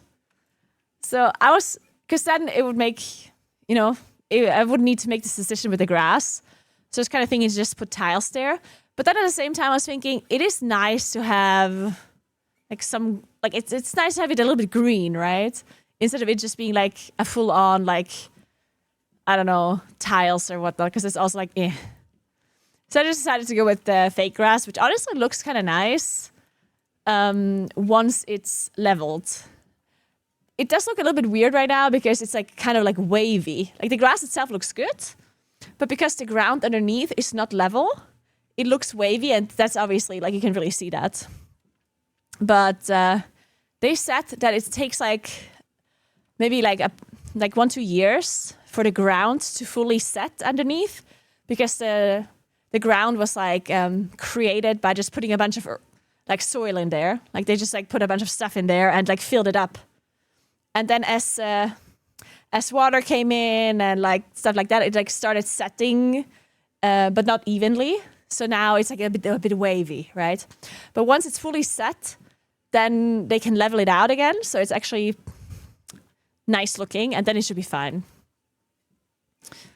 So yeah, I think I like that I put fake grass there. Like I didn't regret my decision just yet, but we'll see. Hey Raven, what's up? How are you doing? I have a fake Christmas tree, so maybe I shouldn't talk too bad about fake grass. I have a real Christmas tree and a fake one. I always do kind of both, because usually the fake Christmas tree I put up here for stream and stuff, because it's cute to have one in the background. This time around, I couldn't do it because I'm moving offices, so I thought it wouldn't make sense to put a tree up just to put it back down right before Christmas. I was thinking that's kind of stupid. So I didn't put up the tree this time. And at my home, I put a real tree. And I put it up later. My mom brought it today. We have the tree now. Oh, wait, I have to remove this first. That would make sense. So at home, I have the tree for less long, because obviously a real tree doesn't last as long. So we have to put it up just like right before Christmas time. And then we just take it down as soon as it starts losing too many needles and stuff.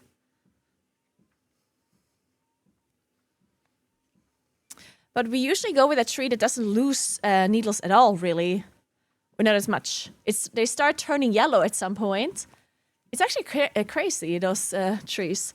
A Zirbe, I think is what it's called in German. I don't know what it's called in English.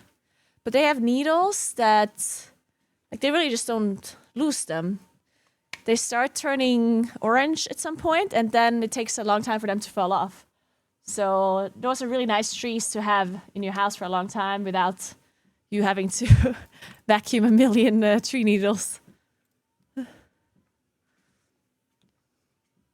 Guten Abend, guten Abend. So.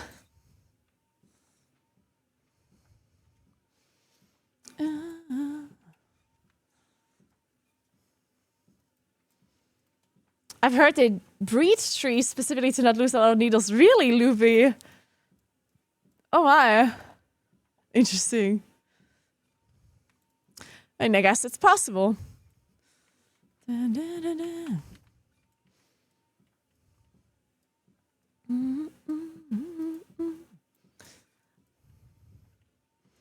Okay, let me get up here for a second. I need to go AFK for a moment. Let's hope I don't die. All right, bear back 1 second.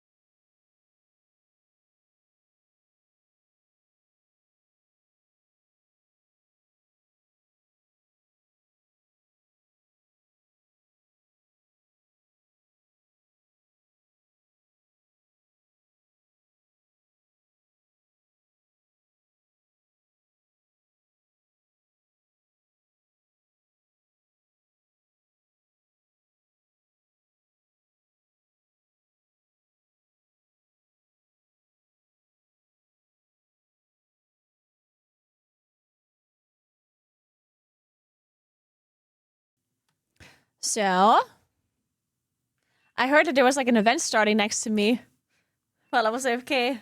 But I didn't die, that's good.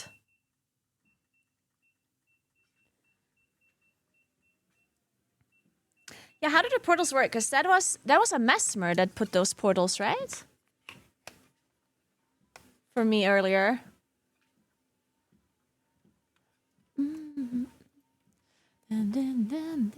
Mesmer desks also look really cool.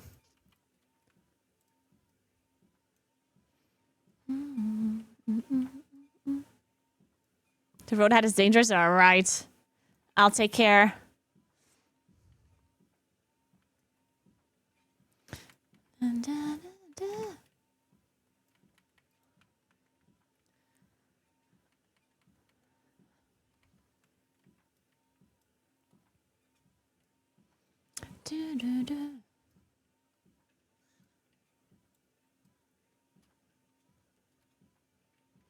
How do... Wait. Did I ever... No, how do professions work? Are there No, there are professions, right?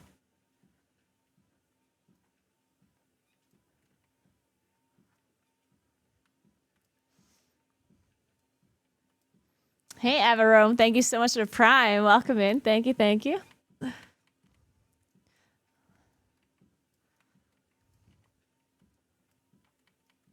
Oh, there's a vent. The Mesmer portal breaks most WoW players' mind. The Warlock portal has nothing on it. Yeah, because... So you can double place it, right? So you place one... Oh, no! Wait. It's kind of like a gateway from your position to another position, but it's like much longer.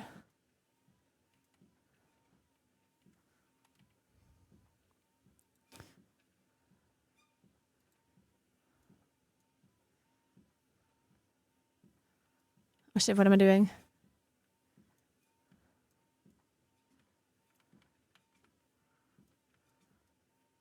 Oh, what the hell? I'm a crocodile!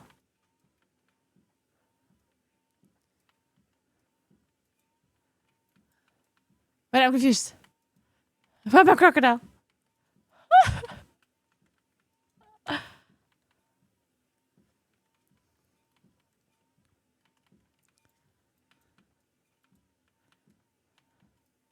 Okay, maybe I have to read what I just did.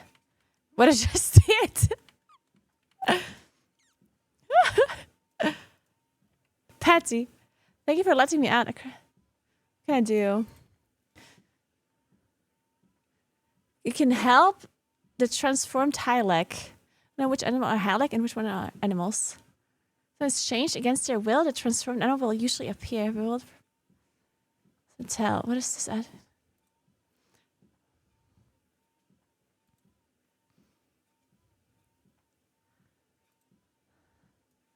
So I have to, like, throw saliva. Throw the Hylek saliva at your target. If the target is a transformed Hylek. Ah, okay. So do I throw it a bit like these ones or these ones? Let me try this.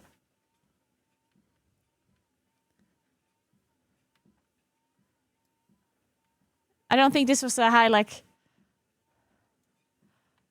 And then this is just me killing them.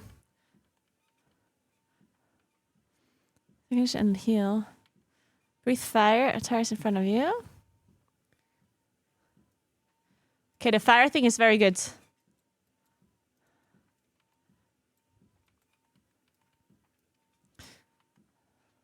Can I throw stuff when I'm already fighting them?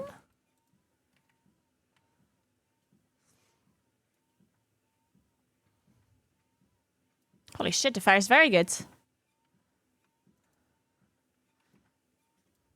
Does he have to transform me again? Shit, I want to help, but I don't know.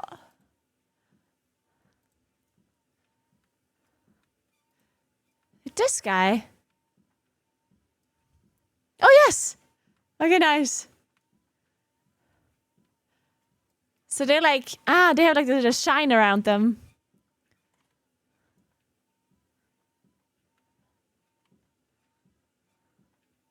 Nice, okay. I get it now. Okay.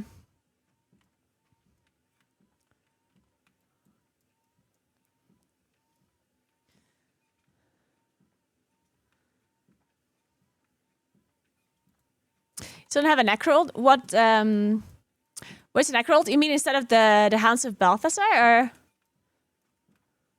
or what necrold are we talking about?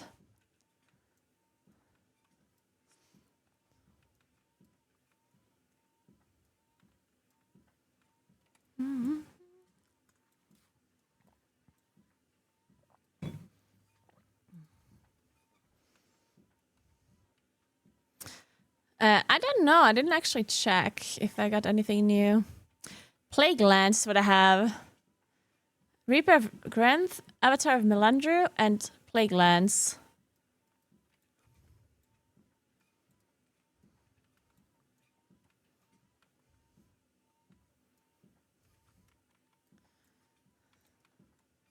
Honestly, haven't like looked into the Necromancer too much yet, because I was thinking, like, for leveling, it doesn't really matter that much because leveling is kind of easy. So you can kind of just do whatever. And to me, it was so overwhelming with, like, all of the different talents, all the different abilities, the different weapons and everything. So I kind of just, like, selected something. And just kind of going with it. And I was thinking it makes more sense for me to look into it a little bit more later on when I've unlocked everything and stuff. Then I can, like, read into it a bit more and watch a guide and whatnot.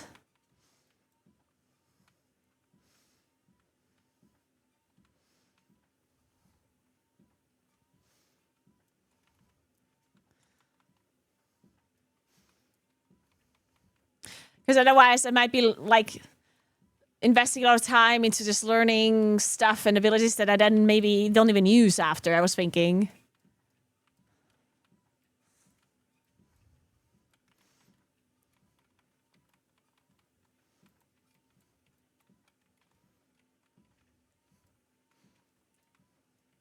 And doing the games for, yes, I do like it. It's definitely very different. Like, the combat is very different. I do generally like the idea of the game, like the horizontal progression. That is very interesting to me. The horizontal progression. I think that is, like, that's the one thing that makes me want to, like, play more for sure.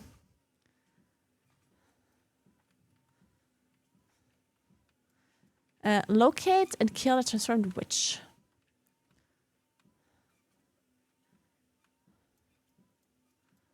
Okay, where's the witch?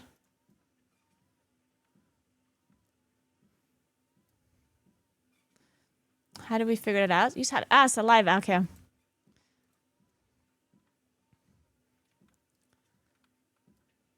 I assume this one here? Or no?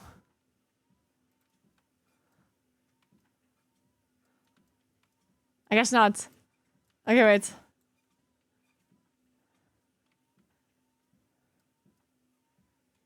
Where's the witch? I don't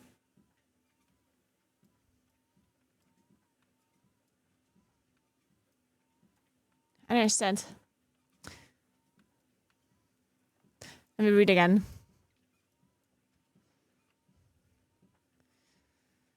She must be disguised as one of the villagers. Wait, so I am supposed to, like, throw saliva at them.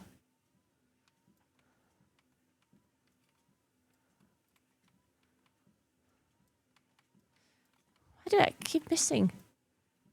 What the fuck? Oh! Nice. Oh, fuck.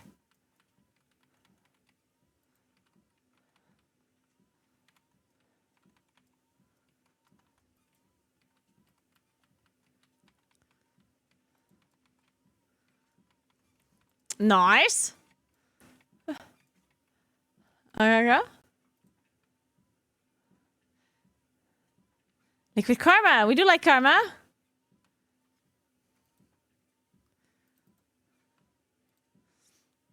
Oh, I need to equip this ring as well.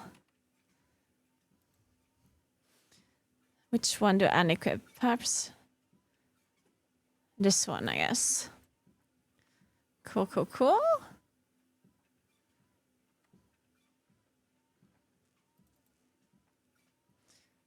Then what is this?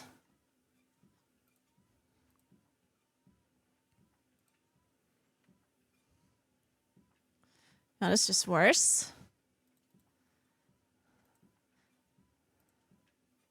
Nice. Have any more sockets?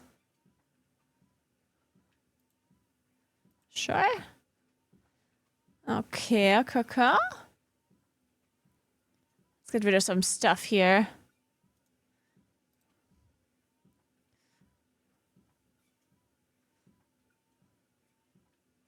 Nice.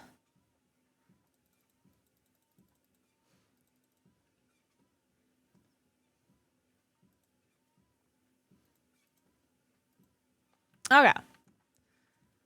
Then what is this here? Also, unlocking the flying monsters is a goal, and I thought I'd never accomplish, but I have them. Nice, congrats.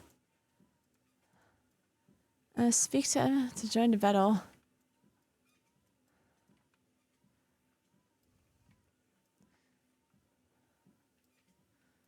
I want to join.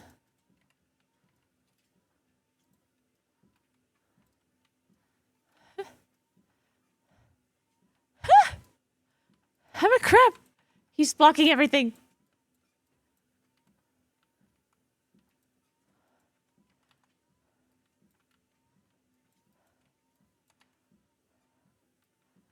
Oh, I'm destroying this guy.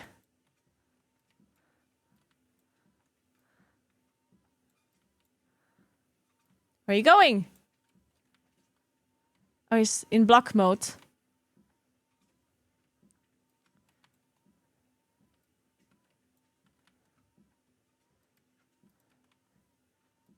Oh, I did some damage. Nice. All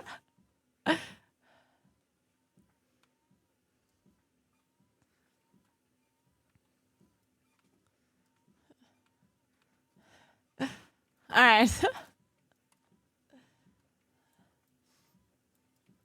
I played GW2 release, stepped away for 11 years, got back into the game earlier this month, and it's like I didn't miss a beat. Older content, not feeling old and not feeling underpowered is great.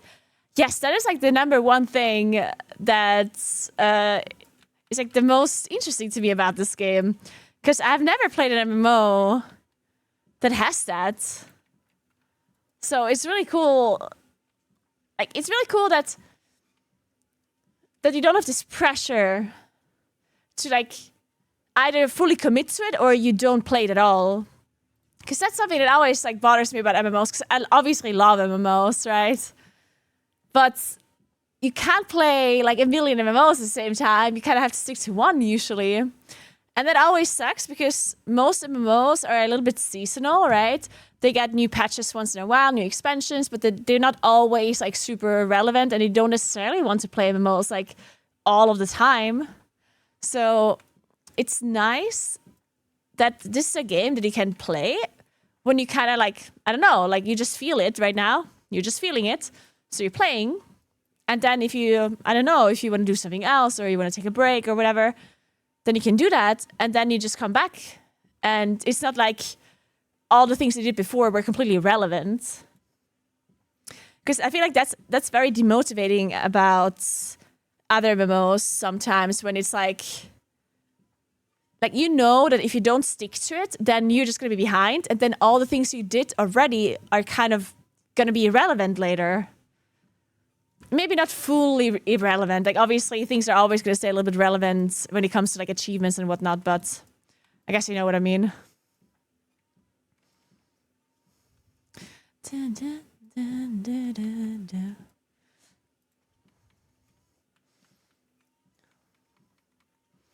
Yeah, like if you're a WoW player, you can totally play Guild Wars 2 as well, right? Because then, let's say WoW is a new patch and you're really enjoying the patch or you're really enjoying the expansion.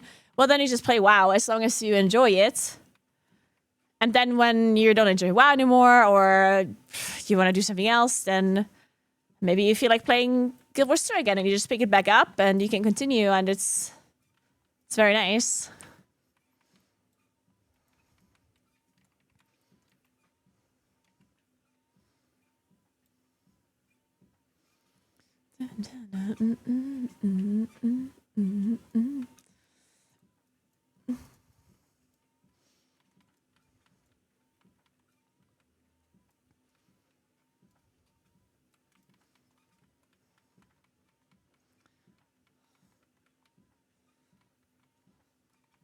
It will be Lunar New Festival, Chinese New Year's based on Essence of Luck. Oh, interesting. Okay.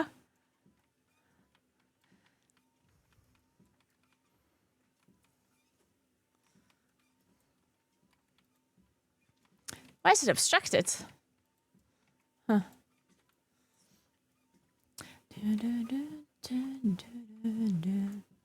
So yeah, I really don't feel like pressure to play, but like, I want to play. But like for example, right now, the Sauercrowd event, like the classic hardcore event, is starting, and I'm really hyped about it, and I want to play, which is fine, right? Like, I feel like it's totally fine to continue Guild Wars whenever I come back later, and it's gonna be fine. And obviously, I'm still in the leveling stage anyway, so like, I guess for any MMO, I could continue afterwards, because most, if you're currently leveling, then it doesn't matter if you play now or 2 months later or whatever. So it's not that I can already kind of benefit from this horizontal progression. At least not at the moment. I guess kind of, though. Because one thing to note as well, I guess, about other MMOs is that usually the level cap increases as well when there's a new expansion that comes out, right? So let's say you start leveling in WoW, and then you get close to max level, and then the next expansion comes out, and then, okay, you missed out on the expansion. Now it's a new one already, right? But that's obviously not the same here. So I guess it is kind of true.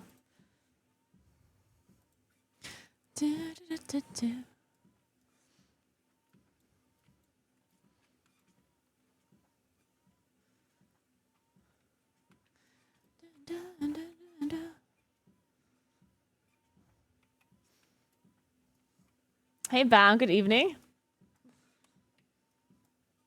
I don't understand what this is about. Group event, defeat Salad. I guess I can't do this by myself? Or can I do it by just like people being there? But I don't see where it would be.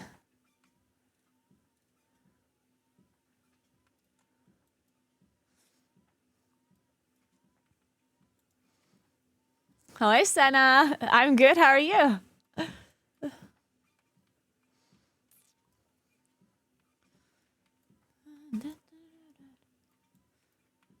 All expansions are well populated. Yeah, I heard. I heard that, like, no matter... Is it over there? I heard that because of the horizontal progression, usually most content is really well populated and people are playing it, which is really cool. Some Arc Raiders, nice. Enjoy. How is Arc Raiders? People said it's really fun. I usually don't play shooters, so I didn't check it out myself. But people said it's very nice.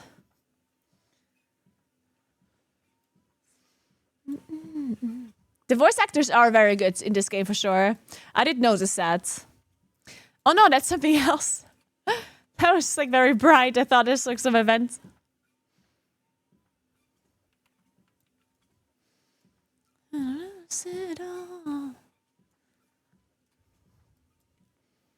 Let me find a vendor here real quick.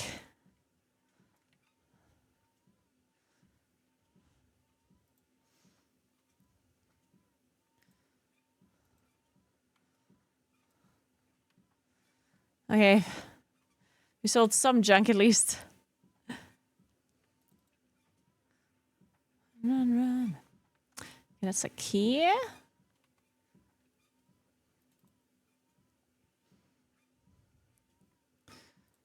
I assume this is worse than what we have. Yeah. Oh, but this is one of those things I can't sell. I can't, Let me sell all of this stuff. Can't salvage, I mean.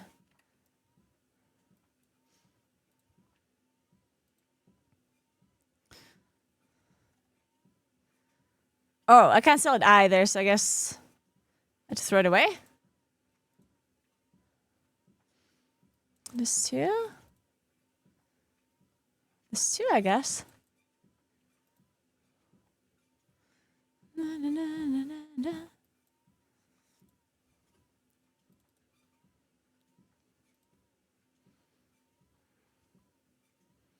Okay, looks good. So, No, I haven't been. Well, I've been walking since I started playing Guild Wars 2.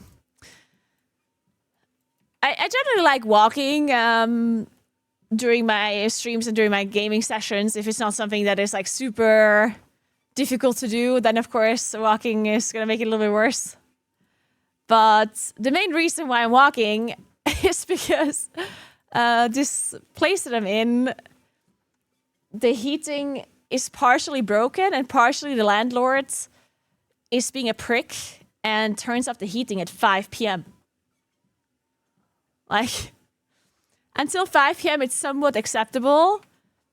It's still cold. Like, it's like 16 degrees or something, or 17 at most, which is still cold for an office, yeah, or for like a place to when you sit on a PC and you don't move. But then at 5 p.m. the heating just turns off and it's immediately cold. It is 14 degrees now, which it's just too cold to sit around and do nothing in 14 degrees. So when I walk a little, it's slightly better.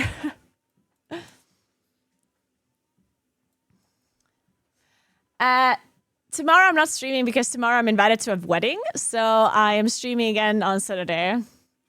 Saturday, I'm gonna play some classic WoW. It's gonna be a German stream. I'm playing with Jenyan and Lost Kitten, probably. We're gonna do some practice runs and just talk a little, hang out, and talk about our strategies and like practice some stuff, maybe. I have an electric heater here, but if I turn it on, the power drops. So that's great.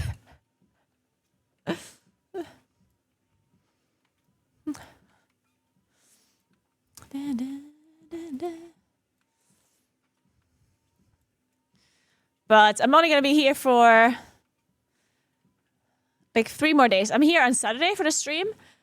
On Saturday, in fact, the heating is going to be turned off the whole day. Because Saturday and Sunday, she doesn't turn it on. So Saturday, I'm going to be sitting here in the complete cold. And Monday and Tuesday, I'm also going to be streaming from here. And then I'll move my setup home so I can stream the event from home.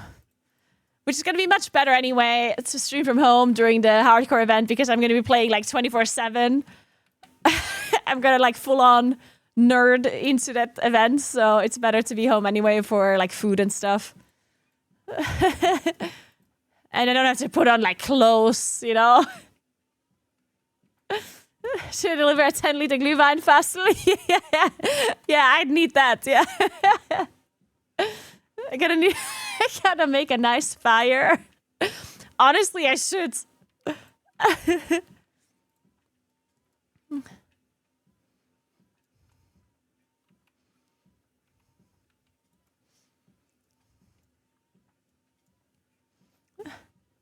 At this point, I feel like the landlord is so petty. Like, it's so... I feel like it's so annoying because, like, we've had issues with the heating here this whole time.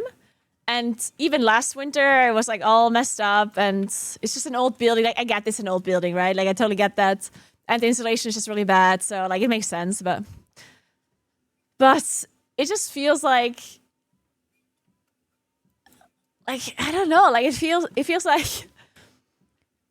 she pretends to like care and then she kind of doesn't. It's like I kept telling, like, at first I was being nice and I was like, hey, can you please like make it a bit warm? It's kind of cold in here, you know. So, you know, I was trying to be nice, and then she's like, yeah, totally will. It's like, yeah, and then fucking nothing happened then. And now that I said that I will leave, that I want to leave, and usually there's like a 6-month period where I have to like say that I'm gonna leave. And then I have to still stay for 6 months or pay for 6 months before I can go, right? And she did say it's fine that I go without waiting the 6 months, right? Which is fine. Like, that's good, okay? Like, the fact that she at least agreed to that is good. But as soon as I told her that I'm leaving for, like, soon or within this month I'm leaving, she turned the clock of the... Like, there's, like, a time kind of setting for the heating. And before I told her I'm leaving, it was turned on from, I believe, 7 a.m. to 6 p.m. Which is already, like, not long enough because I'm staying here for 8 p.m. many times, or longer even. But as soon as I told her I'm leaving, she changed the time to turn off the heating at 5 p.m. And I was like, why? Like, really? Like, I'm only gonna be here for another like 3 weeks. And she's changing the time to turn off 1 hour earlier, like to save that 1 hour, just so I'm like suffering more or what? Like it's so messed up.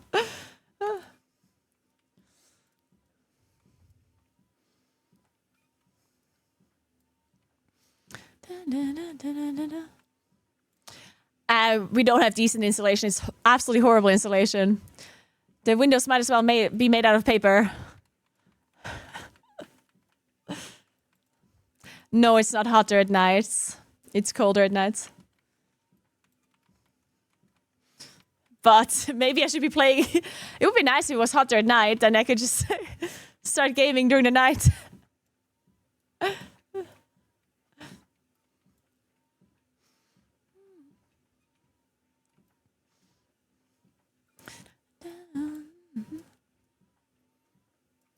Where's this vista? Oh, I see it now. What's this? Ah, it's a fallen.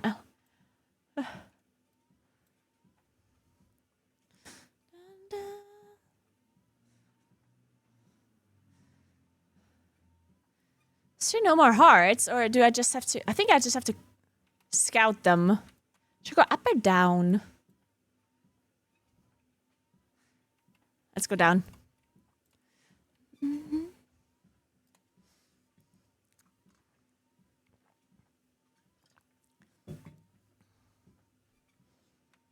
Ja, Kalamaria bin ich. Ich freue mich auf jeden Fall von zu Hause zu zocken. Es ist wenigstens warm.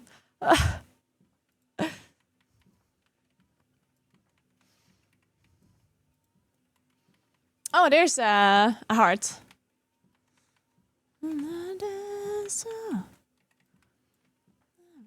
Weapons.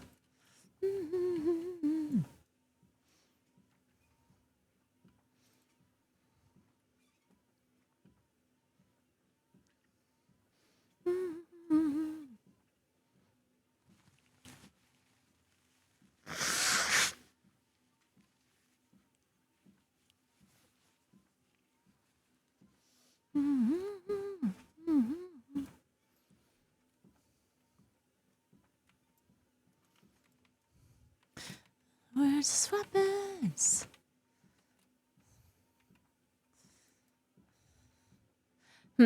Let's go to the heart down there first.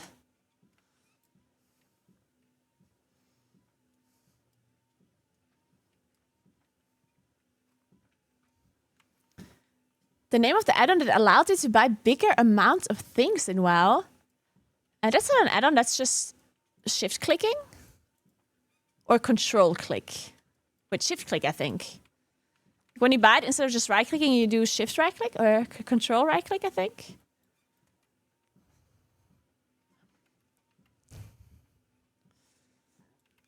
Wait, I'm walking past the heart again. I miss you.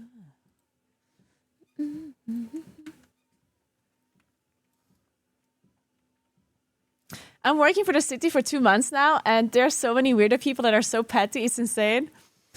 It's interesting because a friend of mine works as a... I forgot the word, but like we call it condominiumsverwalter. Basically, they offer to do the administrative work for like condos, like basically like buildings that have multiple apartments in it that don't like belong together, you know, just let's say there's a building that has like 10 different apartments in it. Somebody has to handle the shared areas and stuff, right? And the companies that offer that kind of like administrative work, what is the name of that in English? It doesn't have a main name? I guess so.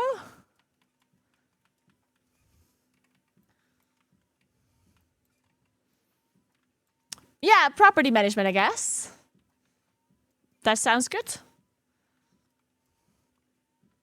Or condo manager, maybe, yeah.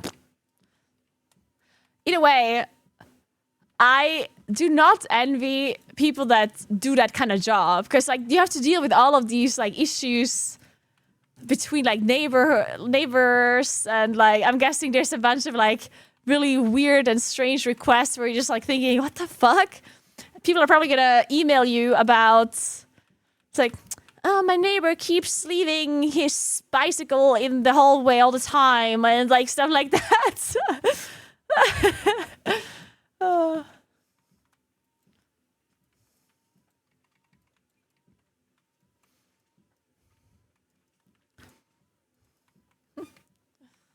And I do that citywide now? Oh shit, calamari.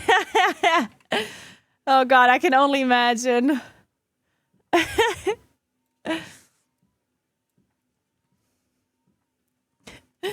I don't want to pretend like I'm any better. I'm sure I'm complaining about things sometimes as well that are not like super bad or whatever. But like sometimes when you hear what people are complaining about when they just like small talk. Like I remember I was like sitting in a bar with my mom's friends, and they're like in their 50s or whatever, right? And some of them are retired. And then sometimes I felt like they just don't know what to talk about. So they like complain about some random stuff. And I feel like it's also like everything is immediately like the first instinct of something is always something is bad. You know? Like, is it like being curious about something, or instead of like talking about it normally or like in an open-minded way? I feel like a lot of these like small talk conversations about stuff like this is always immediately like bad. Like for example, they talked about the town doing some construction work because they were. This is a long time ago at this point, but they were closing parts of the road because they were adding fiber internet cables to the ground. Like they literally had to do this to put the fiber into this town, right? And then he was just complaining about that. It's like, who needs that anyway? Like, why are they doing that? Now I have to like wait on this like red light when I go to work because they need to put these stupid cables, and like nobody needs that thing. And I was just like sitting there thinking, like, like you really think nobody needs fiber internet? Like, okay, like, sure, must be a very useless thing. Like, and I was just like, oh, whatever. And I feel like no matter what the towns do, they can't do it right? If they don't give them fiber internet, then people complain that there's no fiber. And if they do add the fiber, then they're like, oh my god, there's just like the roads are always blocked, and like, what the fuck? Nobody needs this, you know? Oh man.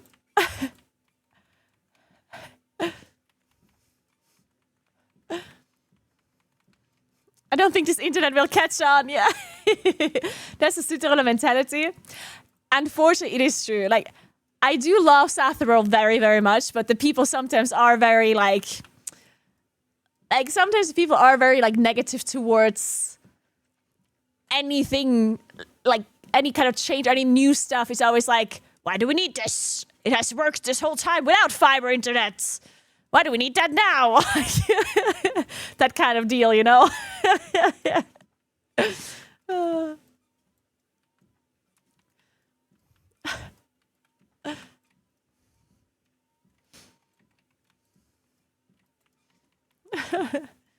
But also, like, in general, like, sometimes I think people don't even mean it necessarily super negatively. Like, I don't know how to describe this. I don't know if you, I'm sure it's similar in other areas as well, and not just in South Tyrol. But like, when people bring up a subject, I feel like they immediately like bring up the subject in like a negative connotation until they hear what the other person says. Like, for example, let's say, so did you hear that so-and-so did this now? And then they like wait what the other person says. And if they're like neutral about it, then they kind of like shit talk. And they only will not do it if the other person will say something positive, you know? If the other person says, oh yeah, that's really cool, well, then it's really cool. But if the other person goes like, yeah, I don't know, that's like, yeah, I mean, I don't know, I think it's probably like a bad thing, like, I don't know. I'm doing a very good impression right now. And I just feel like the default is just always like a negative, you know? And honestly, I don't know. I just feel like it's, I don't know. I feel like it must be exhausting to always think about everything in a negative light. As like your first thought.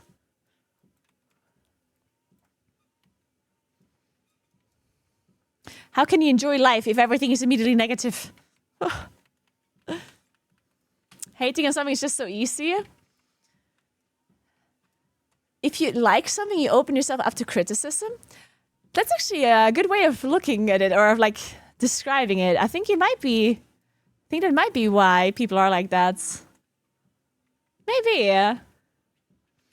It is true that hating things is just easy, right? I think it's very true. Dun, dun, dun. So.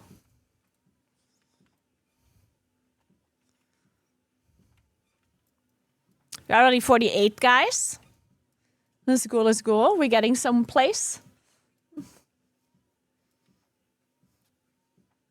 That's why sometimes, like, I'm so used to people being negative, especially me as a streamer and a gamer. People generally always, in the past, it's a lot better now, but in the past, because I'm a streamer for like 11 years already and I play video games my whole life. And people were always like really negative towards it. And I was always really, like, I didn't like talking about what I do. Because people were always kind of like, really? You do that? And like, you can make a living with that? Like, are you like, really? And it's like, you know, I don't know. People were always kind of like, like, did you find like real work? Like, I thought you went studying. I thought you went to university, you know? It's like, yeah. So I kind of never really wanted to talk about what I do. And it's funny because lately people haven't been that negative about this anymore. And some people even were curious about it in a positive way and kind of thought it's exciting. And that to me is so weird. Even though like that should be the normal. Like I feel like it should be a default thing to not immediately like disregard someone's like job or achievements, right? But now if somebody meets me with the most basic understanding, I'm already happy. Like if I say I'm a streamer, they're like, oh, interesting. What's that about? And then I explain a bit. It's like, oh, that's cool.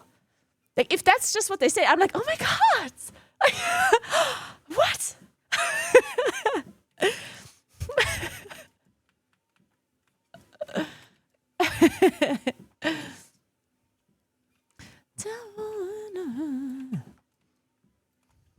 Wait, didn't I swim over to this island before? I didn't see a heart. Or am I stupid? Help Soundless deal with the... Oh yeah, okay. I was just stupid.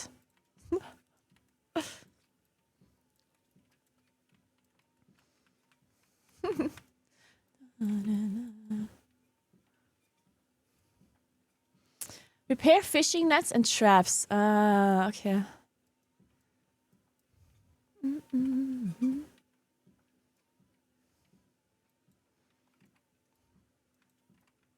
I mean, I do also understand that you don't necessarily have to be interested about something, right? Like, I'm not demanding people ask what it's about or like ask for more info or something.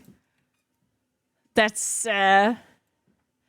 it's just weird because like, if you're not interested in it, then it's fine. And we just talk about something else. Like, because I'm still talking about small talk, right? And small talk is small talk. Like, I don't necessarily have to talk to this person about my job. Like, I'm not somebody that brings it up necessarily, right? Unless they ask. But one thing that sometimes happens when people are negative about it is that they do ask about it. Like, they don't stop talking about it, but like in a negative way, you know? Where I'm just like that's what's annoying me sometimes. As I said, it doesn't happen that often anymore. Because nowadays it's like a lot more common, right? And people know that it's like a thing. But in the past, I felt like people kept asking about it, and then they were like just really negative about it. Because it's almost like they wanted to know more, so they can then shit talk about me to others. You know what I mean? Like, they wanted to get more info to then be like, oh my God, you know what I heard? Like, this gamer chick, like, she's doing that and that. You know what I mean? That's just like very assholey. Hey, Ace, what's up? Merry Christmas, Carl, and Happy New Year to you as well. Hope you get all the good presents. I already know Carl did since you got 2 from me. Yep. I'm getting all of the good presents for sure. She just plays games all day. Yeah, one of the worst experiences I had, oh my God, this is like really long ago at this point. Well, I would say maybe like 6 years, 5 years. Basically, I lived in Austria for a while, and then I lived in the UK for a little while. So I was not here for a while. For like 6, 7 years, I was not here. And then I came back, and I didn't really like I was gone for a long time, right? So, and this is like small towns. Like, people kind of know each other. Everyone knows everyone kind of deal.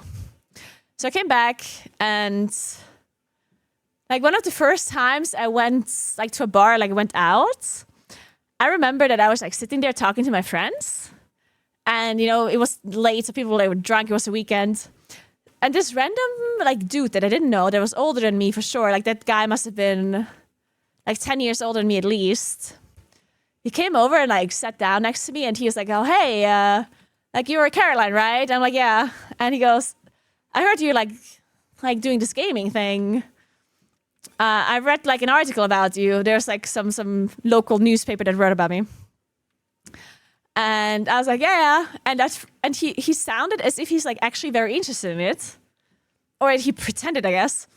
And I thought, oh, that's cool. And then so like I just talked about it.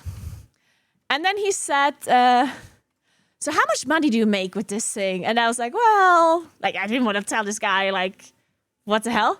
So it was like, you know, like different amounts, depends. I don't know, sometimes more, sometimes less. I don't know. And then he said, well, can you make a living with this? And I was like, yeah. Like, I can make a living. It's just fine. Like, I have an apartment in city so-and-so. And yeah. And he just kept asking about it. Like, how much? If you would have to put a number, like, how much would it be? And like, he kept asking. He's like, I don't know. And then at some point, I was like, I thought I'm just going to give him like random numbers. I was like, whatever. And then I said, you know, like if it's like a bad month, I don't know, I could make like as low as like 500 or something. And if it's like a really good month, I could make up to like, I don't know, like 5,000, right? And then as soon as I said that, he like immediately stood up, went back to his friends, which was not far away. They were still in like I could see and hear them. And he walks back to his friends and he goes, This girl over there, she earns 5K a month with playing video games. And we have to go out and work with our hands. And we have to like do all of the stuff. And we get only like so and so much. And he was like super loud, and like everyone heard him, and I was like, what the fuck? Like I was so embarrassed. I felt so bad. Like this fucking guy. And then everyone looks at me, and I'm just like I don't know, dude. Like, and like I kind of left after, and I didn't go out for like half a year or something because I felt so bad. I was like, what the hell, dude? Like, who does that? Jesus, it was so bad. The other people didn't even, like, call him out or anything. Like the other people just like they clearly kind of understood that the situation's uncomfortable, but nobody was like, hey dude, that's not cool. Like everyone was like, ha ha ha. You know? I was like, okay guys.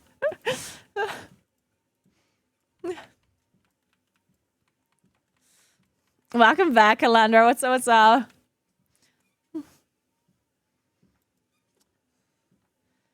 Got everything done today? Oh, you got everything done that you needed to do. But what about your garden, though? What about the hole in your garden? Hey, Foursquare, what's up?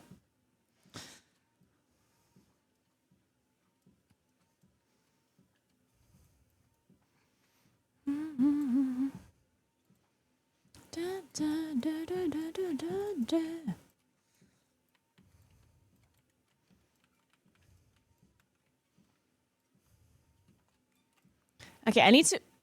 Wait, what is this guy?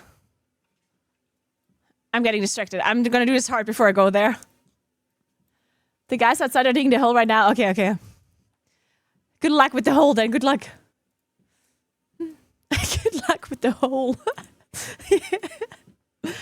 Yeah, that's the thing you say.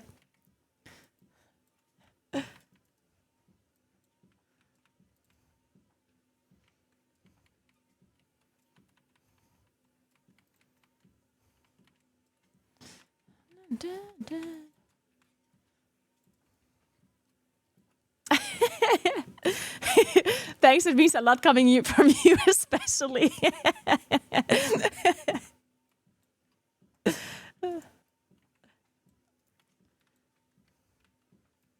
Oh shit, that guy just died.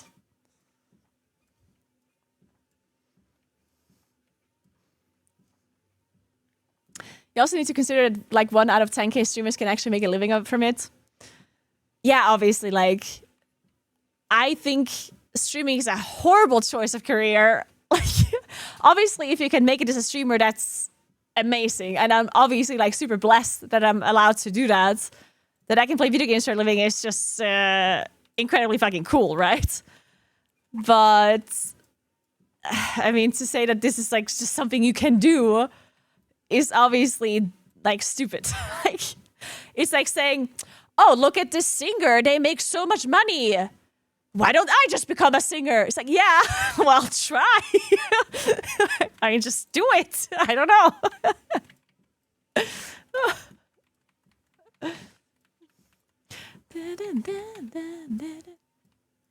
It is, of course, like, I do want to say, I understand where people are coming from.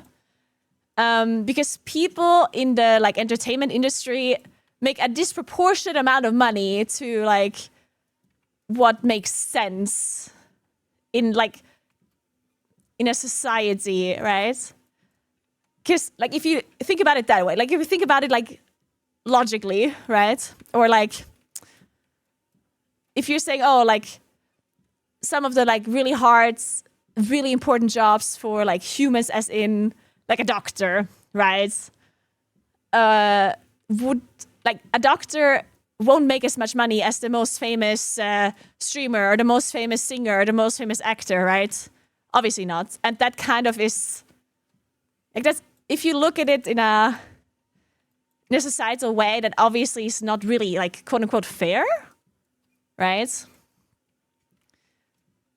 But at the same time, we choose to like create a world like that because we care about entertainment a lot, right? Entertainment is incredibly important to us as humans. Without entertainment, we would all be depressed and feel horrible, right? We need entertainment, right? So obviously entertainment is important, but obviously you can't compare something like entertainment to something like a medical doctor. Like obviously a medical doctor will always be infinitely more important, right?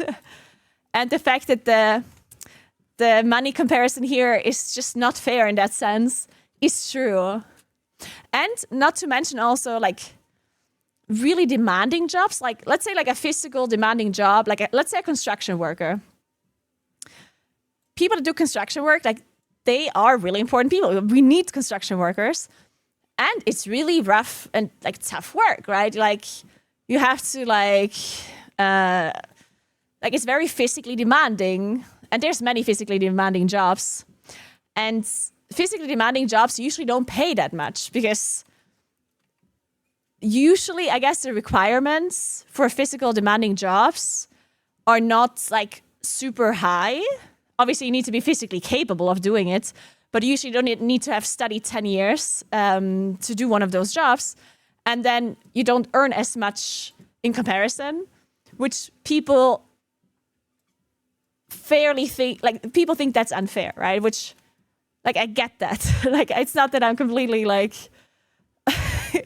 it's not that I think that it's totally, like, fair in that sense that a gamer can make, like, so much money and somebody that has to, like, a physically demanding job all day doesn't get as much. But then at the same time, it's like, it's not that I choose how much a construction worker gets, you know? Like, it's not my fault, you know? Like, that's just how our society works. You can't blame me for that, you know? It's like, what am I supposed to do? Like, IRL streaming cycling is physically demanding, though. That's a good point. Next time, I should bring that up.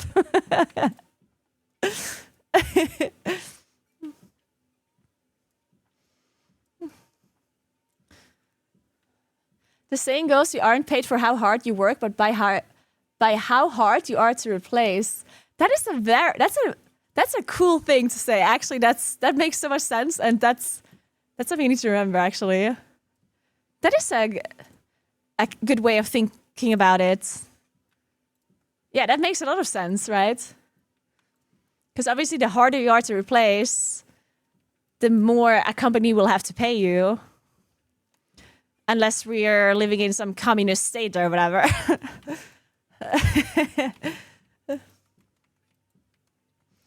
Be right back making Naguura AI. Sorry, Kari will be replaced.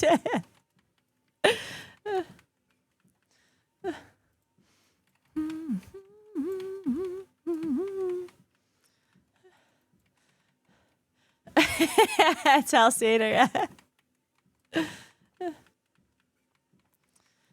I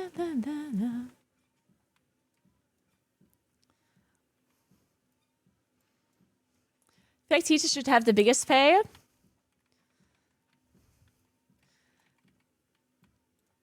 I do think that, I do think that education is like super important, and I think that most countries' education system is a bit like,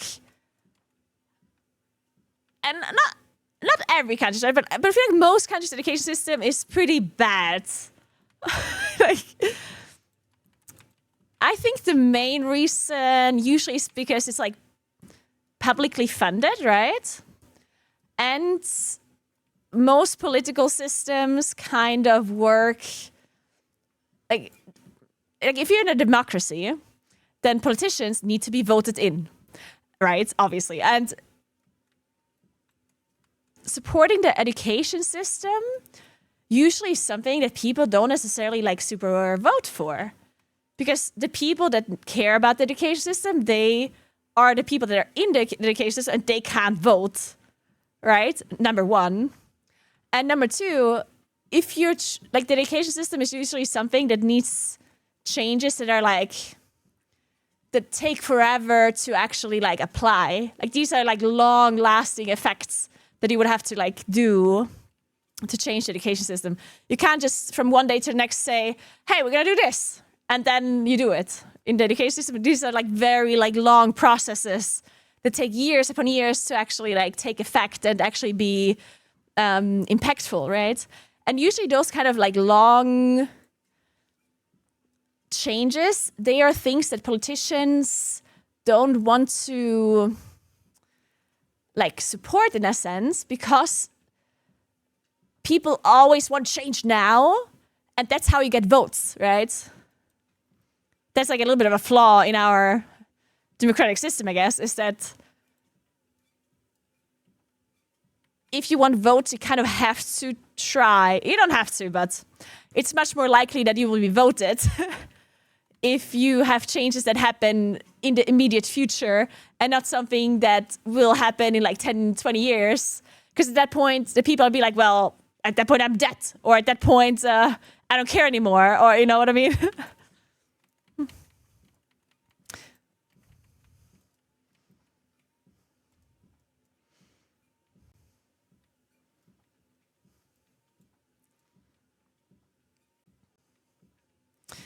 Teacher here from Germany. As much as I love my job and the kids, it is so frustrating working in our system that does not allow you to actually do your job well.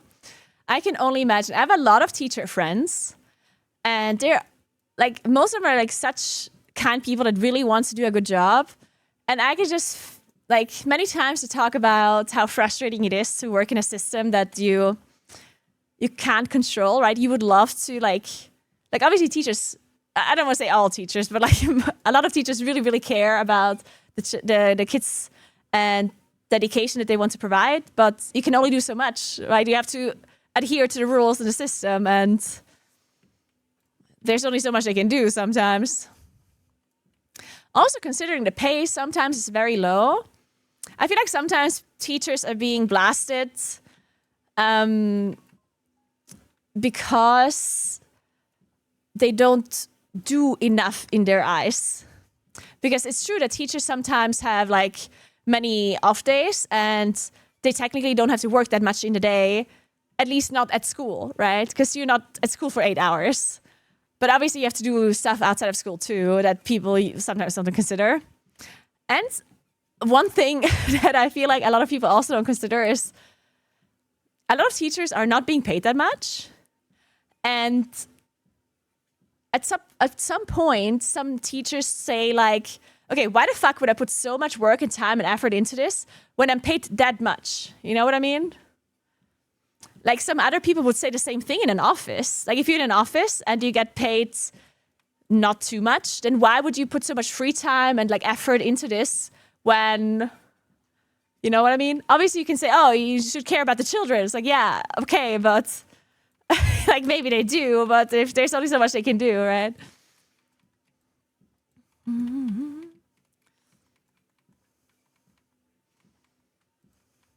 Da, da, da, da, da, da. Mm-hmm. Da, da, da, da, da.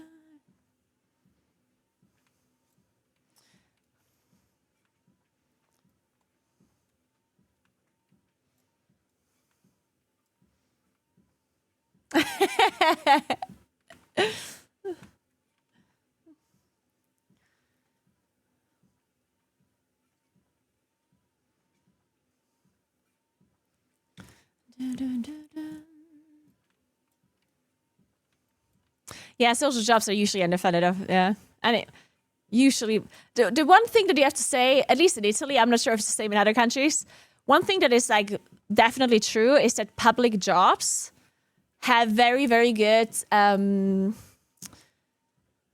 What is it called?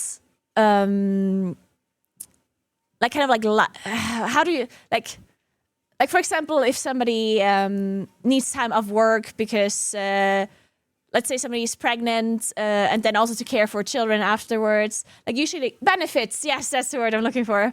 Yeah, usually public jobs have very good benefits, and I think that's also something that you have to weigh. Because yes, there's no monetary value attached to benefits, right? But some of these benefits might as well be like a monetary benefit if you do the calculation, right? Because of course, like for example, teachers that are pregnant here, like they get quite a lot of time off work, and they also still get paid afterwards, like a decent amount. It's still like you have to consider that they don't get paid that much in the first place, so having like 50% of that is still not that much, but generally just like that kind of support is pretty nice. Insurance, oh yeah, insurance is obviously like, but everyone gets insurance here in Italy. If you're employed, the employer has to make sure that all their employees are insured. That's the law. So any kind of employed person is insured. Yeah, not in America. Here, that is how it works.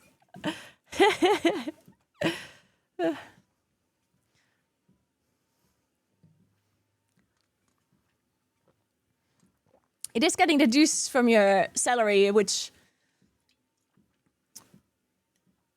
like, some people say like, oh, that means you earn less, but it's like,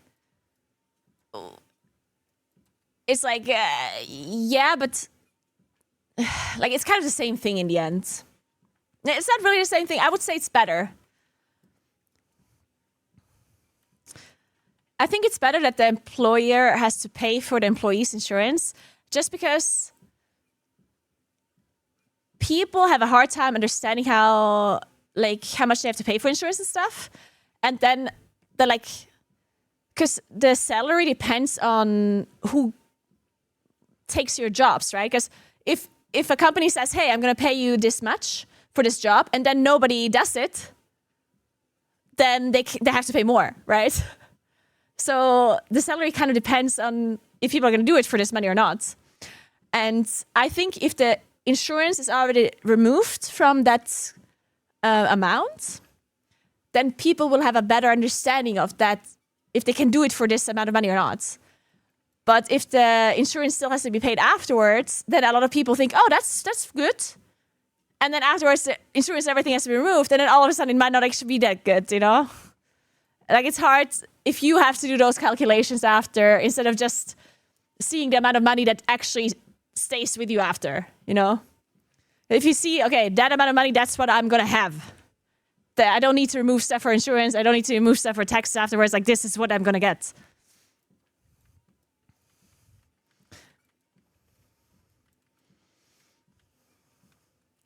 I'm curious how much better the healthcare system is in Europe than in America. Well, in Europe, it depends on your country, of course. Like, each country will have a different healthcare system, right? Obviously, I don't want to say obviously, but like a lot of European countries have public healthcare, right? Which is, of course, a good thing. But at the same time, there is, of course, also downsides to it. Depending, like here, for example, in Italy, one of the biggest downsides about the healthcare system is, yes, of course, like if you have any kind of accident or if you need to do something, even non-accident stuff, like if there's just something you have to do medically, then you can go to a doctor that is publicly funded, that you just have the right to go there, right? And then you can also get surgery and you have the right to get all of this done. But because it's public and because, of course, there's no infinite funds, it means that they are understaffed, just like most public places. And it means that you have to wait for a long time if it's something that is not immediately necessary, right? Sometimes people have to wait forever to get a visit from the dermatologist, right? If you just want to check some of your, check out some stuff, see if you have skin cancer, it's like, well, that's not necessary right now because you don't have skin cancer right now, or at least we don't know that you have it right now. Therefore, you're going to get an appointment in 6 months. You know, so it's like, you have this thing where it's like, oh, this is necessary. And you of course will, you know, get the necessary things done. But if something isn't immediately necessary, then you have long wait times. And then we do have private hospitals as well for these kind of cases, of course, that if somebody doesn't have the time to wait or doesn't have the funds or whatever, then you'll be able to pay privately. But then, of course, you still have to pay privately, which means you have to pay a lot. So, all right, guys. Sorry, I was yapping a little bit much and not playing too much anymore at the end. But we're gonna do something pretty cool now. When I manage to lower my desk. So, we're gonna watch an announcement for a new MMO that is currently in development. That is called Scars of Honor. I have not heard about this before I got this offer. So I'm kind of interested in it. It says it's like a free-to-play MMO, that is not pay to win in any case, which sounds interesting already from the get-go, right? And it's an MMO, which already sounds interesting anyway. So we're going to go ahead and check that out. There's going to be a new announcement happening in like 5 minutes or so. I think it's a little bit of a deep dive, and there's going to be some new announcements about it that they haven't shared before. I just need to find the link. Then I'm excited. So we can continue yapping a little bit while we check that out.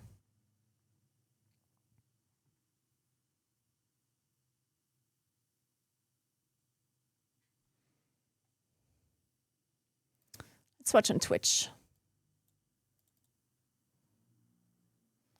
Okay, their stream is not live yet, so I guess we have some time. Or maybe I can check if their YouTube link is live.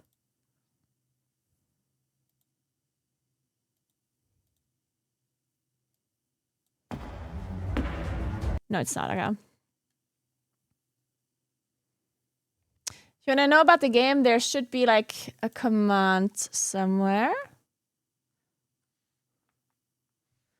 So yeah, until it starts, we can already like look into it a little bit. I thought it looks really cute. So just like this is their website. This is what it looks like. I already like the art style, right? I'm just like, I don't know. I love this art style. So that's already nice for me personally. So it's like a free-to-play MMORPG where scars tell stories, battles forge legends, and pay to win doesn't exist. They even have it in their like motto, which is good, right? Like that means it's that they can't possibly put pay to win in it, even not like hidden ones, if you're gonna put it in a title like that. Have a good one, Calandra. Like that would be, yeah. So, a living MMORPG world where combat is skillful, classes are endlessly customizable, and adventures await around every corner. So I read that they really want characters to be fully customizable in like a very big variety way.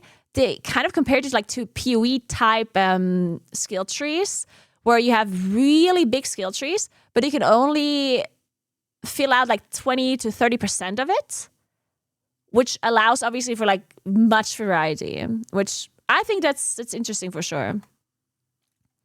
Then, the humans rose to power in Aragon, building the mighty kingdom of White Garden with the aid of the legendary fire dragon Sillargillion. Their conquest spread across continents, enslaving proto-races and holding back the relentless infernal demons from the south. Okay, this is lore. I'm sure the lore is good. Oh, I like her. Infernal demons, yes. I think they also have the Holy Trinity as well. I think they have tank, healer, DPS. Okay, so these are the races they have so far. This is human. Dwarves. Infernal demons. And that's... Okay, to be fair, they look like humans, just slightly more bony. But maybe they have different animations, I don't know. Upcoming races, Orc and Baron. Sun Elf. Okay, I think there's going to be some races announced today, so if I'm not mistaken. But yeah, this is still very much in development, so today it's just going to be just like an announcement stream. I really do love the art style. Like, it is very nice.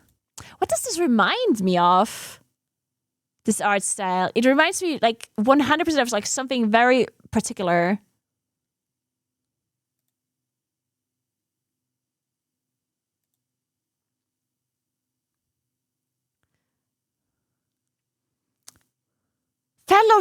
Fellowship, yeah. I think it looks like Fellowship. Yeah, you're right. I think that's what it reminds me of. Yeah, I think so. I mean, I guess a lot of games have this kind of art style, but you can see some of the armor here. The armor looks pretty nice. At least, I mean, in these pictures, these are... I always have to see how it looks in game, but I like the armor. It looks cool. Broken bone. Pretty detailed.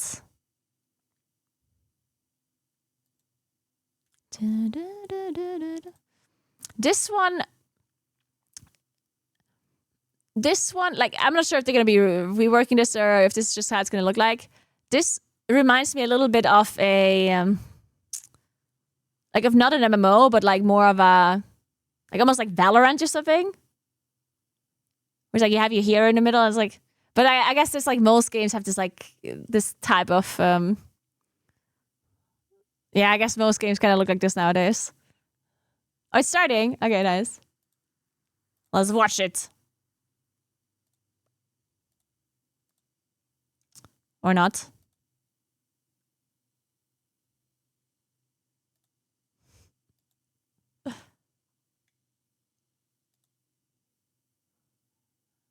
Oh, there we go. Wow, it's not it's starting in 9 minutes. Okay. Let's mute this for now. Let's follow the channel. That's good because then I can warm up my food in the meantime. There's some people here already. Let's go.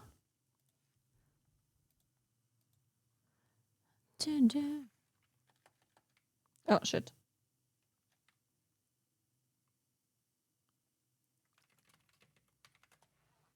Unless, oh.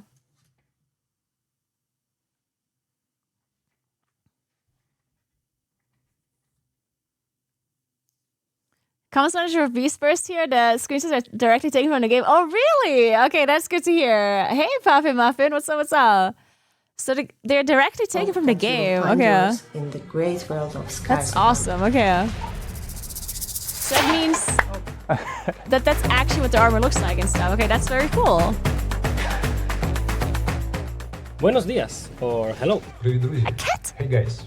Hi everybody, здравейте. Hey, it's me, Mario. I'm from the United States. Maribang, greetings friends. This is Ozzy and I'm joining you today all the way from Turkey. Ciao, I am Michela from Italy. Kia ora, hello. I'm Rohan from Wellington, New Zealand. Hola, my name is Liz and I'm the community manager for Beastverse.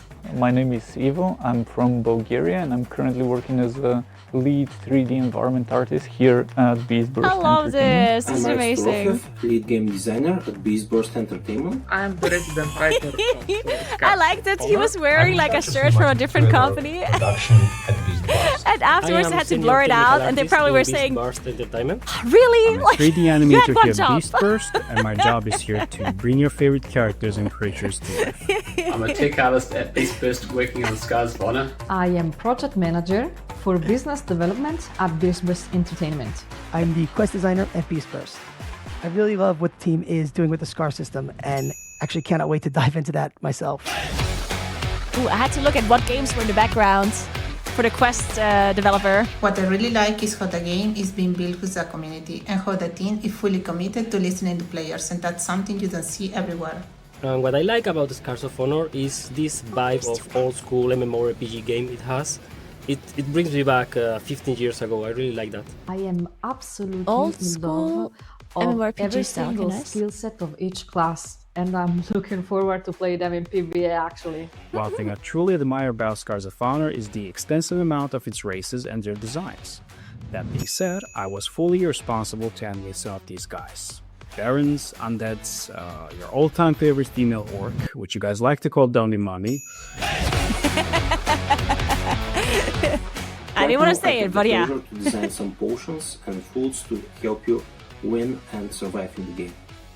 Personally, my favorite task has been working with the quest data and forming the system that'll actually get that data. Is it loud enough for you? Me and my team pour tons of love in what we do, which ranges from visual development, set dressing certain pieces, to even the smallest asset. It has been amazing to search for your attitude, guys, to understand what you like and what you don't like regarding an MMORPG game. I like helping artists to make their jobs faster and easier.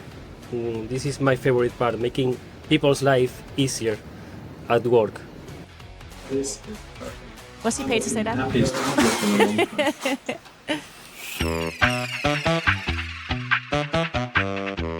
course tool I've worked on has been This is the very character wholesome. I like system, this a lot. which includes compute shaders and cloth simulation. I like very much working for the game and creating the world that we all will be playing. Personally, my favorite task has been working with the quest data and forming the system that'll actually get that data into the game. And of course, I love being the bridge between players and the dev team, hearing what you want and making sure your voice is part of the process.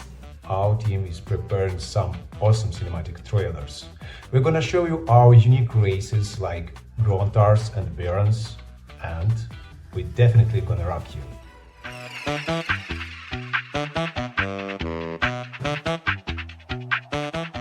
And I hope you can see all of this when you log in and manage to explore the world that we're building specifically for you. And you know For what? me? Scars of Honor is gonna bring you true MMORPG experience. Alright, Doug. Quick shout out, of course, to the Scars of Honor team for sponsoring this segment here. I'm really excited to watch the announcement. And yeah, let's do this. Once I have my food, I'm gonna be even more excited. Yeah, it sounds interesting for sure.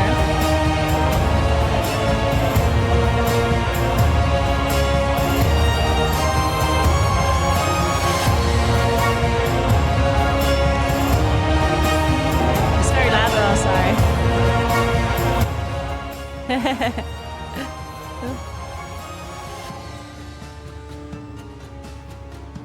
Very cool. Beast Burst Entertainment.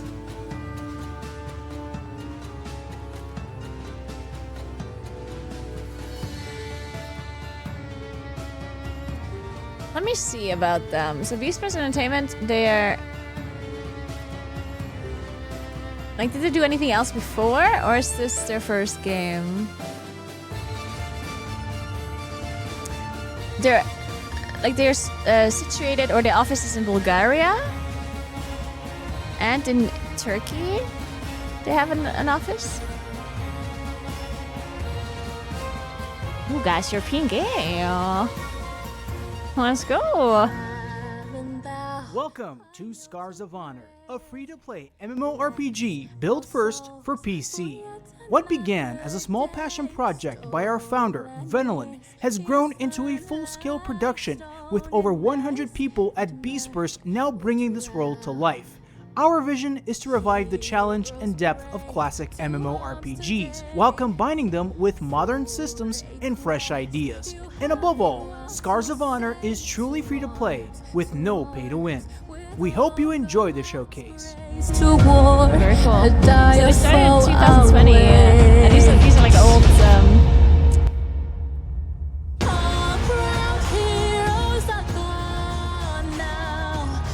Oh, and this is like 2024 to 2025 now. Okay. Interesting. I also read that their idea for dungeons is interesting too. So they basically said that dungeons are like changing. So that like if you do a dungeon, I'm not sure if they like specific dungeons or not. But, oh, this is like the PoE type tree that I talked about, the talent tree. But they basically said that they want dungeons to change. So every time you do the dungeon, it's going to be different.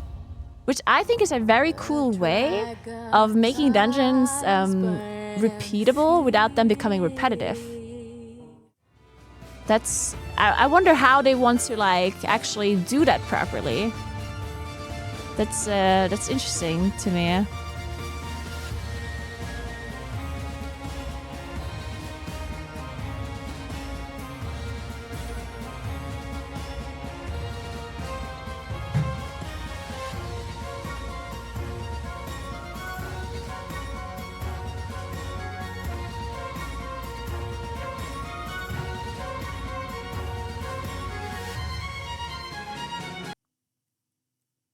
Oh no.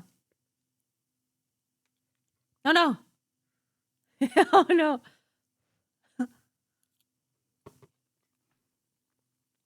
Oh no.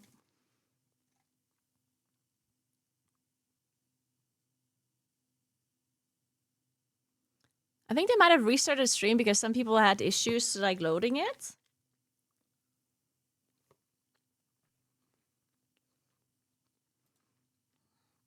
Let me see if maybe YouTube works. Okay,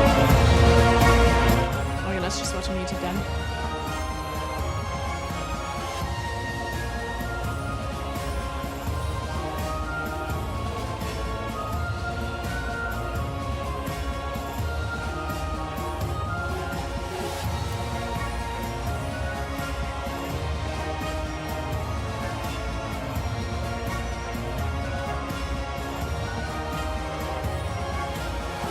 Keep in mind this game is in development still, yeah?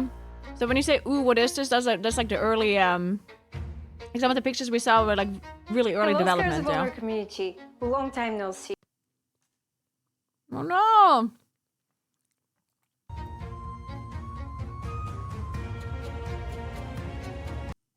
Oh no, guys. Oh no. I was excited! 4 systems, oh, it works in Twitch now. PvP, and something special in the end. That's not just Yeah, a watching showcase, it's a celebration of Scars of Honor and its amazing community.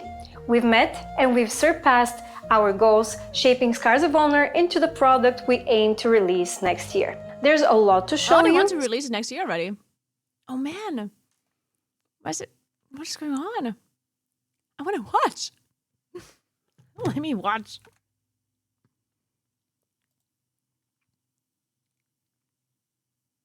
The showcase today. We've been silent for the last 6 months. You keep breaking it. What do I do? What do I do? I seem to be doing something wrong at least. Oh man. Okay, let's wait until they fix it.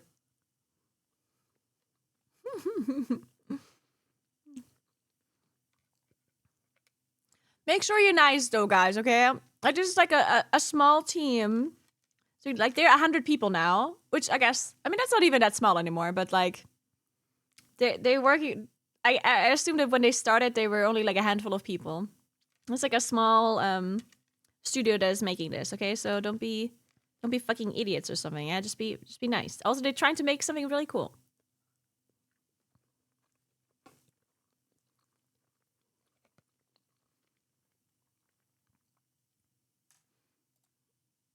Let's see if it's working now. On. We've been busy since the last update and have made a lot of exciting progress in different areas of the game. Some areas have been modified from how they were before and others fully reworked. We redesigned the characters to achieve a consistent style and a more contemporary look while preserving the essence of Scars of Honor. Each race in the game now feels more connected to the lore of this game. The revised style blends modern technical approaches with familiar elements from classic MMORPGs. We've also given our armor sets and armor system a full rework, allowing us to create more varied gear and offer deeper customization for players. Armors are now more strongly connected to the chosen class of the player. I really like the armor. We reviewed and polished all character animations so they fit better the updated character style. Creatures and NPCs have also been reworked to fit the new style and have also received new set of animations and VFX. Our environments have been rethemed, had their layouts adjusted, and more subzones have been added for the player to explore. On the technical side, we've improved the shaders we use for our characters and NPCs. Now they better reflect the materials used on, such as skin and metal, while maintaining the overall stylization of the characters and the world. Skyboxes and fog have also been improved to make our environments more immersive and exciting to explore. Later in this presentation, you'll hear more about these improvements in detail. You'll also see some examples of how the game used to look and how it has evolved. We are pushing ahead towards our next release and still have many things to get done for you. We are excited to keep sharing our progress with you all. Let's take a look at how the world of Aragon has evolved.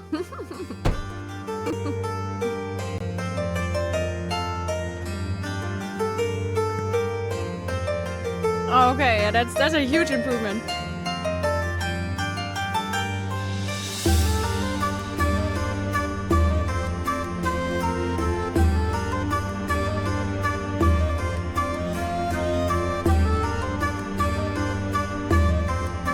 can see like they have action bars at the bottom. I wonder how their combat is. I wonder if they have that. Like, how is the combat? Is it tap targeting or?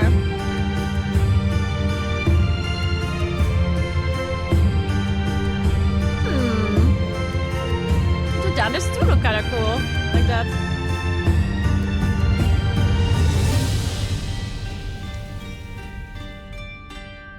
Honestly, I cannot wait was to that get my Fragment hands on the Infinite? new Is character that Fable? creation.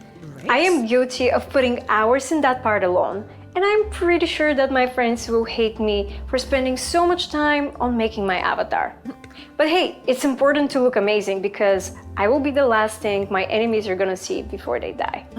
Now that we have seen the visual overhaul of the races, let's review the improvements we've made on the classes and overall the character progression.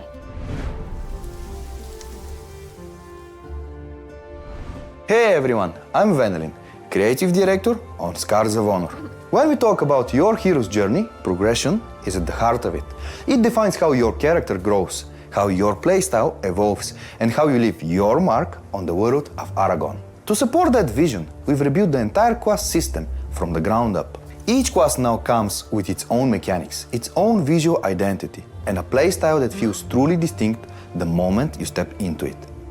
For today's showcase, we are taking a closer look at 4 of them: the Druid, Mage, Ranger, and Paladin. Oh my god! And in the clips ahead, you see how your choices shape the experience, from the quests you begin with, to the scars you earn along the way, to the talents you unlock. Let's take a look. Their talents definitely look very like PoE-like. Hello everyone, I'm Alexander Filipov, the design director of Scars of Honor. Our talent system is built around flexibility, nice, right? experimentation, I think it's and very replayability. wholesome. This isn't just a list of stat increases, it's a way to shape who your character becomes. Every choice matters. Talents don't simply increase as numbers, they augment your spells, change how your skills behave, and reshape the way your class plays. You can commit fully to a specialization, or you can break the mold and create hybrids that blend multiple paths into something uniquely yours. Some talents empower your core key, others completely redefine how you approach combat. And the deeper you go, the more your build starts to feel personal. A reflection of your decision, your style, and your identity. It's more than stats, they're spell augmentation too. No two builds are the same. So let's talk in depth. And for that, we will dive into the mage class. Let's say you follow the wizard path, focusing on burning magic and raw power. One of your signature spell is the Phoenix Blast. It's a devastating circle area hitting spell. And through talents, you can evolve it in very different directions. One node lets Phoenix Strike to melt enemy resistant and ignite them, making them more susceptible to other fire attacks. Another make the spell stop being a circle hit area, but a flying phoenix to rise from the sky and burn everyone from you onwards, applying burning effects on the ground. And if this is not enough, you can also remove the cast time of the spell, making it an instant attack that decimates the battlefield. There's just one of mage's ability that have plenty of other evolutions. Just be careful if you choose to fully max out one combat move, you will intentionally give up on another powerful traits. Each class has around 300 unique talents, and even at max level, you only unlock a portion of the tree. So your decision really defines your playstyle.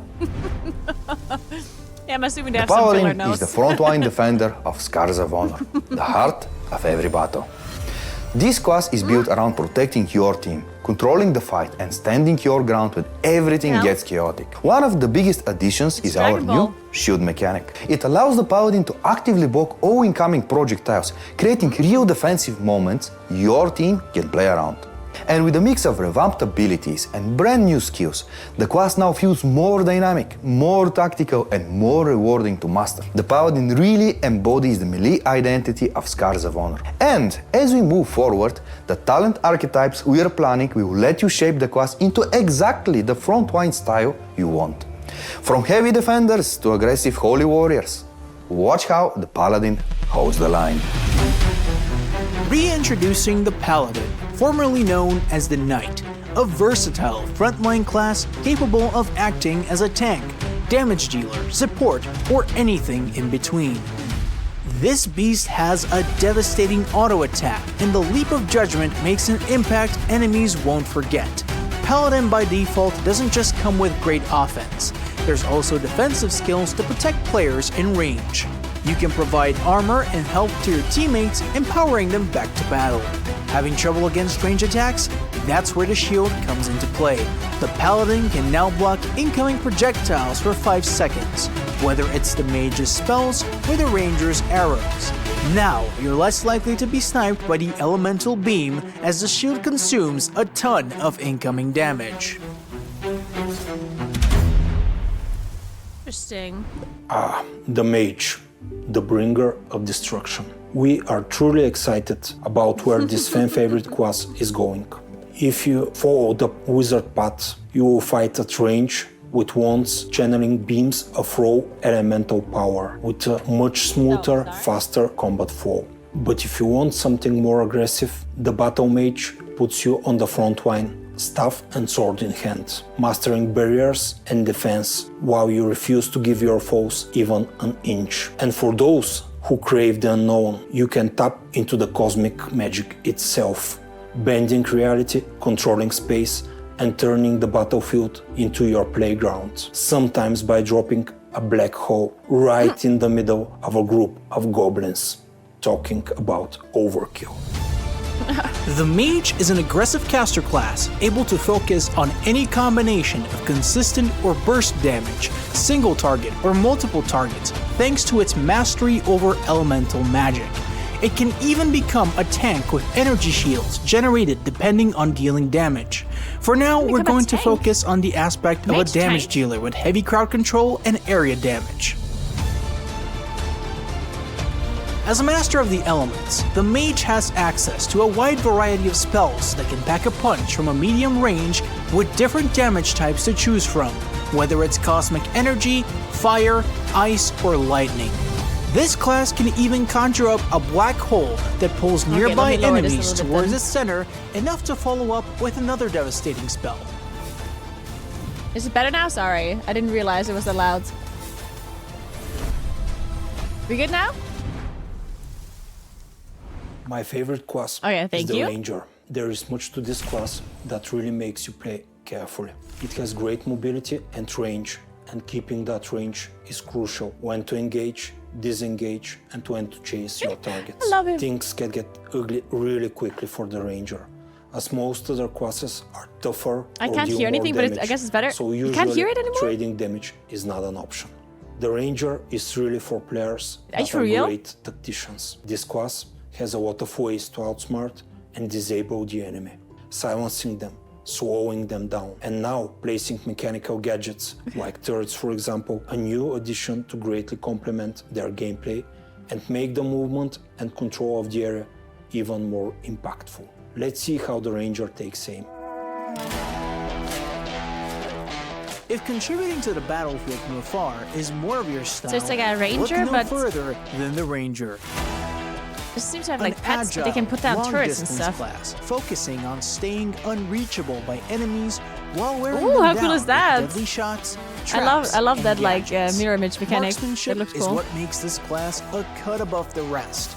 With an auto attack that Dude, can how travel cool is the mirror image beyond mechanic? even a mage spellcaster. That's really cool. Rangers will almost purely be damage dealers with various supportive utility in their arsenal to help their allies if needed.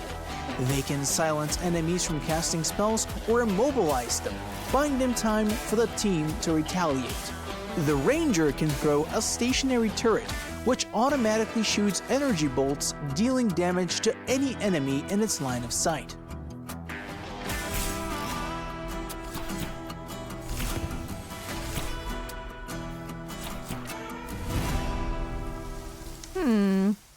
What do you think looks the most interesting so far? Of versatility, and we wanted to boost that to 1,000. It is safe to say it is one of few classes capable of covering the entire Holy Trinity of healer, damage dealer, and tank.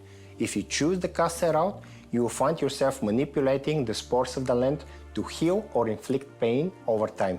If you want to try something different, you can become a leader of a pack of ferocious animals, giving commands and throwing yourself into melee combat, tearing your enemies limb by limb.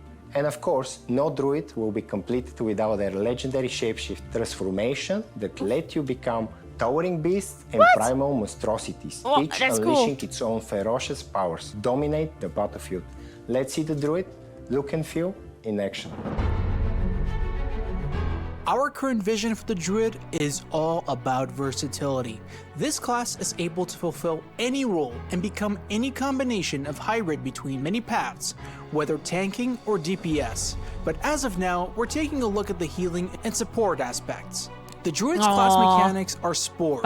When they're applied to enemies, they are harmful, dealing damage over time. However, it's the opposite when cast at allies. They are restorative and heal the targeted player instead. Both effects are proportional to the number of stacks applied. Most of the spells apply this effect. For example, the Druid's basic attack is a 3-hit combo that deals damage and applies 1 stack of spores to enemies. This spell can also heal when it's cast at friendlies. As a Druid caster, you can keep enemies at bay or protect teammates running low on health. Another great ability, the Druid's shapeshifting. The class can transform into a dangerous creature with its own set of brutal attacks and can strike fear into enemies. I'm trying to understand how the combat system works. Like, it looks like it's targeted? Scars but then there's are one some of the like most defining skill progression shots. systems There's in some Scars like of area, Honor. like They are ground not effect just skill upgrades shots, or and passive some like perks. They are coming from your marks character. of your journey. Each scar is earned through real No, it's not milestones, PvP only, major no. victories, key discoveries, and moments that let you shape your hero's story in Aragon. And once you unlock a scar, it doesn't just make you stronger, it changes how you play. Scars let you push your class identity further, open new build paths, and create a character that feels truly yours. They are designed to make progression personal, meaningful, and deeply tied to your achievements. Scars are the defining traits of your character, the very proof of the goals you've achieved. They are a group of bonuses and spell modifications applied to the player's character. They represent the milestones of your journey, whether it's leveling up or overcoming a challenge like defeating a boss. An achievement is rewarded accordingly, taking your character to the next level. Scars are So further separated in scar groups customization of 2 to 4, when the talents are where already only one so scar can be active customizable. at a time from a given group. You're presented with enough options to tailor to your playstyle.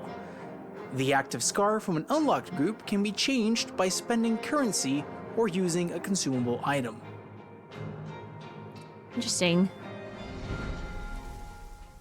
These talent trees are such a sight to behold. I'm already calling dibs on playing the Druid. But what is Scars of Honor with no scars? Well, it ain't, because each and every scar tells a story of epic battles, adventurous dungeons, evil spirits, and so much more. Let's see how we will be putting those skills to the test in both our PvP and PvE, shall we? Starting up with dungeons presented by Vanillin Vasilev. We do like dungeons. Dungeons are where Scars of Honor becomes true cooperative adventure. They are not just combat spaces, they are war-rich trials built to test how well you fight, adapt, and survive together. Every dungeon is a place with a history, purpose, and danger engraved into the gameplay. And something important about our approach. Dungeons in Scars of Honor will always evolve. We are building them as living challenges. Each run can shift through different encounter mechanics and roguelike elements. The goal is that even after your 50th or 100th run, this specific dungeon still feels new, tense, unpredictable, and worth mastering. Today, we are stepping into the first major dungeon, the Crypt of the Fallen. This place was once a sacred burial vault for an ancient order that defended Aragon in the earliest wars. When the order fell, the crypt was sealed to protect the world from what lingered every time inside. you do it. But time didn't silence it. It corrupted it. What waits below is not just the dead. It's the remains of a vault I'm that thinking if I like that or if I don't like that. Like, I'm currently, you see a big leap in I'm currently not atmosphere sure and about visual this. fidelity, but also huge increase I think in for variety, new replayability, obstacles, it's enemy definitely types, very and mechanics cool. that demand real awareness. And deep within, a boss encounter that pushes your coordination to the limit. I mean, you yeah, need teamwork, awareness, probably and cool. courage. Let's step I guess it into the depends on depths. how the system works. Introducing the Crypt of the Fallen. the first dungeon of Scars of Honor. Very few warriors dared to enter it, and those who did never came back.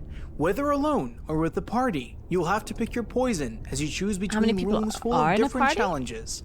They are procedurally generated, meaning that the layout of the dungeon will always be different every time you enter alone or with a party. A variety of precious treasures to loot, puzzles to solve, traps to evade, and enemies to encounter await. Legends say that danger in all of its forms lurks in the depths.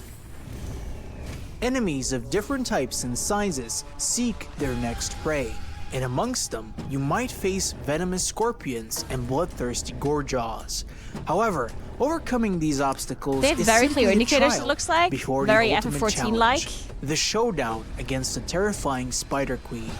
Once the dungeon is finally completed, you can try it again, because nothing you've learned from the past one will help you find your way or stay alive in the next, more challenging one. This is interesting. So, It is time to talk about PvP, our bread and butter. We are putting a lot of work into making I think PvP I like feel the fact fair, that dungeons change, but then at the same competitive, time, and today I have a we're really hard showing time two imagining that they modes can defining that tune the direction, dungeons Talon's Ring and Morning Pass. Talon's Ring is to our a really arena difficult experience. difficulty. It's fast and forgiving and built around pure The skill. tuning series is almost You will impossible fight then. into three-sided matches where positioning, timing, and quick decision matters every second. Because there's Step no into the way ring expecting every combination chaos. of Step in, ability is ready going to be the pull same difficulty. something, Like, that because doesn't only work, the right? strongest will walk out remembered. We are also sorry, I'm gonna listen supporting again, sorry. different arena formats like 1 versus 1 versus 1 and 2 versus 2 versus 2, and even class-based mirror fights. So if you want to settle things without excuses, this is where you do it. It's not about the class, it's about how you play it. And alongside arenas, Morning Pass is our 1v1, battleground. 2v2v2. This mode is all about coordinated warfare, a 5 versus 5 clash inside an ancient fortress shaped by centuries of conflict. To keep matches fair, level and gear advantages are disabled. Instead, you fight to control using what you earn I like inside it. the match. Looting temporary champions gear, securing soul jars, and pushing your team to victory. Here is the glimpse of the action. In 2024, we I love the double unveiled camera the setup. Morning So Pass, cool. the first battleground of Scars of Honor, where players had equal gear and fought in intense battles where those with superior skills and teamwork prevailed. The feedback we've received from both our action-packed playtest and our appearance at Brazil Game Show in October of last year has been incredible. And we are implementing the mode with the big improvements we've made for the better part of 2025. Much like this exciting player versus player mode, introducing Talon's Ring, home of the PvP arena mode in Scars of Honor. Here, players can put their skills to the test against each other with various match types to choose from. You can go one-on-one mirror against the fighter of the same class, or mixed one-on-one-on-one, or prove you're a better duo in a 2v2 or 2v2v2 situation. The rules of engagement are simple. Eliminate the enemy within a 5-minute time limit. There is no room for error in the arena, Oh, 5 as minutes you have max. only one round to win the fight. I think Show that's you're the good. best at your class, or display PvP dominance as a duo in this highly competitive experience. I mean, it depends on the scaling, obviously, like on the tuning. But I think generally it's good to have like a time maximum. 'Cause nowadays, games I need want to to be share faster something paced, I feel we've like. been excited about for a very long time. And it's especially for those of you who want the highest stakes Aragon can offer. We are officially bringing hardcore servers to Scars of Honor. Hardcore is a separate realm built for players who love both PvE and PvP at their most intense. And it's not just the same game, PvP but harder. hardcore? The entire experience is tuned around risk, consequence, and mastery. The server is for players who want their victories to feel earned, their scars to feel legendary, and every step into danger to mean something. So, sharpen your blades, trust your allies, and prepare for a world that doesn't forgive mistakes. The best thing about So they have our a hardcore MMORPG server and they is want it to bringing be the different player PvP as types well? together. That's And me personally, being more of the competitive type, I am loving the PvP aspect of it. But the game is not only about that, it's also about the world you live in. So stay with us, because up next we have our amazing open world. Yeah, we haven't really seen much about the open world. It was like just PvP and this Hello dungeon everyone, showcase. it's me again. Let's dive deeper into the improvements we've made. We've been putting a lot of love into world building. First, we are upgrading all of our environment textures. We're making new materials and polishing our shaders in order to make them look sharper, way more alive, while still maintaining the classic Scars of Honor charm. At the same time, we're kind of like a blend of MMO and RPG with the random dance and hardcore. Tools Yeah, it definitely does seem a little like they do have a lot of like RPG elements when it comes to talent system and the dungeons changing a lot. We craft by hand. Like that definitely reminds me more of that, yeah. To make every location unique and instantly recognizable. One of my favorite areas we've been working on is On Those Fall, a battlefield where humans and undead have clashed for ages. The undead influence twists the land in some really cool ways, and especially the flora. All right, enough talking. Let's jump into On Those Fall. Does I love the way they're talking about the game? The way they filmed this, with like the double cam setup and stuff, it feels like high quality, but with like high production value, you know, when you're, I don't know, like when somebody made like a really fancy PowerPoint presentation, you know, in school, it's kind of that, it's like, oh, we're super high quality production, we have 2 cams. It's very cute, I love it, it's very wholesome. And I also really love that they have the developers talk about the game a lot, and not some like random people that they hire. To feel more immersive. I think that's nice. Giving you real agency, meaningful decisions, and more than one way to solve the problems in front of you. Your choices aren't just flavor. They shape the outcomes, change how quests unfold, and can affect the world of Aragon. We are getting closer to that vision, and with your help, we'll keep they might have to work on those flowers towards deeper, more fantastical, narrative-driven questing. But be careful. Not every citizen will welcome you with open arms. Some may even refuse to speak with you if your past choices have impacted their lives in a negative way. The world reacts, lives and it or remembers. their wives? I just did wives, and I was like, what? Both, yeah. Yeah, maybe both. Yeah. Okay, interesting. So the quests are actually changing, or like the NPCs behave differently depending on what you decided. That's pretty cool. I think I like that.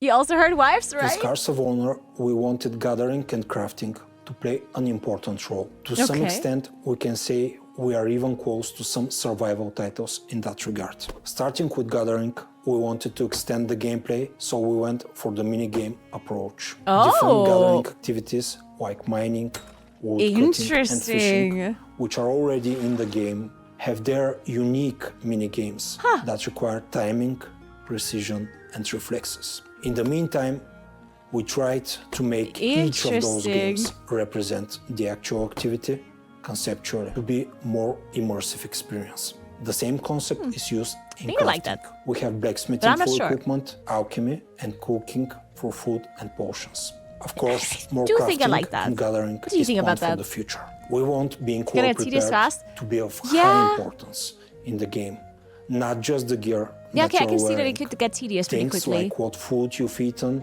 and what potion set you've put in your belt might sounds interesting initially, but yeah, maybe a decisive difference in a battle. Here is a look at gathering and crafting in motion. Depends Some how of much the best you need to items do, in the game are those you can craft. We've made gathering the materials an engaging experience by introducing mini-games that fit the activity, such as mining, woodcutting, and fishing. Once we've obtained enough resources, we can try to create our desired item.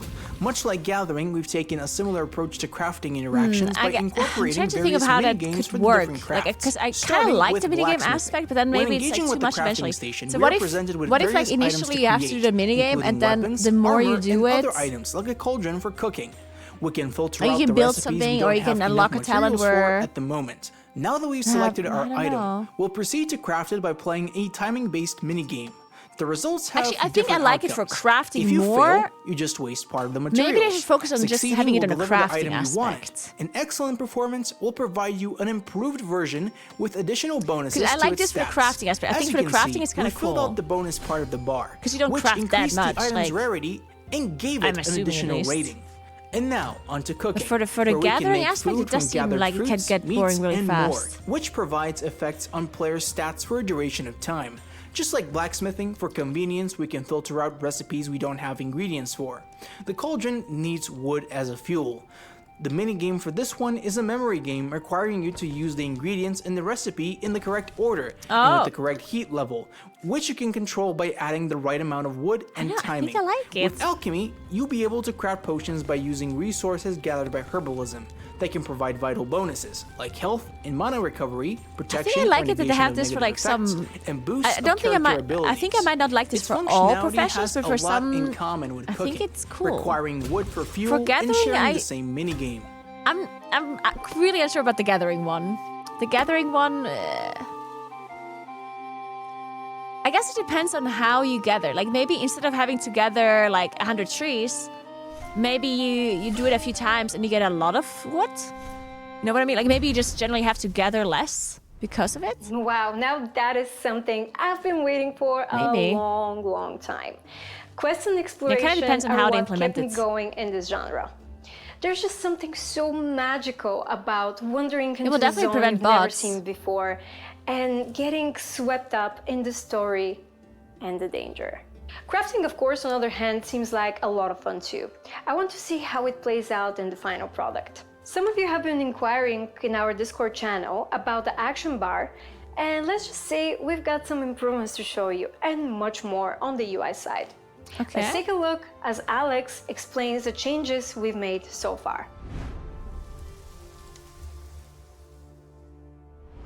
Your journey deserves an interface worthy of the adventure. That is why we have completely redesigned the UI, making it cleaner, more functional, and far more immersive. Okay, the divas Every kind of look element Guild Wars has 2 been like, right? refined with purpose. The action bar is rebuilt for faster recognition and smoother combat flow. Potion like it, slots are cleaner, more visible, and easier to manage when things get chaotic. And the overall layout is streamlined to give you the right information without the clutter. No distraction, no noise, just an interface that supports your decision while keeping you fully in the world.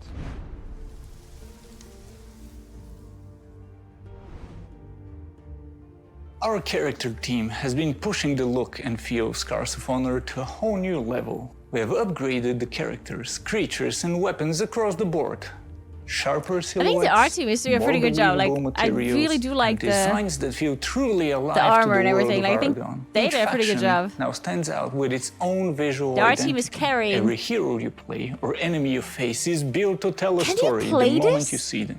We've Like, also can it be a improved how our scorpion? models are built and rendered in-game. Okay, no, This I think means that was just more an enemy detail, mob. more personality, For a second, I and thought it could be a stronger connection scorpion. to the lore in How every cool would piece that of be? armor, every weapon, and every creature animation. At the end of the day, Reminds me a little of we want your Wildstar. journey to Interesting. feel I've never meaningful. played Wildstar, Not just so I power can't progression, but in compare. how your character grows visually as you experience the world.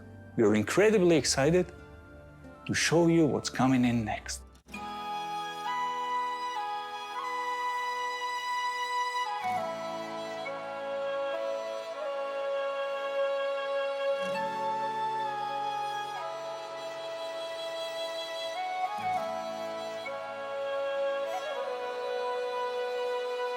I think the armors are nicely done. I like them. I like the design. Look how cool like that setup looks. That's also cool. Aww.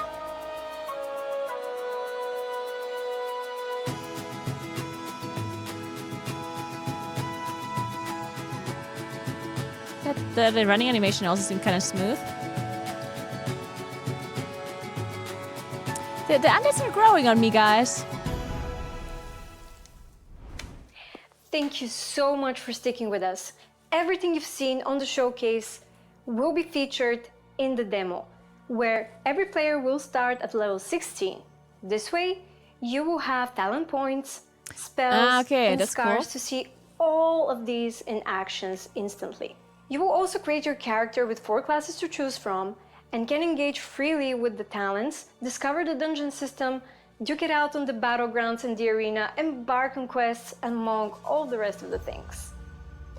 This is only the beginning. We cannot wait to have you play our demo and dive into the adventure. It's killing me. Goodbye for now, and see you next time. The camera is killing me. But wait, I was about to forget. Vanillin has something very special for our hardcore MMORPG players. Okay. Before we close, I just want to say thank you to everyone watching, to the community that's been with us through every step of this journey. Your feedback, your patience, and your excitement are a huge part of why Scars of Honor is keep moving forward. We've come a long way. Over the past months, we've rebuilt core systems, pushed the visual and gameplay quality forward, and shaped the experience into something more distinct, more ambitious, and much closer to the Aragon we want to live in. What you saw today isn't a concept. It's the foundation of what you'll be playing next. And yes, there's one more surprise. Scars of Honor is coming to Steam. You can access the page right now. Everything we shared with you today is part of the first demo that you access on Steam very soon. PvP, Not PvE, now. new classes, talents, scars, endless dungeon, crafting. We really hope to see you there and help us to build the best version of the game. We can't wait to see you all in Aragon really soon. Thank you. Aww. Now I feel like I have to try it. Like, how could you resist? How cute are they? Like, I'm sorry, but they could have shown me the most horrible game ever and I would have been like, well, I guess I'm playing this now. Okay, I definitely have to give it a try. We're gonna have to play the demo, right? Like, it definitely looks like it's not like super polished yet, obviously, but I think I like some of the ideas that they're having. It's the only thing is it's PvP focused, right? They didn't necessarily say it's PvP focused. They said that PvP is their bread and butter, which kind of means that that's like their, number one thing, I guess. But the fact that they have hardcore servers also means that, they definitely care about PvE. They have dungeons, they have the open world, obviously, so it's, they definitely do care. We're gonna have to try this. Wishlist now on Steam. Alright, guys. I guess we're gonna have to wishlist on Steam now. Let's do it. Let's wishlist it. Okay, we're wishlisting it. Okay, first I have to log in.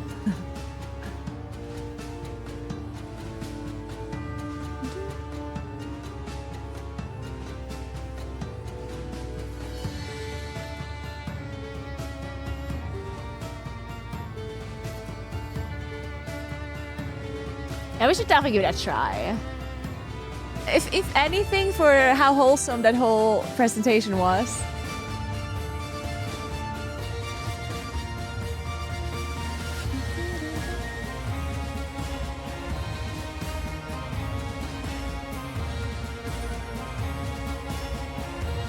Right.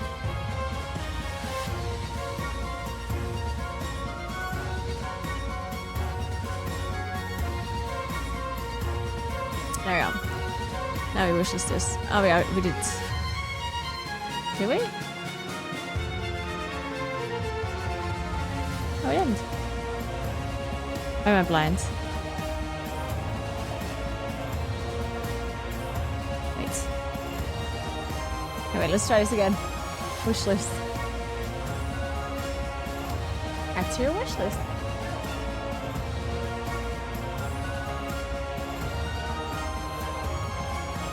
Oh, there we go. Okay. Release date to be announced. Release reviews. Okay.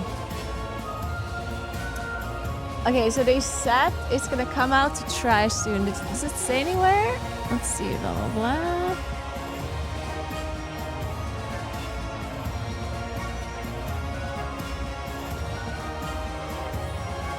All the content of the showcase will be part of the demo that is coming on Steam, and that will be announced at the end of the show. Okay. I mean, they announced it, but they didn't say when.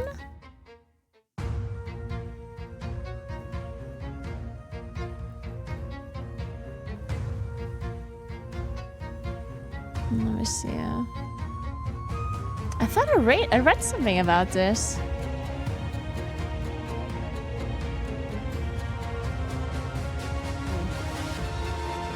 Did I imagine this?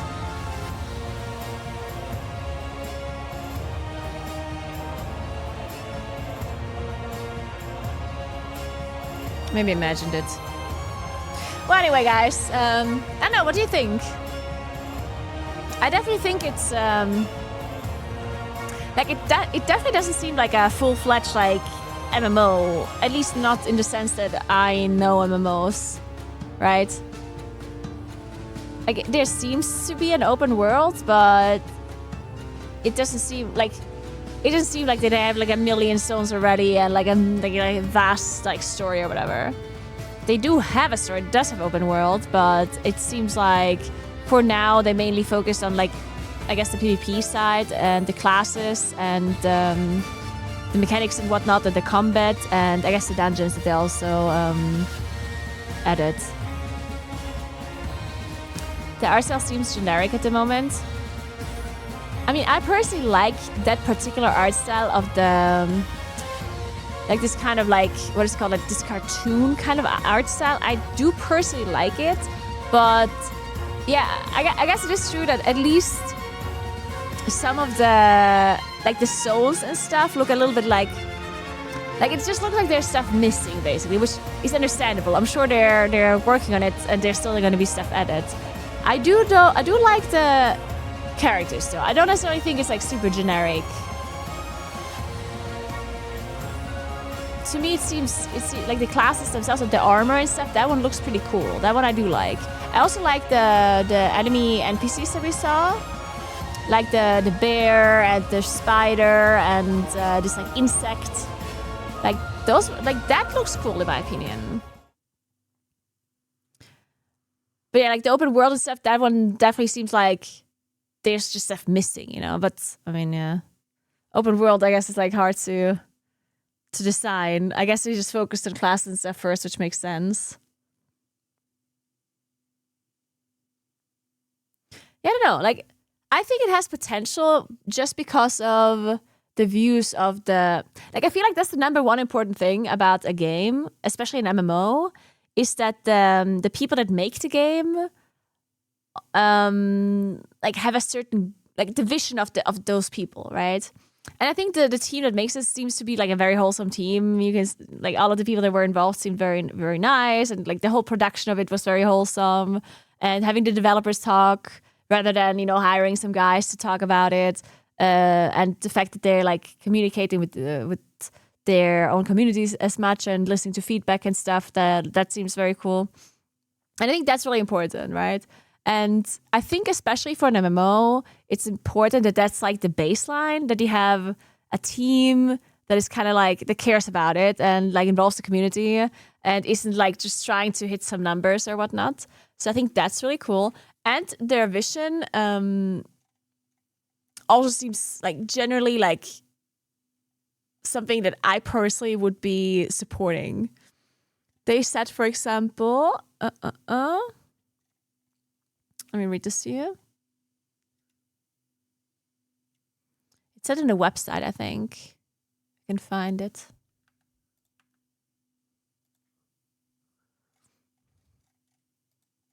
So they have dexterity, intelligence, vitality, attack power, spell power, magic defense. They have armor and magic defense? Ooh, oh shit. Maybe he said it in the interview. Maybe I thought I read it, but maybe he actually said it. He said that he wants to build like an old school MMO with like with some like gameplay aspects being like modernized, but otherwise it being like old school. I think that's kind of a cool idea. Because one thing that people always say, oh, you should make games like the old MMOs, right? But I personally, I disagree. I think if you bring out an MMO that is the same as like Classic was, or as old school RuneScape, or like games like that. I feel like that just wouldn't work if you bring it out now. Something like Classic WoW still works to this day, but because it's an old game that like came out back then, right? Like WoW Classic would not work anymore if they release it now, I don't think. Like if it actually would be a new version now, like I think that wouldn't work. So I think understanding that and building the game around that is like, that makes sense. Hey, Muffin Muffin. Yeah, it definitely has potential. I had to bookmark it. You guys, like everyone that was like talking was way too cute. The whole team was incredibly wholesome. I loved the way you presented it, and like the whole production value with the double cam setup. Dude, it killed me. I loved it so much. That was very nice. Like it all seems very, very wholesome. I did like the classes as well, and also the art style about like I'm generally like somebody that loves the cartoony art style anyway, but I did like the way some of the races looked, and some of the NPCs as well. I really like the tiny little insect, the purple one that did like this. It kind of did like a cat thing. It was cute. Even the spider was cute, to be honest. And if I say that, it means a lot. So yeah, I think you convinced me. I think I'm gonna try it. I wishlisted it, and we want to try it. When can we try? Can we get a date? Tell us a date.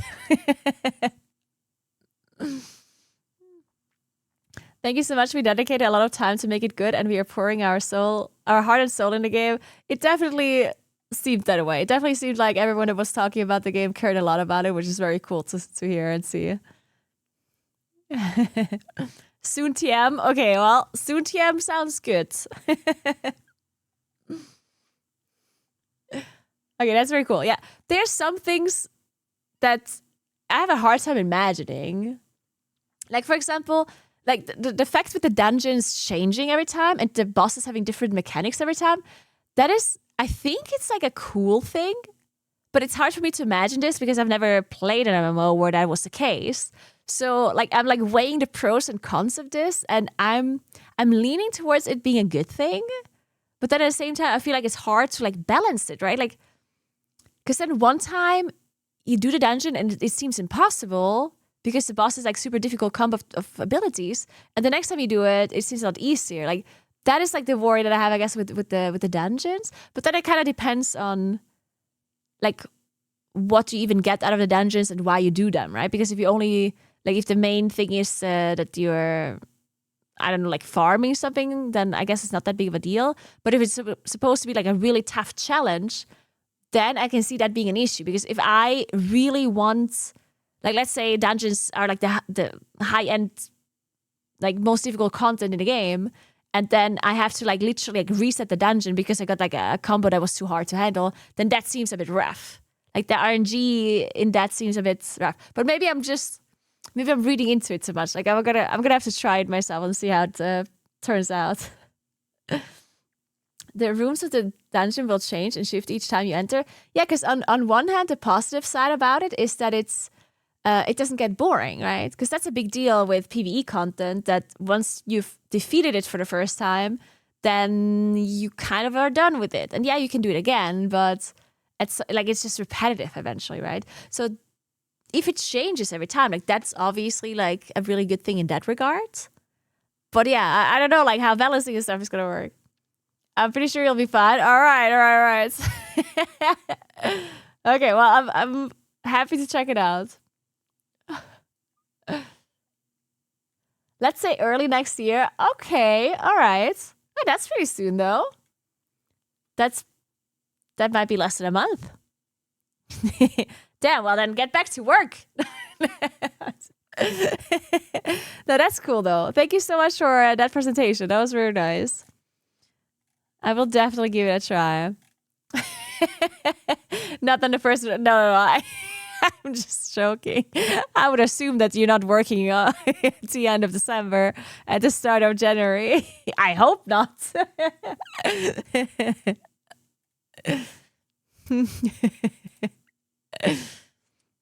So all of these screenshots are screenshots from the actual game. Like these are not like, drawn or anything. The actual game screenshots, which is pretty cool. It is the spider we saw. And I guess it's like the ranger class. It seems like the paladin. This is probably a ranger. Oh yeah, there's a weapon as well. So I guess there's weapons. Let's see what kind of armor is there. There's shoulders, helm, weapon, amulet, belt. So everything a little bit. 2 rings. There's the gathering tools. They're all separate. Ooh, I guess that means you can have all professions like simultaneously. I always like having all professions at the same time. I always felt like when I played an MMO where I have to choose my professions. I don't know, like I was overwhelmed by the choice. I wanted to do all the professions. The druid, I think the druid looks cool in particular. And obviously me being a druid player, like I'm gonna have to play druid. Yeah. Druid definitely, and the shapeshift form also looks really cool for druid as well. That's really nice. Can every race play every class? Or is it restricted? Can I play an undead druid? Can I put down a tree of life as an undead?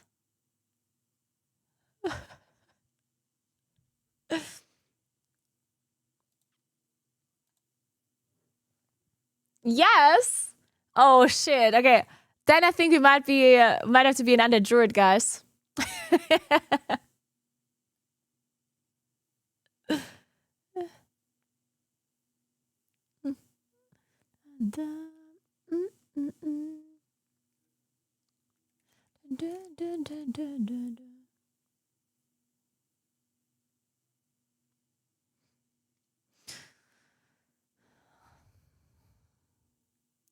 Well, we're definitely gonna check it out, guys.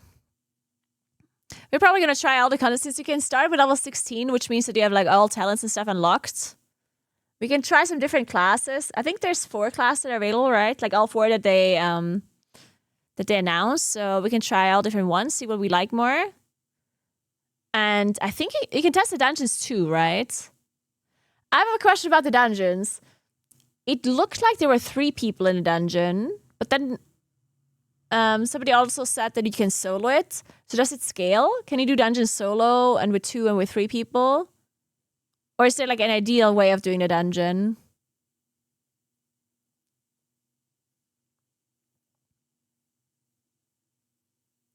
If there's a druid, I'm sold. Yeah. That's a group activity. Okay. Group activity. That sounds ominous. What does that mean? Like, as in like group quests and stuff in open worlds?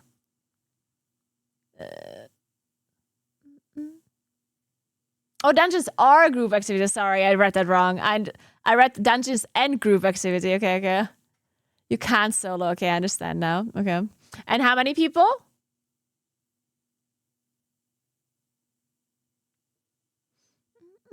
5. Okay.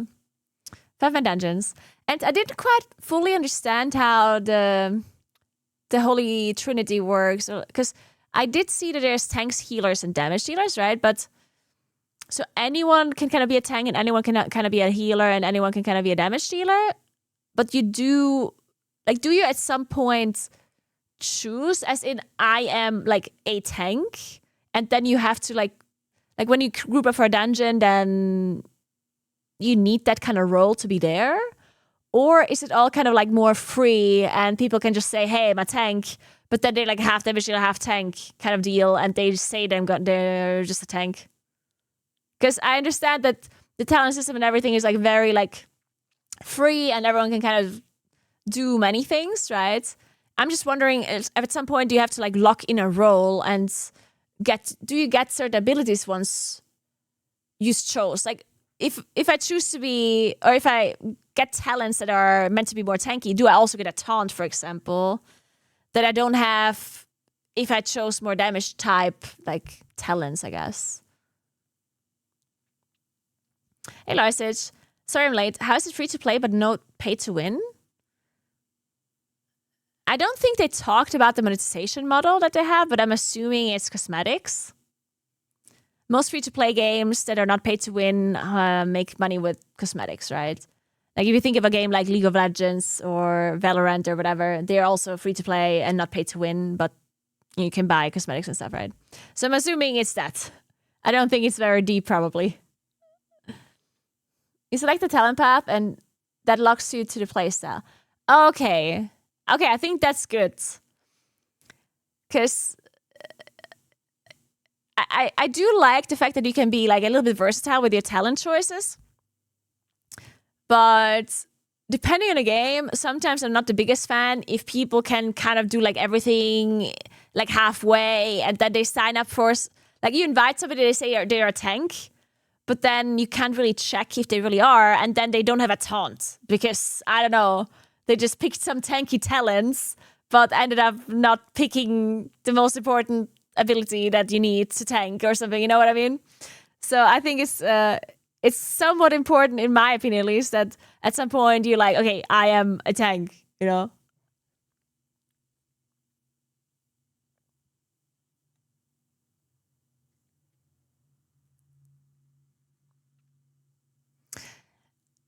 Yeah, no, they did say that you can have hybrids. Like that was definitely like the druid apparently is also hybrid because they said how the druid has abilities that if you cast them on friends that they are healing, and if you cast them on enemies they're doing damage. So it's like this kind of like hybrid style thing. And then they also have a shapeshift form, so I guess they can also like even tank partially. So it looks like there's some hybrid style as well.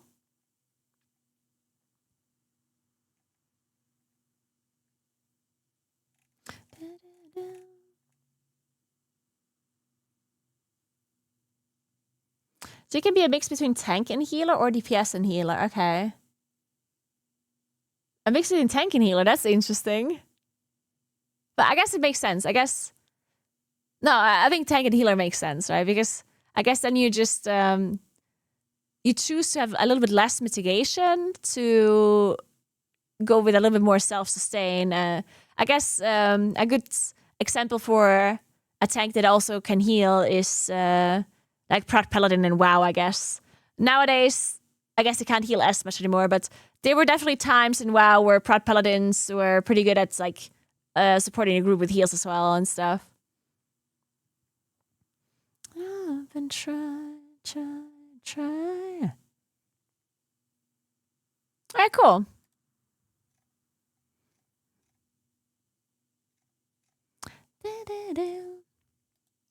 Yeah, I think I'm sold by the undeads, to be completely honest with you. I do like the demons as well, but I think undeads.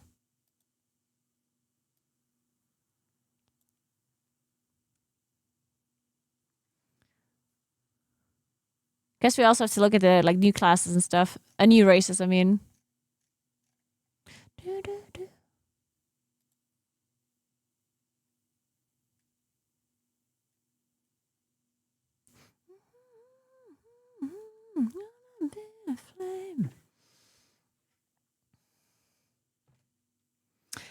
Would be cool if everyone can wear anything, so gear's not locked to a role. Yeah, how does that work? Because I guess usually gear is locked to an armor type. It's not locked to a role, but... Well, I guess it kind of is. It's usually locked to like the class that you choose or the spec that you choose, right? So like a mage can only wear cloth usually, not plate, right?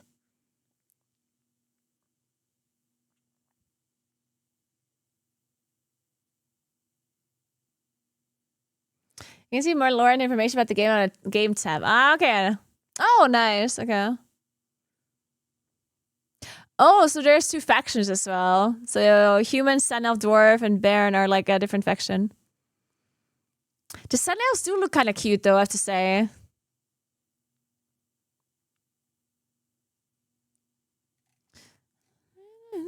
Die.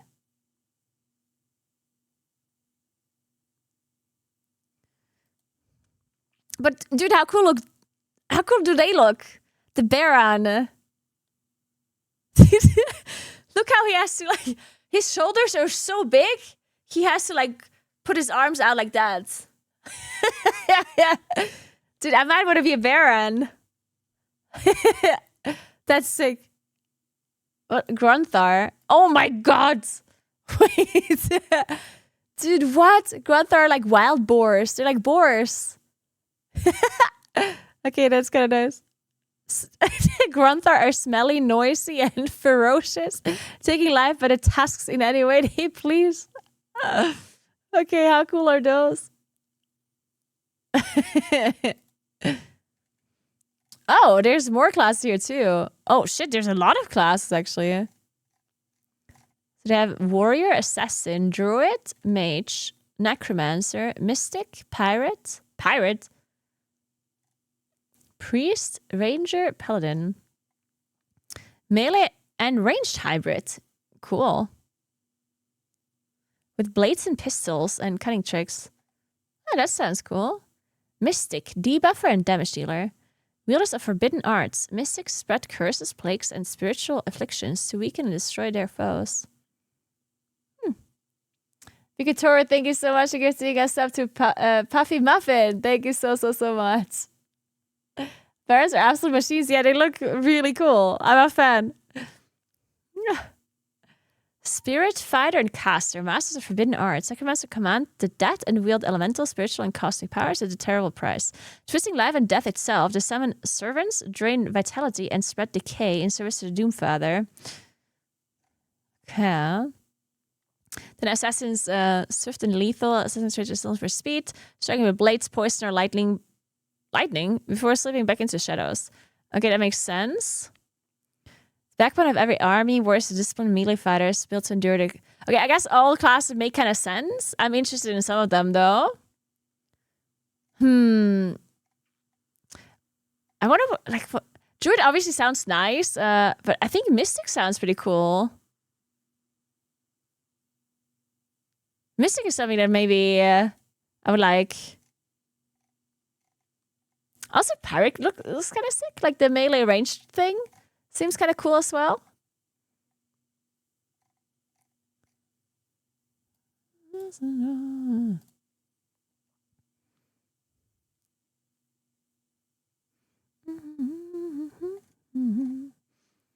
And then we have some lore here about the factions. Dude, this is lame. Because, like, yeah, okay, it's not lame, but like, I like usually playing the nice classes, right? But I feel like even the developers were kind of biased on this one. Because, like, the blue side is called the Sacred Order, and then the red side is called the Domination. It's like... It's like, how are you supposed to pick this side now? When he could be under domination. What the hell? That's messed up. Oh, never mind. I'm an undead. It's totally gonna be called the domination. Don't worry about it. This is all perfect. And the Grunthar are also domination. Oh, but the Baron are also cool. Fuck. The Baron are also cool. And there's Sacred Order.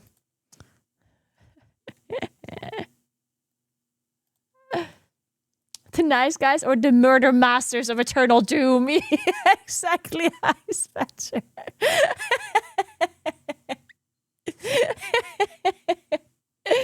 Paragonder, thank you so much for the prime. I appreciate that.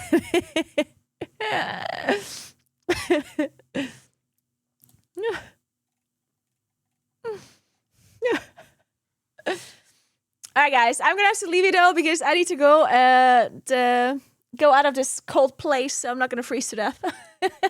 Alright guys, remember to follow my stream if you haven't yet. I would really appreciate that. Check out my socials and stuff as well. I post stuff on YouTube all the time, Twitter, Instagram, Discord, stuff like that, you know. Check it out. Tomorrow I'm not here because tomorrow I'm at a wedding. So yeah, I'll do that. I will be streaming on Saturday instead though, okay? On Saturday, I'll be doing Hardcore Classic with Jenyan and Lost Kitten, and it's going to be a German stream. So, German stream Saturday. And I don't know when I'm starting yet. Maybe afternoonish. But I'm not 100% sure yet. So, yeah. I will update you as much as I can on my socials in the meantime. And I will post more reels and stuff and YouTube videos and all that. So, definitely check it out. Thanks again for the support, Naguura. I'll back in Discord. Definitely go ahead and do that, Puffy. And thank you so much for hanging out and answering some of my questions. I appreciate it a lot. Thank you very, very much. And yeah, make sure y'all put Scars of Honor in your wishlist, guys, if you want to play the demo whenever it's available. Apparently, start of January. Not on the 1st January, though. So definitely give it put it in a wishlist and give it a go. Or at least put it in a wishlist. And then you'll get notified when it's available, and then you'll be like, okay, maybe I play, maybe I don't know. At least you know once available that you can watch my stream at some point that I'm going to be playing it. If you want to check it out through my stream, then yeah. Thank you so much for hanging out. Let me host somebody.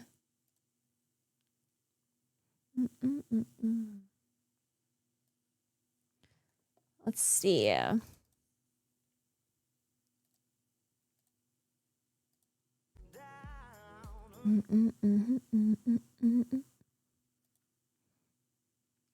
Let's host. Let's host a WoW player, like a Sauercrowd new player. We need to support the Sauercrowd people. Let's host Han. Und dann sehe ich erstmal Eleonore und darunter ist dann Federino. Good track it. Guck mal in die Logs. Han is like a veteran classic player, and he's going to be part of the event as well. And he's super nice. He's teaching quite a lot of the players, and he is known about me for a while apparently. And he has spoken very highly of me, which means he deserves a host. Compliment me and you get rated. It's that simple. Just say one nice thing about me and you get a rate. So yeah, definitely check out Han, and thank you so much for hanging out, guys. You're the best as always. I really, really appreciate you. I will see you guys on Saturday. Have a nice weekend, and goodbye.